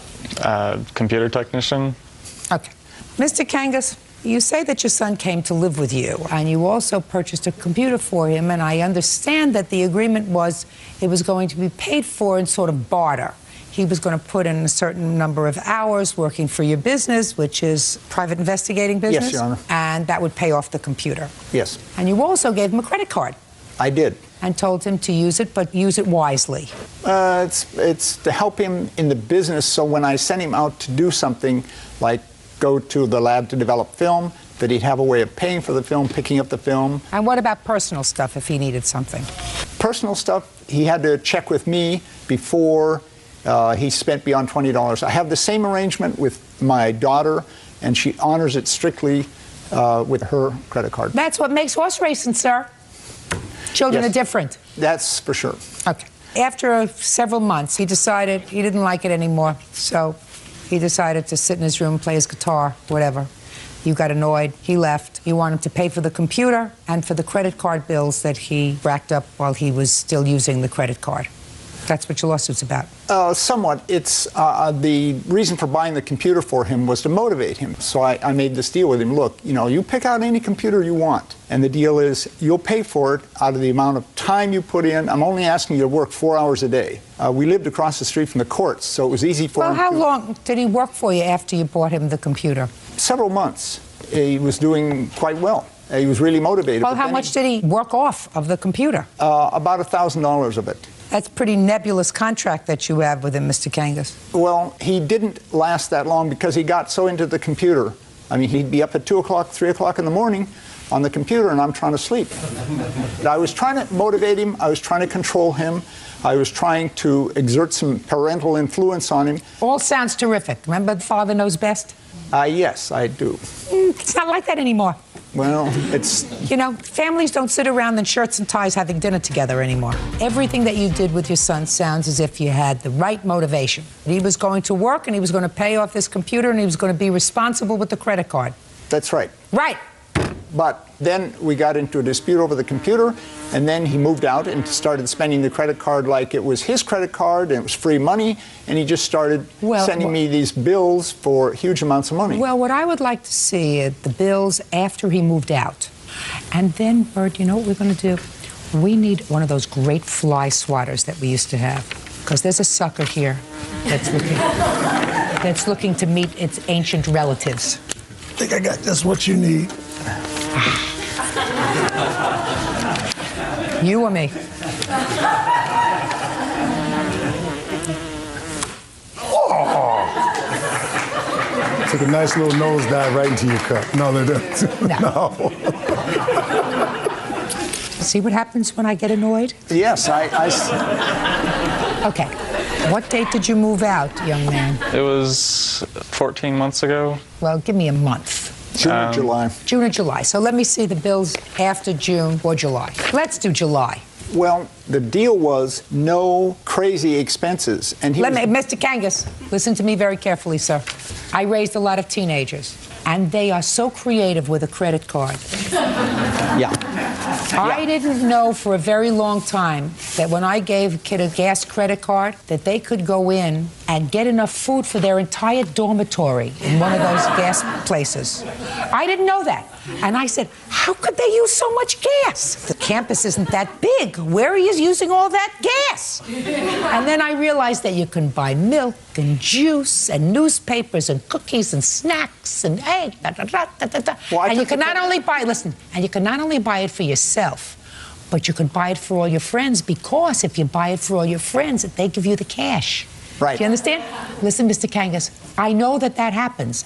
I didn't sue my children. So what I want to see is, after he left, because it was clear to me that when you left, you should have left the credit card. He did. I took it away from him. And how did he use it? I don't know how he got another one. How did you use it, sir? Shh. Is not an answer. I had the number on my computer still, so I could still make online purchases. Okay. Now, Mr. Kangas, what's your first name? Shane. Shane. So let me explain this to you. The computer, sir, is yours because your father made a too soft a deal for me to have to figure out how many hours you worked and whether or not you paid for the computer with the work that you did for him. That's his problem. But you're a big boy. So you knew that when you moved out of the house and your father took the credit card from you, you were not supposed to use it, right? Is not an answer. Sorry. If he took the credit card, he said to you, what did he say? Give me the credit card, and if you need it, go look on your computer and get the number?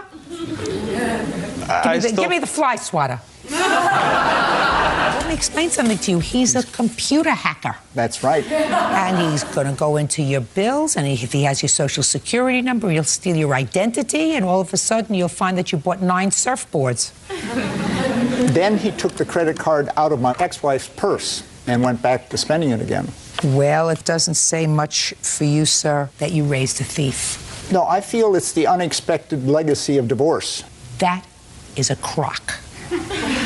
That's not the legacy of divorce. I've been divorced, and I had children, and none of them are thieves. 5 of them. Nobody would go into my pocketbook and steal my credit card. So that's ridiculous. Well, he's depressed, and I feel that... He's depressed? Yeah, he's got a He's lack depressed. of He's a motivation. thief. That's not being depressed. Look at him. Does he look depressed to you? He doesn't look depressed to me. He's got a lack of A little motivation. high, maybe, but not depressed. Right, Shane? No. Really? Really? Really? I see $849 on the credit card after July. Unfortunately, I put all of the receipts in a special envelope, put it in a special place, and then I couldn't find it, so that by the time I got here, that's what I had. I understand. I should have had better control of my file. No, you should have better control of your son. That Judgment for the plaintiff in the amount of $849. That's all. Parties are excused. You may step out. Yeah, this is case number 331 on the calendar, the matter of Newsom versus Chan.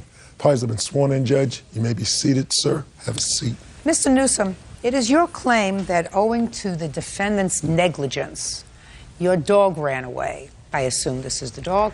As a result of that, you found the dog in pound. You had vet bills, pound costs, etc. Miss Chan says that you were a squatter on her property. You were not a tenant there, that the dog was left in her backyard. She opened the gate to leave. Your dog ran out. She had absolutely no obligation to go chasing after your dog. And in addition, she says that while you were a squatter there, you hit her house with your truck. You caused damage to her home. She wants you to pay for that. Miss Newsom, do you own this house? I own the house. How many apartments do you have in the house? 3 houses over there, triplex. 3 houses? Right, triplex. And Mr. Newsom, he is not a tenant of yours, is that right? No, not at all. Is that Not right, at all. sir? Yeah, I didn't live there.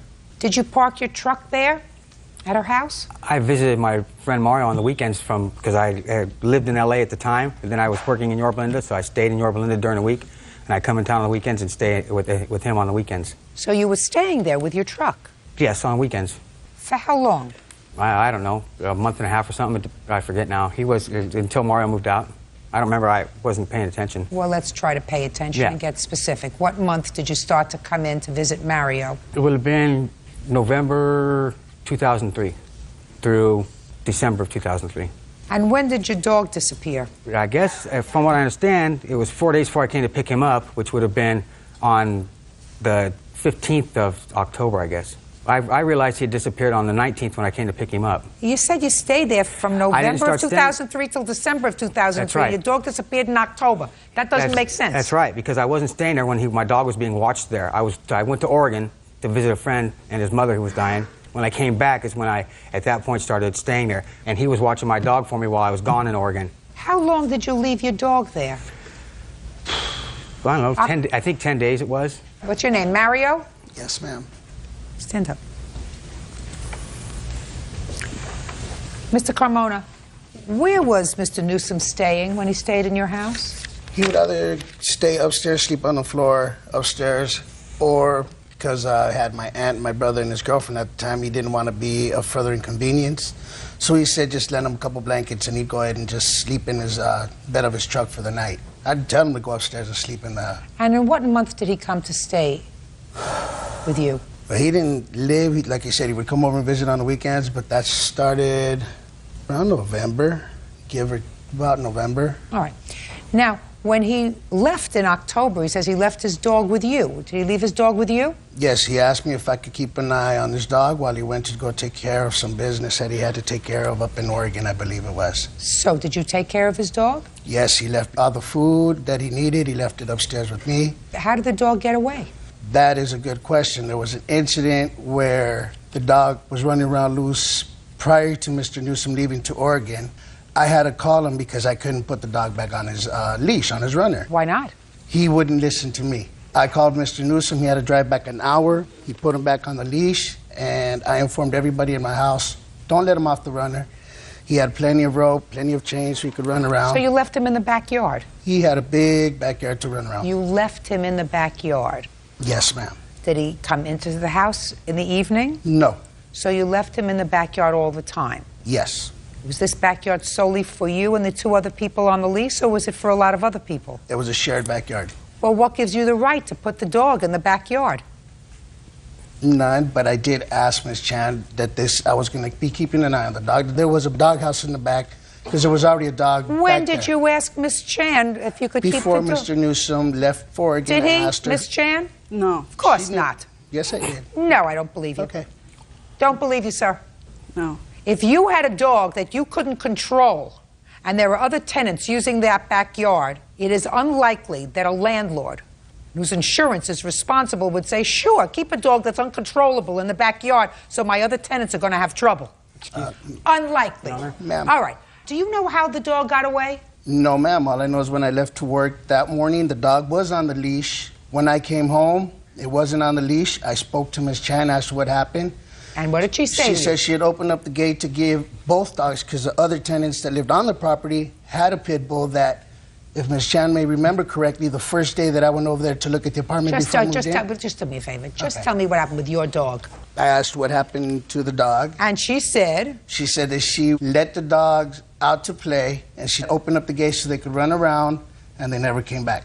What happened, Ms. Chan? No, because I went out. I parked in my car in the backyard. When I go out, I go to get my car and I gotta go. So I opened my gate, I went, and the dog went too. They both went together. One is female, one's male. So they were not on a leash? No. They were not on the at all. lead? No. Okay. Not at all. And you didn't go after them? No. Right. I wouldn't go after them. It's not my dog. Why should I go after them? Absolutely right.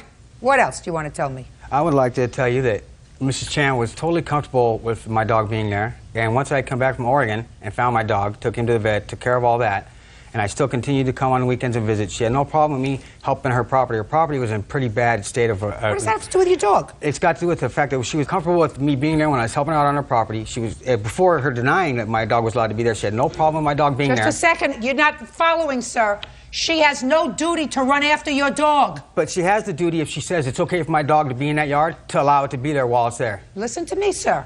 She has no duty to run after your dog. You're right. Unless she let him off his leash. She says she didn't. Of course she did. She's not going to admit to it now that I've got a $500 bill in front of her. Yeah, I guess not. She was pretty sure I wasn't going to sue her either. But the problem we have here is... Listen, Slick, take care of your own dogs. If you have to go to Oregon, take your dog with you. Judge Judy continues in a moment. Madam, I can't tell what happened with this house. The house, it looks Yeah. like it's in deplorable condition. The whole property is. That's why he Listen hit. to me. I'm speaking. I don't need you to help me. You're right. And later today, He was incarcerated for 2 years. Then he became uncontrollable again, and he was getting physical with me, pushing me around, and he was getting really out of... friend's ex-landlord, Lai Chan, allowed his dog to run away. Lai says James is homeless and he was squatting on her property. Listen to me. I want to know if when you were going into her house, you banged into I never her house went in with your her truck. house, and I did not hit her house. Okay. When do you say he hit your house with his truck? During the time he stayed in my backyard, and at night, because it's dark, he said he can't see it. He hit it, and the next morning I asked him to... What date? I don't have the date. Well, why did you wait so long? Because he's homeless. Because I I filed don't a know suit where against he her. is. No, it's because she countered You her know? suit after she received mine. Of course. Probably true. I went over there the other day after I found out she was suing me and took pictures of the only place you could possibly hit her house. And the house doesn't show that, I mean, the house is just in bad shape altogether, but I don't know how you could say if I hit it or I didn't hit it. I mean, it's just in bad shape. Although I did re-roof one of her houses that I have another suit against her for because she refused to pay for that. And I have pictures of the fact that the house she lives in has got a roof blowing off and a house next to it that's hers. I did the roof on, and I have not been paid for that. What? This is an estimate. Madam, I can't tell what happened with this house. The house, it looks Yeah. like it's in deplorable condition. The whole property is. That's why he Listen hit. to me. I'm speaking. I don't need you to help me. You're right. House is in deplorable condition. I can't tell what he hit and what he didn't. He just said he didn't hit your house. You're not responsible for his dog. He's not responsible for your house. Oh, you know what? Mario Check moved this out. Yeah. Mario gone. moved out? Gone. Good. Goodbye. Have a happy life. And I knew you'd do that. That's all right, though. Good. That's all right. No excuse. Step out, please. You're exactly what I thought you'd be. Come on, Hood. Let's go. That's why I should never come to this court. I knew she'd do that. All I know is he wasn't there when I came back from Oregon, and nobody told me nothing. He lied in the court. He been staying there for at least 4 or 5 months. I came in, I asked Mario. He just pointed and said, go talk to Miss Chan. He didn't want to tell me a word. I tell him, that's your responsibility. Don't put me on. I went and talked to her. She goes, I don't know nothing. I know nothing. I don't want to help nobody no more. Once enough. And they put me on the court? No. And now the next case. All parties in the matter of Hammond versus Hemstreet. Step forward. 16-year-old Robert Hammond III and his dad, Robert Jr., are suing Robert's mother, property manager Carolyn Hemstreet, for taking back a truck she gave to Robert for his 16th birthday. Carolyn claims the vehicle was never a gift. Mr. Hammond, this is your former wife and your son that two of you share. According to what I read in your complaint, since your divorce, your son has spent time with both his mother and with you. Yes, that's correct, Your Honor. And sometime last year, when your son was living with his mother, he turned 16, according to your son, his mother gave him a truck. Is that right, sir? Yes, that was actually earlier this year. Oh, that is right, Your Honor. When did you turn 16? June 20th of 2004. And when did your mother give you the truck? Well, I started driving the truck when I was about 15 and a half. When I got my driver's permit, she started letting me drive it with her and then with other adults just to learn how to drive a vehicle. She basically physically gave me the truck on my 16th birthday. She was like, oh, happy birthday. This is your truck. Do what you want with it. And that was June 20th of 2004. That's correct. When did you go to live with your father? I moved in with my father September 4th of 2004. Now, from June 20th, 2004 until September 4th, 2004, when you lived with your mom, did you drive the truck every day? Yes. Did your mother drive the truck? Very rarely, because she has like 4 other vehicles. She has a brand new Dodge Ram. Who else lived in your home with your mother? It was just me, my mother, and my stepdad. Now, when you went to live with your father on September 4th, you took the truck with you? Yes. And when did your mother take it back? I think it was approximately September 27th. Tell me about that. Well, basically, I was living with my mom for a while, and then she started getting really frustrated because she was trying to buy a new house, and she got really stressed out, and she was like, you know, oh, maybe you should move in with your dad, this and that. So I was like, okay, well, you know, maybe I'll look at it. So I ended up starting to talk to my dad, and I was talking to my different aunts. They were saying, yeah, you know, at this point in your life, you know, it's better to live with your father. But basically, you know, I was just really stressed out trying to deal with my senior year and then having my mom, you know, stressing me out because I wasn't able to work, and like I wasn't able to rely on her to give me So you money. went to live with your father. Yeah. September 27th, she took the truck back. My question was, tell me about her taking the truck back. Oh, basically she came up to my school September 27th, and she came with the pink slip and everything because the truck was still in her name since I was under her custody. And she was like, so, oh, do you want to give me the truck back? And I was like, no, because it's not really your truck. When had she asked you for the truck before September 27th? A few days before that, she had came over to my grandma's. Tell me about it. Okay. Well, I was over at my grandma's. It was about September 25th. Don't play with your paper, madam. Yes. And she came over requesting the truck, and I was just in the middle of like helping out my grandma doing some work for her. Mom was just like, oh, give me back your truck, this and that. And she tried to like physically take it from me. I refused to give her the key. Was that the first time she had asked you for the truck? No, I think she had asked me on the phone once before that, but then I thought she had dropped it because I was just like... Well, what did she say on the phone? I don't remember her exact words, but basically she was like, oh, if you want to live with your dad, basically you need to pay for the truck. She was like, you can pay me in payments. She was just basically saying, oh, you need to pay me $5,000 for the vehicle. And what did you say? I said, that's not really realistic because the truck was given to me as a gift. Therefore, I invested money in it, and I didn't think I would have to pay you back for the truck that was already given to me. So I was like, no, I'm not going to pay you for a truck that you supposedly gave to me. From June of 2004, when you got the truck, until September, when you moved in with your father, had your mother ever made any statement to you that would indicate that she expected you to pay her for the truck? No. Never? Never. Real cases, real people. Judge Judy. 16-year-old Robert Hammond III says his mother, Carolyn Hemstreet, took back a truck she gave him for his 16th birthday. Now, when you moved in with your father in September, you made some modifications to the truck and you did some work on it? Oh, no, I made the modifications while I was living with my mother. She had encouraged me to do the modifications because the truck, it was like a pink truck. And basically, you know, I didn't feel comfortable driving around with a pink truck, you know what I mean? You mean pink in color? Yeah. Okay, so you painted it and did whatever else.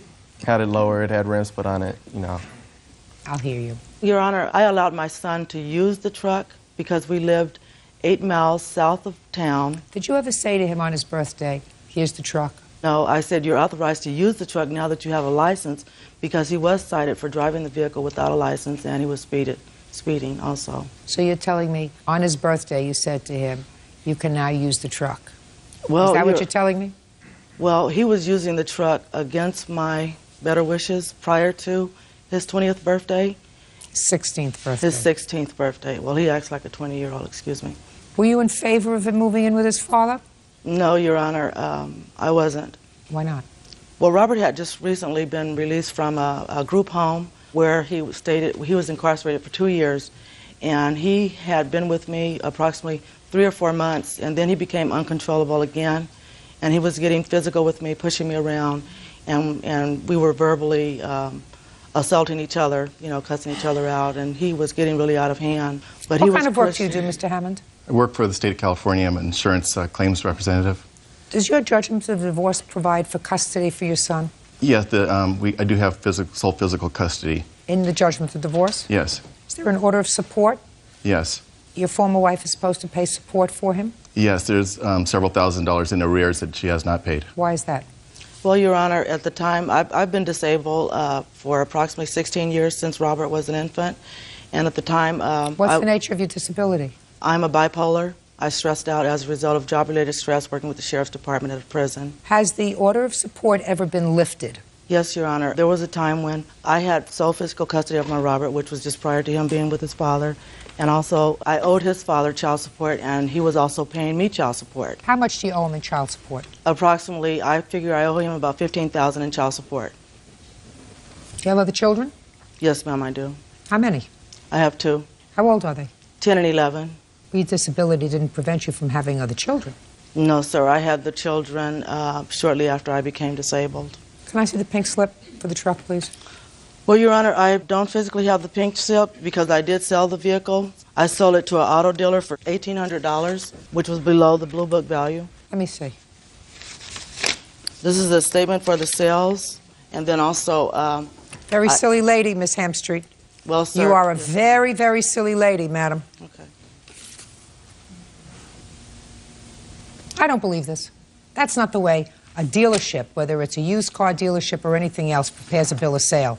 They put a VIN number on there, they put plate numbers on there. I don't buy this. This does not look, to me, like the kind of receipt somebody gives when they purchase a car if they're a corporation. That is correct. I agree with you. Well,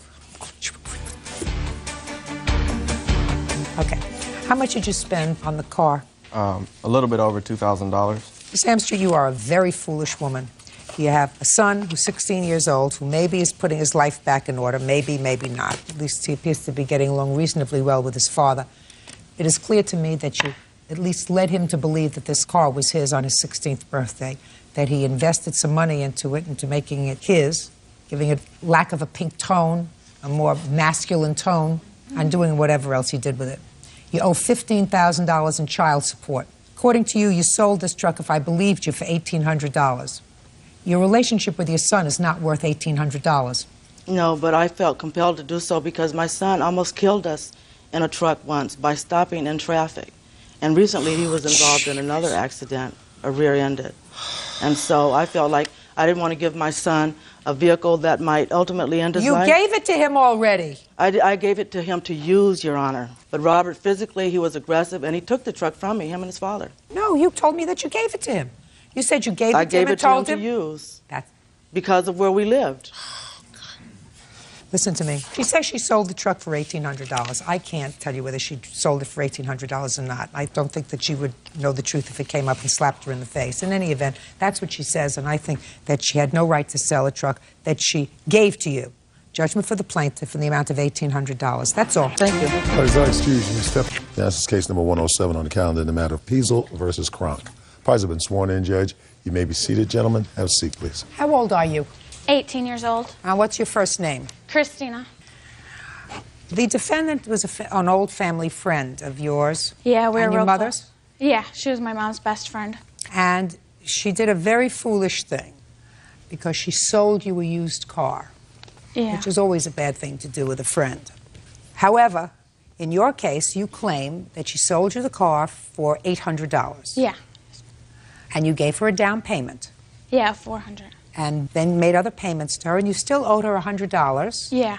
And she came and repossessed the car. You want all the money that you paid her, Yeah. plus the insurance and the tags that you had paid out in order to get the car on the road. The defendant says that, yes, in fact, you did purchase the car, and you only gave her a couple of $100, never paid her anything else, which is why she took the car back. And she is counterclaiming because she says you're going around town calling her all kinds of names, saying she's involved with drugs, and she's counterclaiming for really defamation of character, but she only thinks her character is worth $800 because that's her counterclaim. So I have to question that. Anyway, when did you purchase this car, and what kind of car was it? It was a 1994 Crown Victoria. I purchased it on February 14th, 2004. Okay, so you bought yourself a Valentine's Day present. Yeah. And you needed this car for what, Christina? For college. I'm going to start college in the fall, and I've been saving up all this time. Great. Okay, how did it come about that you purchased this car? Well, at the beginning of February, Paula, she's a real close friend. I always talk to her and stuff, and she told me she was selling a car, and she thought of me first because she knew I was looking for a car. So she told me to keep in mind, and I had my $400, and she's like, good. So February 14th, I was surprised, and she called me, and she said, you know, do you want the car? I'm selling it now. You can pay me. I know you don't have all the money. You can pay me when you get your paychecks. And so she took me to get my insurance on the car. And how long did you have the car? It got stolen March 29th, but I only was able to drive it till March 15th. Why is that? Because my temporary plates expired. And why couldn't you get permanent plates? Because she did not give me the title. She told me over and over again that it was in the mail. She kept saying that they sent it to her old address, and she kept saying, don't worry, it'll come. That's a liar. And I mean, me and my mom, we waited, and since I was so close, I trusted her. Okay. You gave her $400 on the 14th of February. Yes. And when did you give her the rest of the money that you gave her? I get paid every other week. And on February 27th, David, he was with me. We went to her house. I handed her the 100. David? Who's David? David, what's your last name? Bond. Your friends? Yeah. Do you know the defendant as well? Yeah. How do you know her? Through Christina. I've been over a couple of times to her house. On the 27th, tell me where you went with Christina. Well, on the 27th of February, around 7 o'clock, me and Christina and another friend, Justin, we went over to Paula's house. And Christina was going to pay her $100. And I witnessed Christina pay her $100. Did she have cash? Yes. Who was this person? That's my brother, Bobby. I could tell that. Oh, well. He's also a witness to her down payment. Did you witness any other payments? No, that was it. Have a seat. Bobby? Yes, ma'am. Tell me about this down payment that you witnessed. Well, it was February 14th when she first purchased the car. And How do you know that? Because she told you it was February. Well, I was over there, actually, because my friend dropped me off because we had a school project we had to do. Then I had to wait there for a little bit because she had to go get her insurance because they went to go get insurance. The two of them? Yeah. Then when they came back, I saw Christina's car. We were excited. I had pictures taken with her, me, in her car and everything. And after that, that's when they got down to business. And that's when Christina handed her money, and she straight out counted out $400 right there. And I witnessed the whole thing. Good. Thank you. Have a seat. Okay, so now we have on the 14th, $400, according to you, and on the 27th, another $100. That's $500. Yes.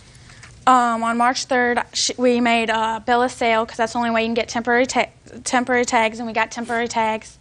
Did you have a bill of sale with you? It was in the car, and when she stole it, she didn't give me nothing back, and I had all my information in a glove compartment box. Okay, so on the 3rd? Yeah, I have on the third thing bill of sale to prove my temporary tags, if you want to see that. Sure, let's see.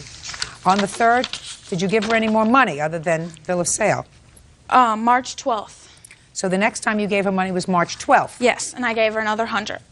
Where were you when you gave her the other 100? Olderman's Market is by her house, and that's where I cashed my check when I get paid. And she told me she'd meet me up there, and me and my sister were up there, and she got the money and she left. Okay, any other money that you paid to her? Yeah, on March 26th, she came over to my house, and I was kind of, wary. I was like, well, the title hasn't came yet. And she kept assuring me, she was like, I wouldn't do nothing to you, come on. I know she needed the money, so I gave her the 100. At that time, March 26th, I couldn't drive the car because my temporary tags had expired, and it was outside of my house. And she hadn't given you the title yet? No, she hadn't. Did you ever get the title, No. by the way? Okay. When was the car taken? It was taken March 29th. 3 days later? Yes. And it was taken by you? Yes, ma'am. Now I'll hear you. I've been friends with Christina since she was about 5 years old. The $400 payment that she claims that they gave me was not true. She gave me $200 down on the car, okay, with the agreement that as of March 1st, the car would be paid for in full so that I could get the title out of the title loan. What's a title loan? Explain that to me. You go in and you give them your title, and they give you a loan for money. And I had taken a loan out in in December. Let me see. On the car. Why did you take out a loan on the car in December? Because I needed money to pay a few bills. Had you ever done this before? No. What kind of bills did you have? So you I were had really to pay an electric bill and a gas bill. Do you work? No, ma'am. I'm a homemaker. How many children do you have? I have one child that lives with me that's 8, and my daughter lives with my mother. Well, you have an 8-year-old child that lives with you, who goes to school full-time. Why don't you work? Because he has a lot of problems. He's bipolar disorder and conduct type 2 disorder. Does he go to school every day? Yes, and I donate my time to the school to be there with him. How do you support yourself? My son gets a disability check. How much? $552. And I pay my rent and my utilities with that. How do you support yourself? So far you told me that the state supports your child. How do you support yourself? I use the money from the state so that I can be with my son. Judge Judy continues in a moment. Christina had called me and told me that she was going to call the state on me and that this wasn't over and that she was going to do whatever she could to make my life a living because of what I did to her. And later today, He took the rings because he wanted to teach you a... Lesson. And then you... I lost them. real cases, real people. Judge Judy. Christina Piesel says former friend Paula Kronk illegally repossessed her Crown Victoria. Paula claims Christina spread rumors that she was on drugs. According to you, she gave you $200. Yes? Yes, ma'am. And that's all she gave you? Yes, ma'am. I kept my plates on the car so that she could drive the car. And she had a bill of sale that you had given her? I had wrote her a bill of sale. Correct. Where's the bill of sale? I don't have it, Your Honor. They did. No, she said it was in the car.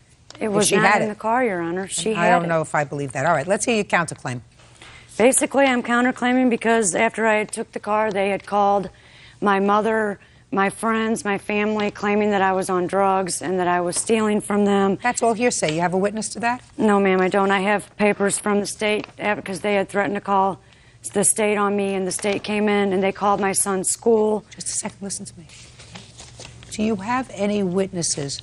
No, ma'am, they had to this work. Defamation? They had to work. Okay, well, then you don't have a case. You Okay. have no witnesses, because certainly you weren't on the other end of the phone, right? I was on the other end for a lot of the phone calls. Really? Yes. Well, tell me what you heard. Christina had called me and told me... Called you? Yes. And told me that she was going to call the state on me and that this wasn't over and that she was going to do whatever she could to make my life a living because of what I did to her. Let's go here, Miss Cron. Yes, ma'am. You sold her the car in mid-February. Yes, ma'am. And you knew her and you knew her family. Yes, ma'am. And when you went there, she had $200, according to you, to give you. Yes, ma'am. And you knew that she worked. Yes, ma'am. And that was going to be the source of income for her to get the car to you. Exactly. Did she pay rent where she lived? No, I don't have any bills. And She didn't actually, have- her... Shh. Do you know how much she was earning? No. Did you know how long it took her to save up that $200? Her mom is the one that gave me the $200, not her. Her mother is the one that gave me the I drove her mother to the bank, and her mother withdrew the $200 out of the savings account and gave me the $200.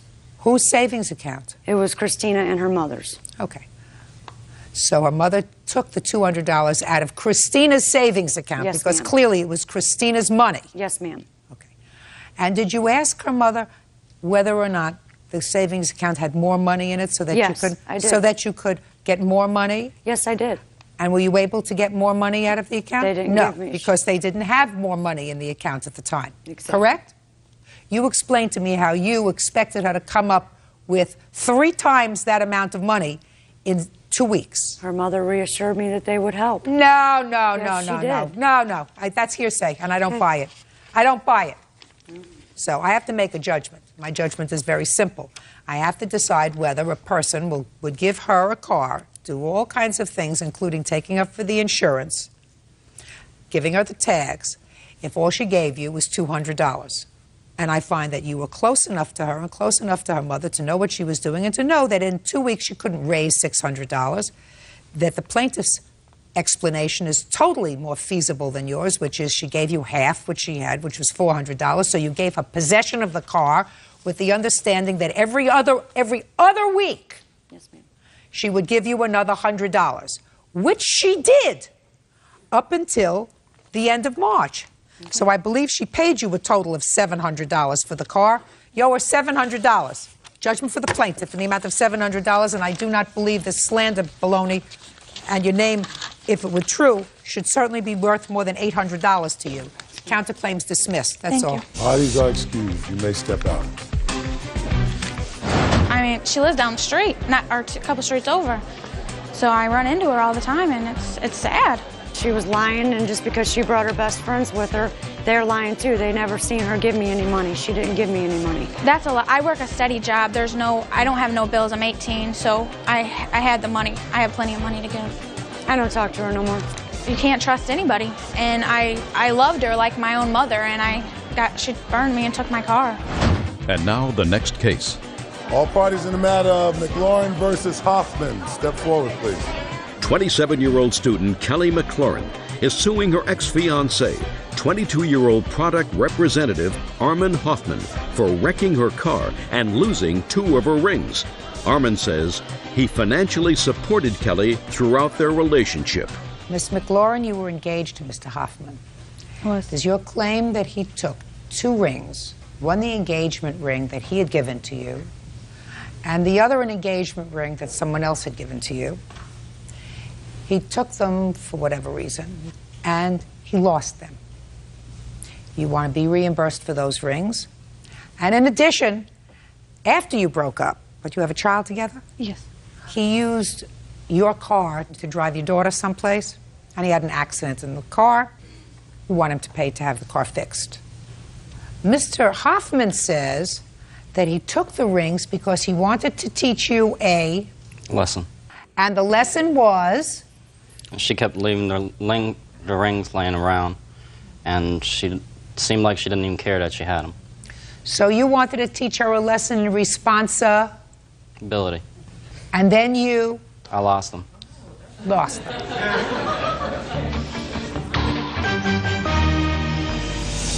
Real cases, real people. Judge Judy.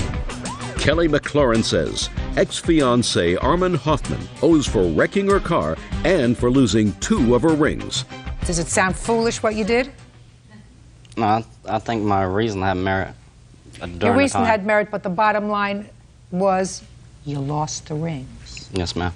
It's not how many battles you won and lost. Did you win or lose the war? You lost the war. The only problem with the rings are, Miss McLaurin, is the engagement ring you had to return to him anyway.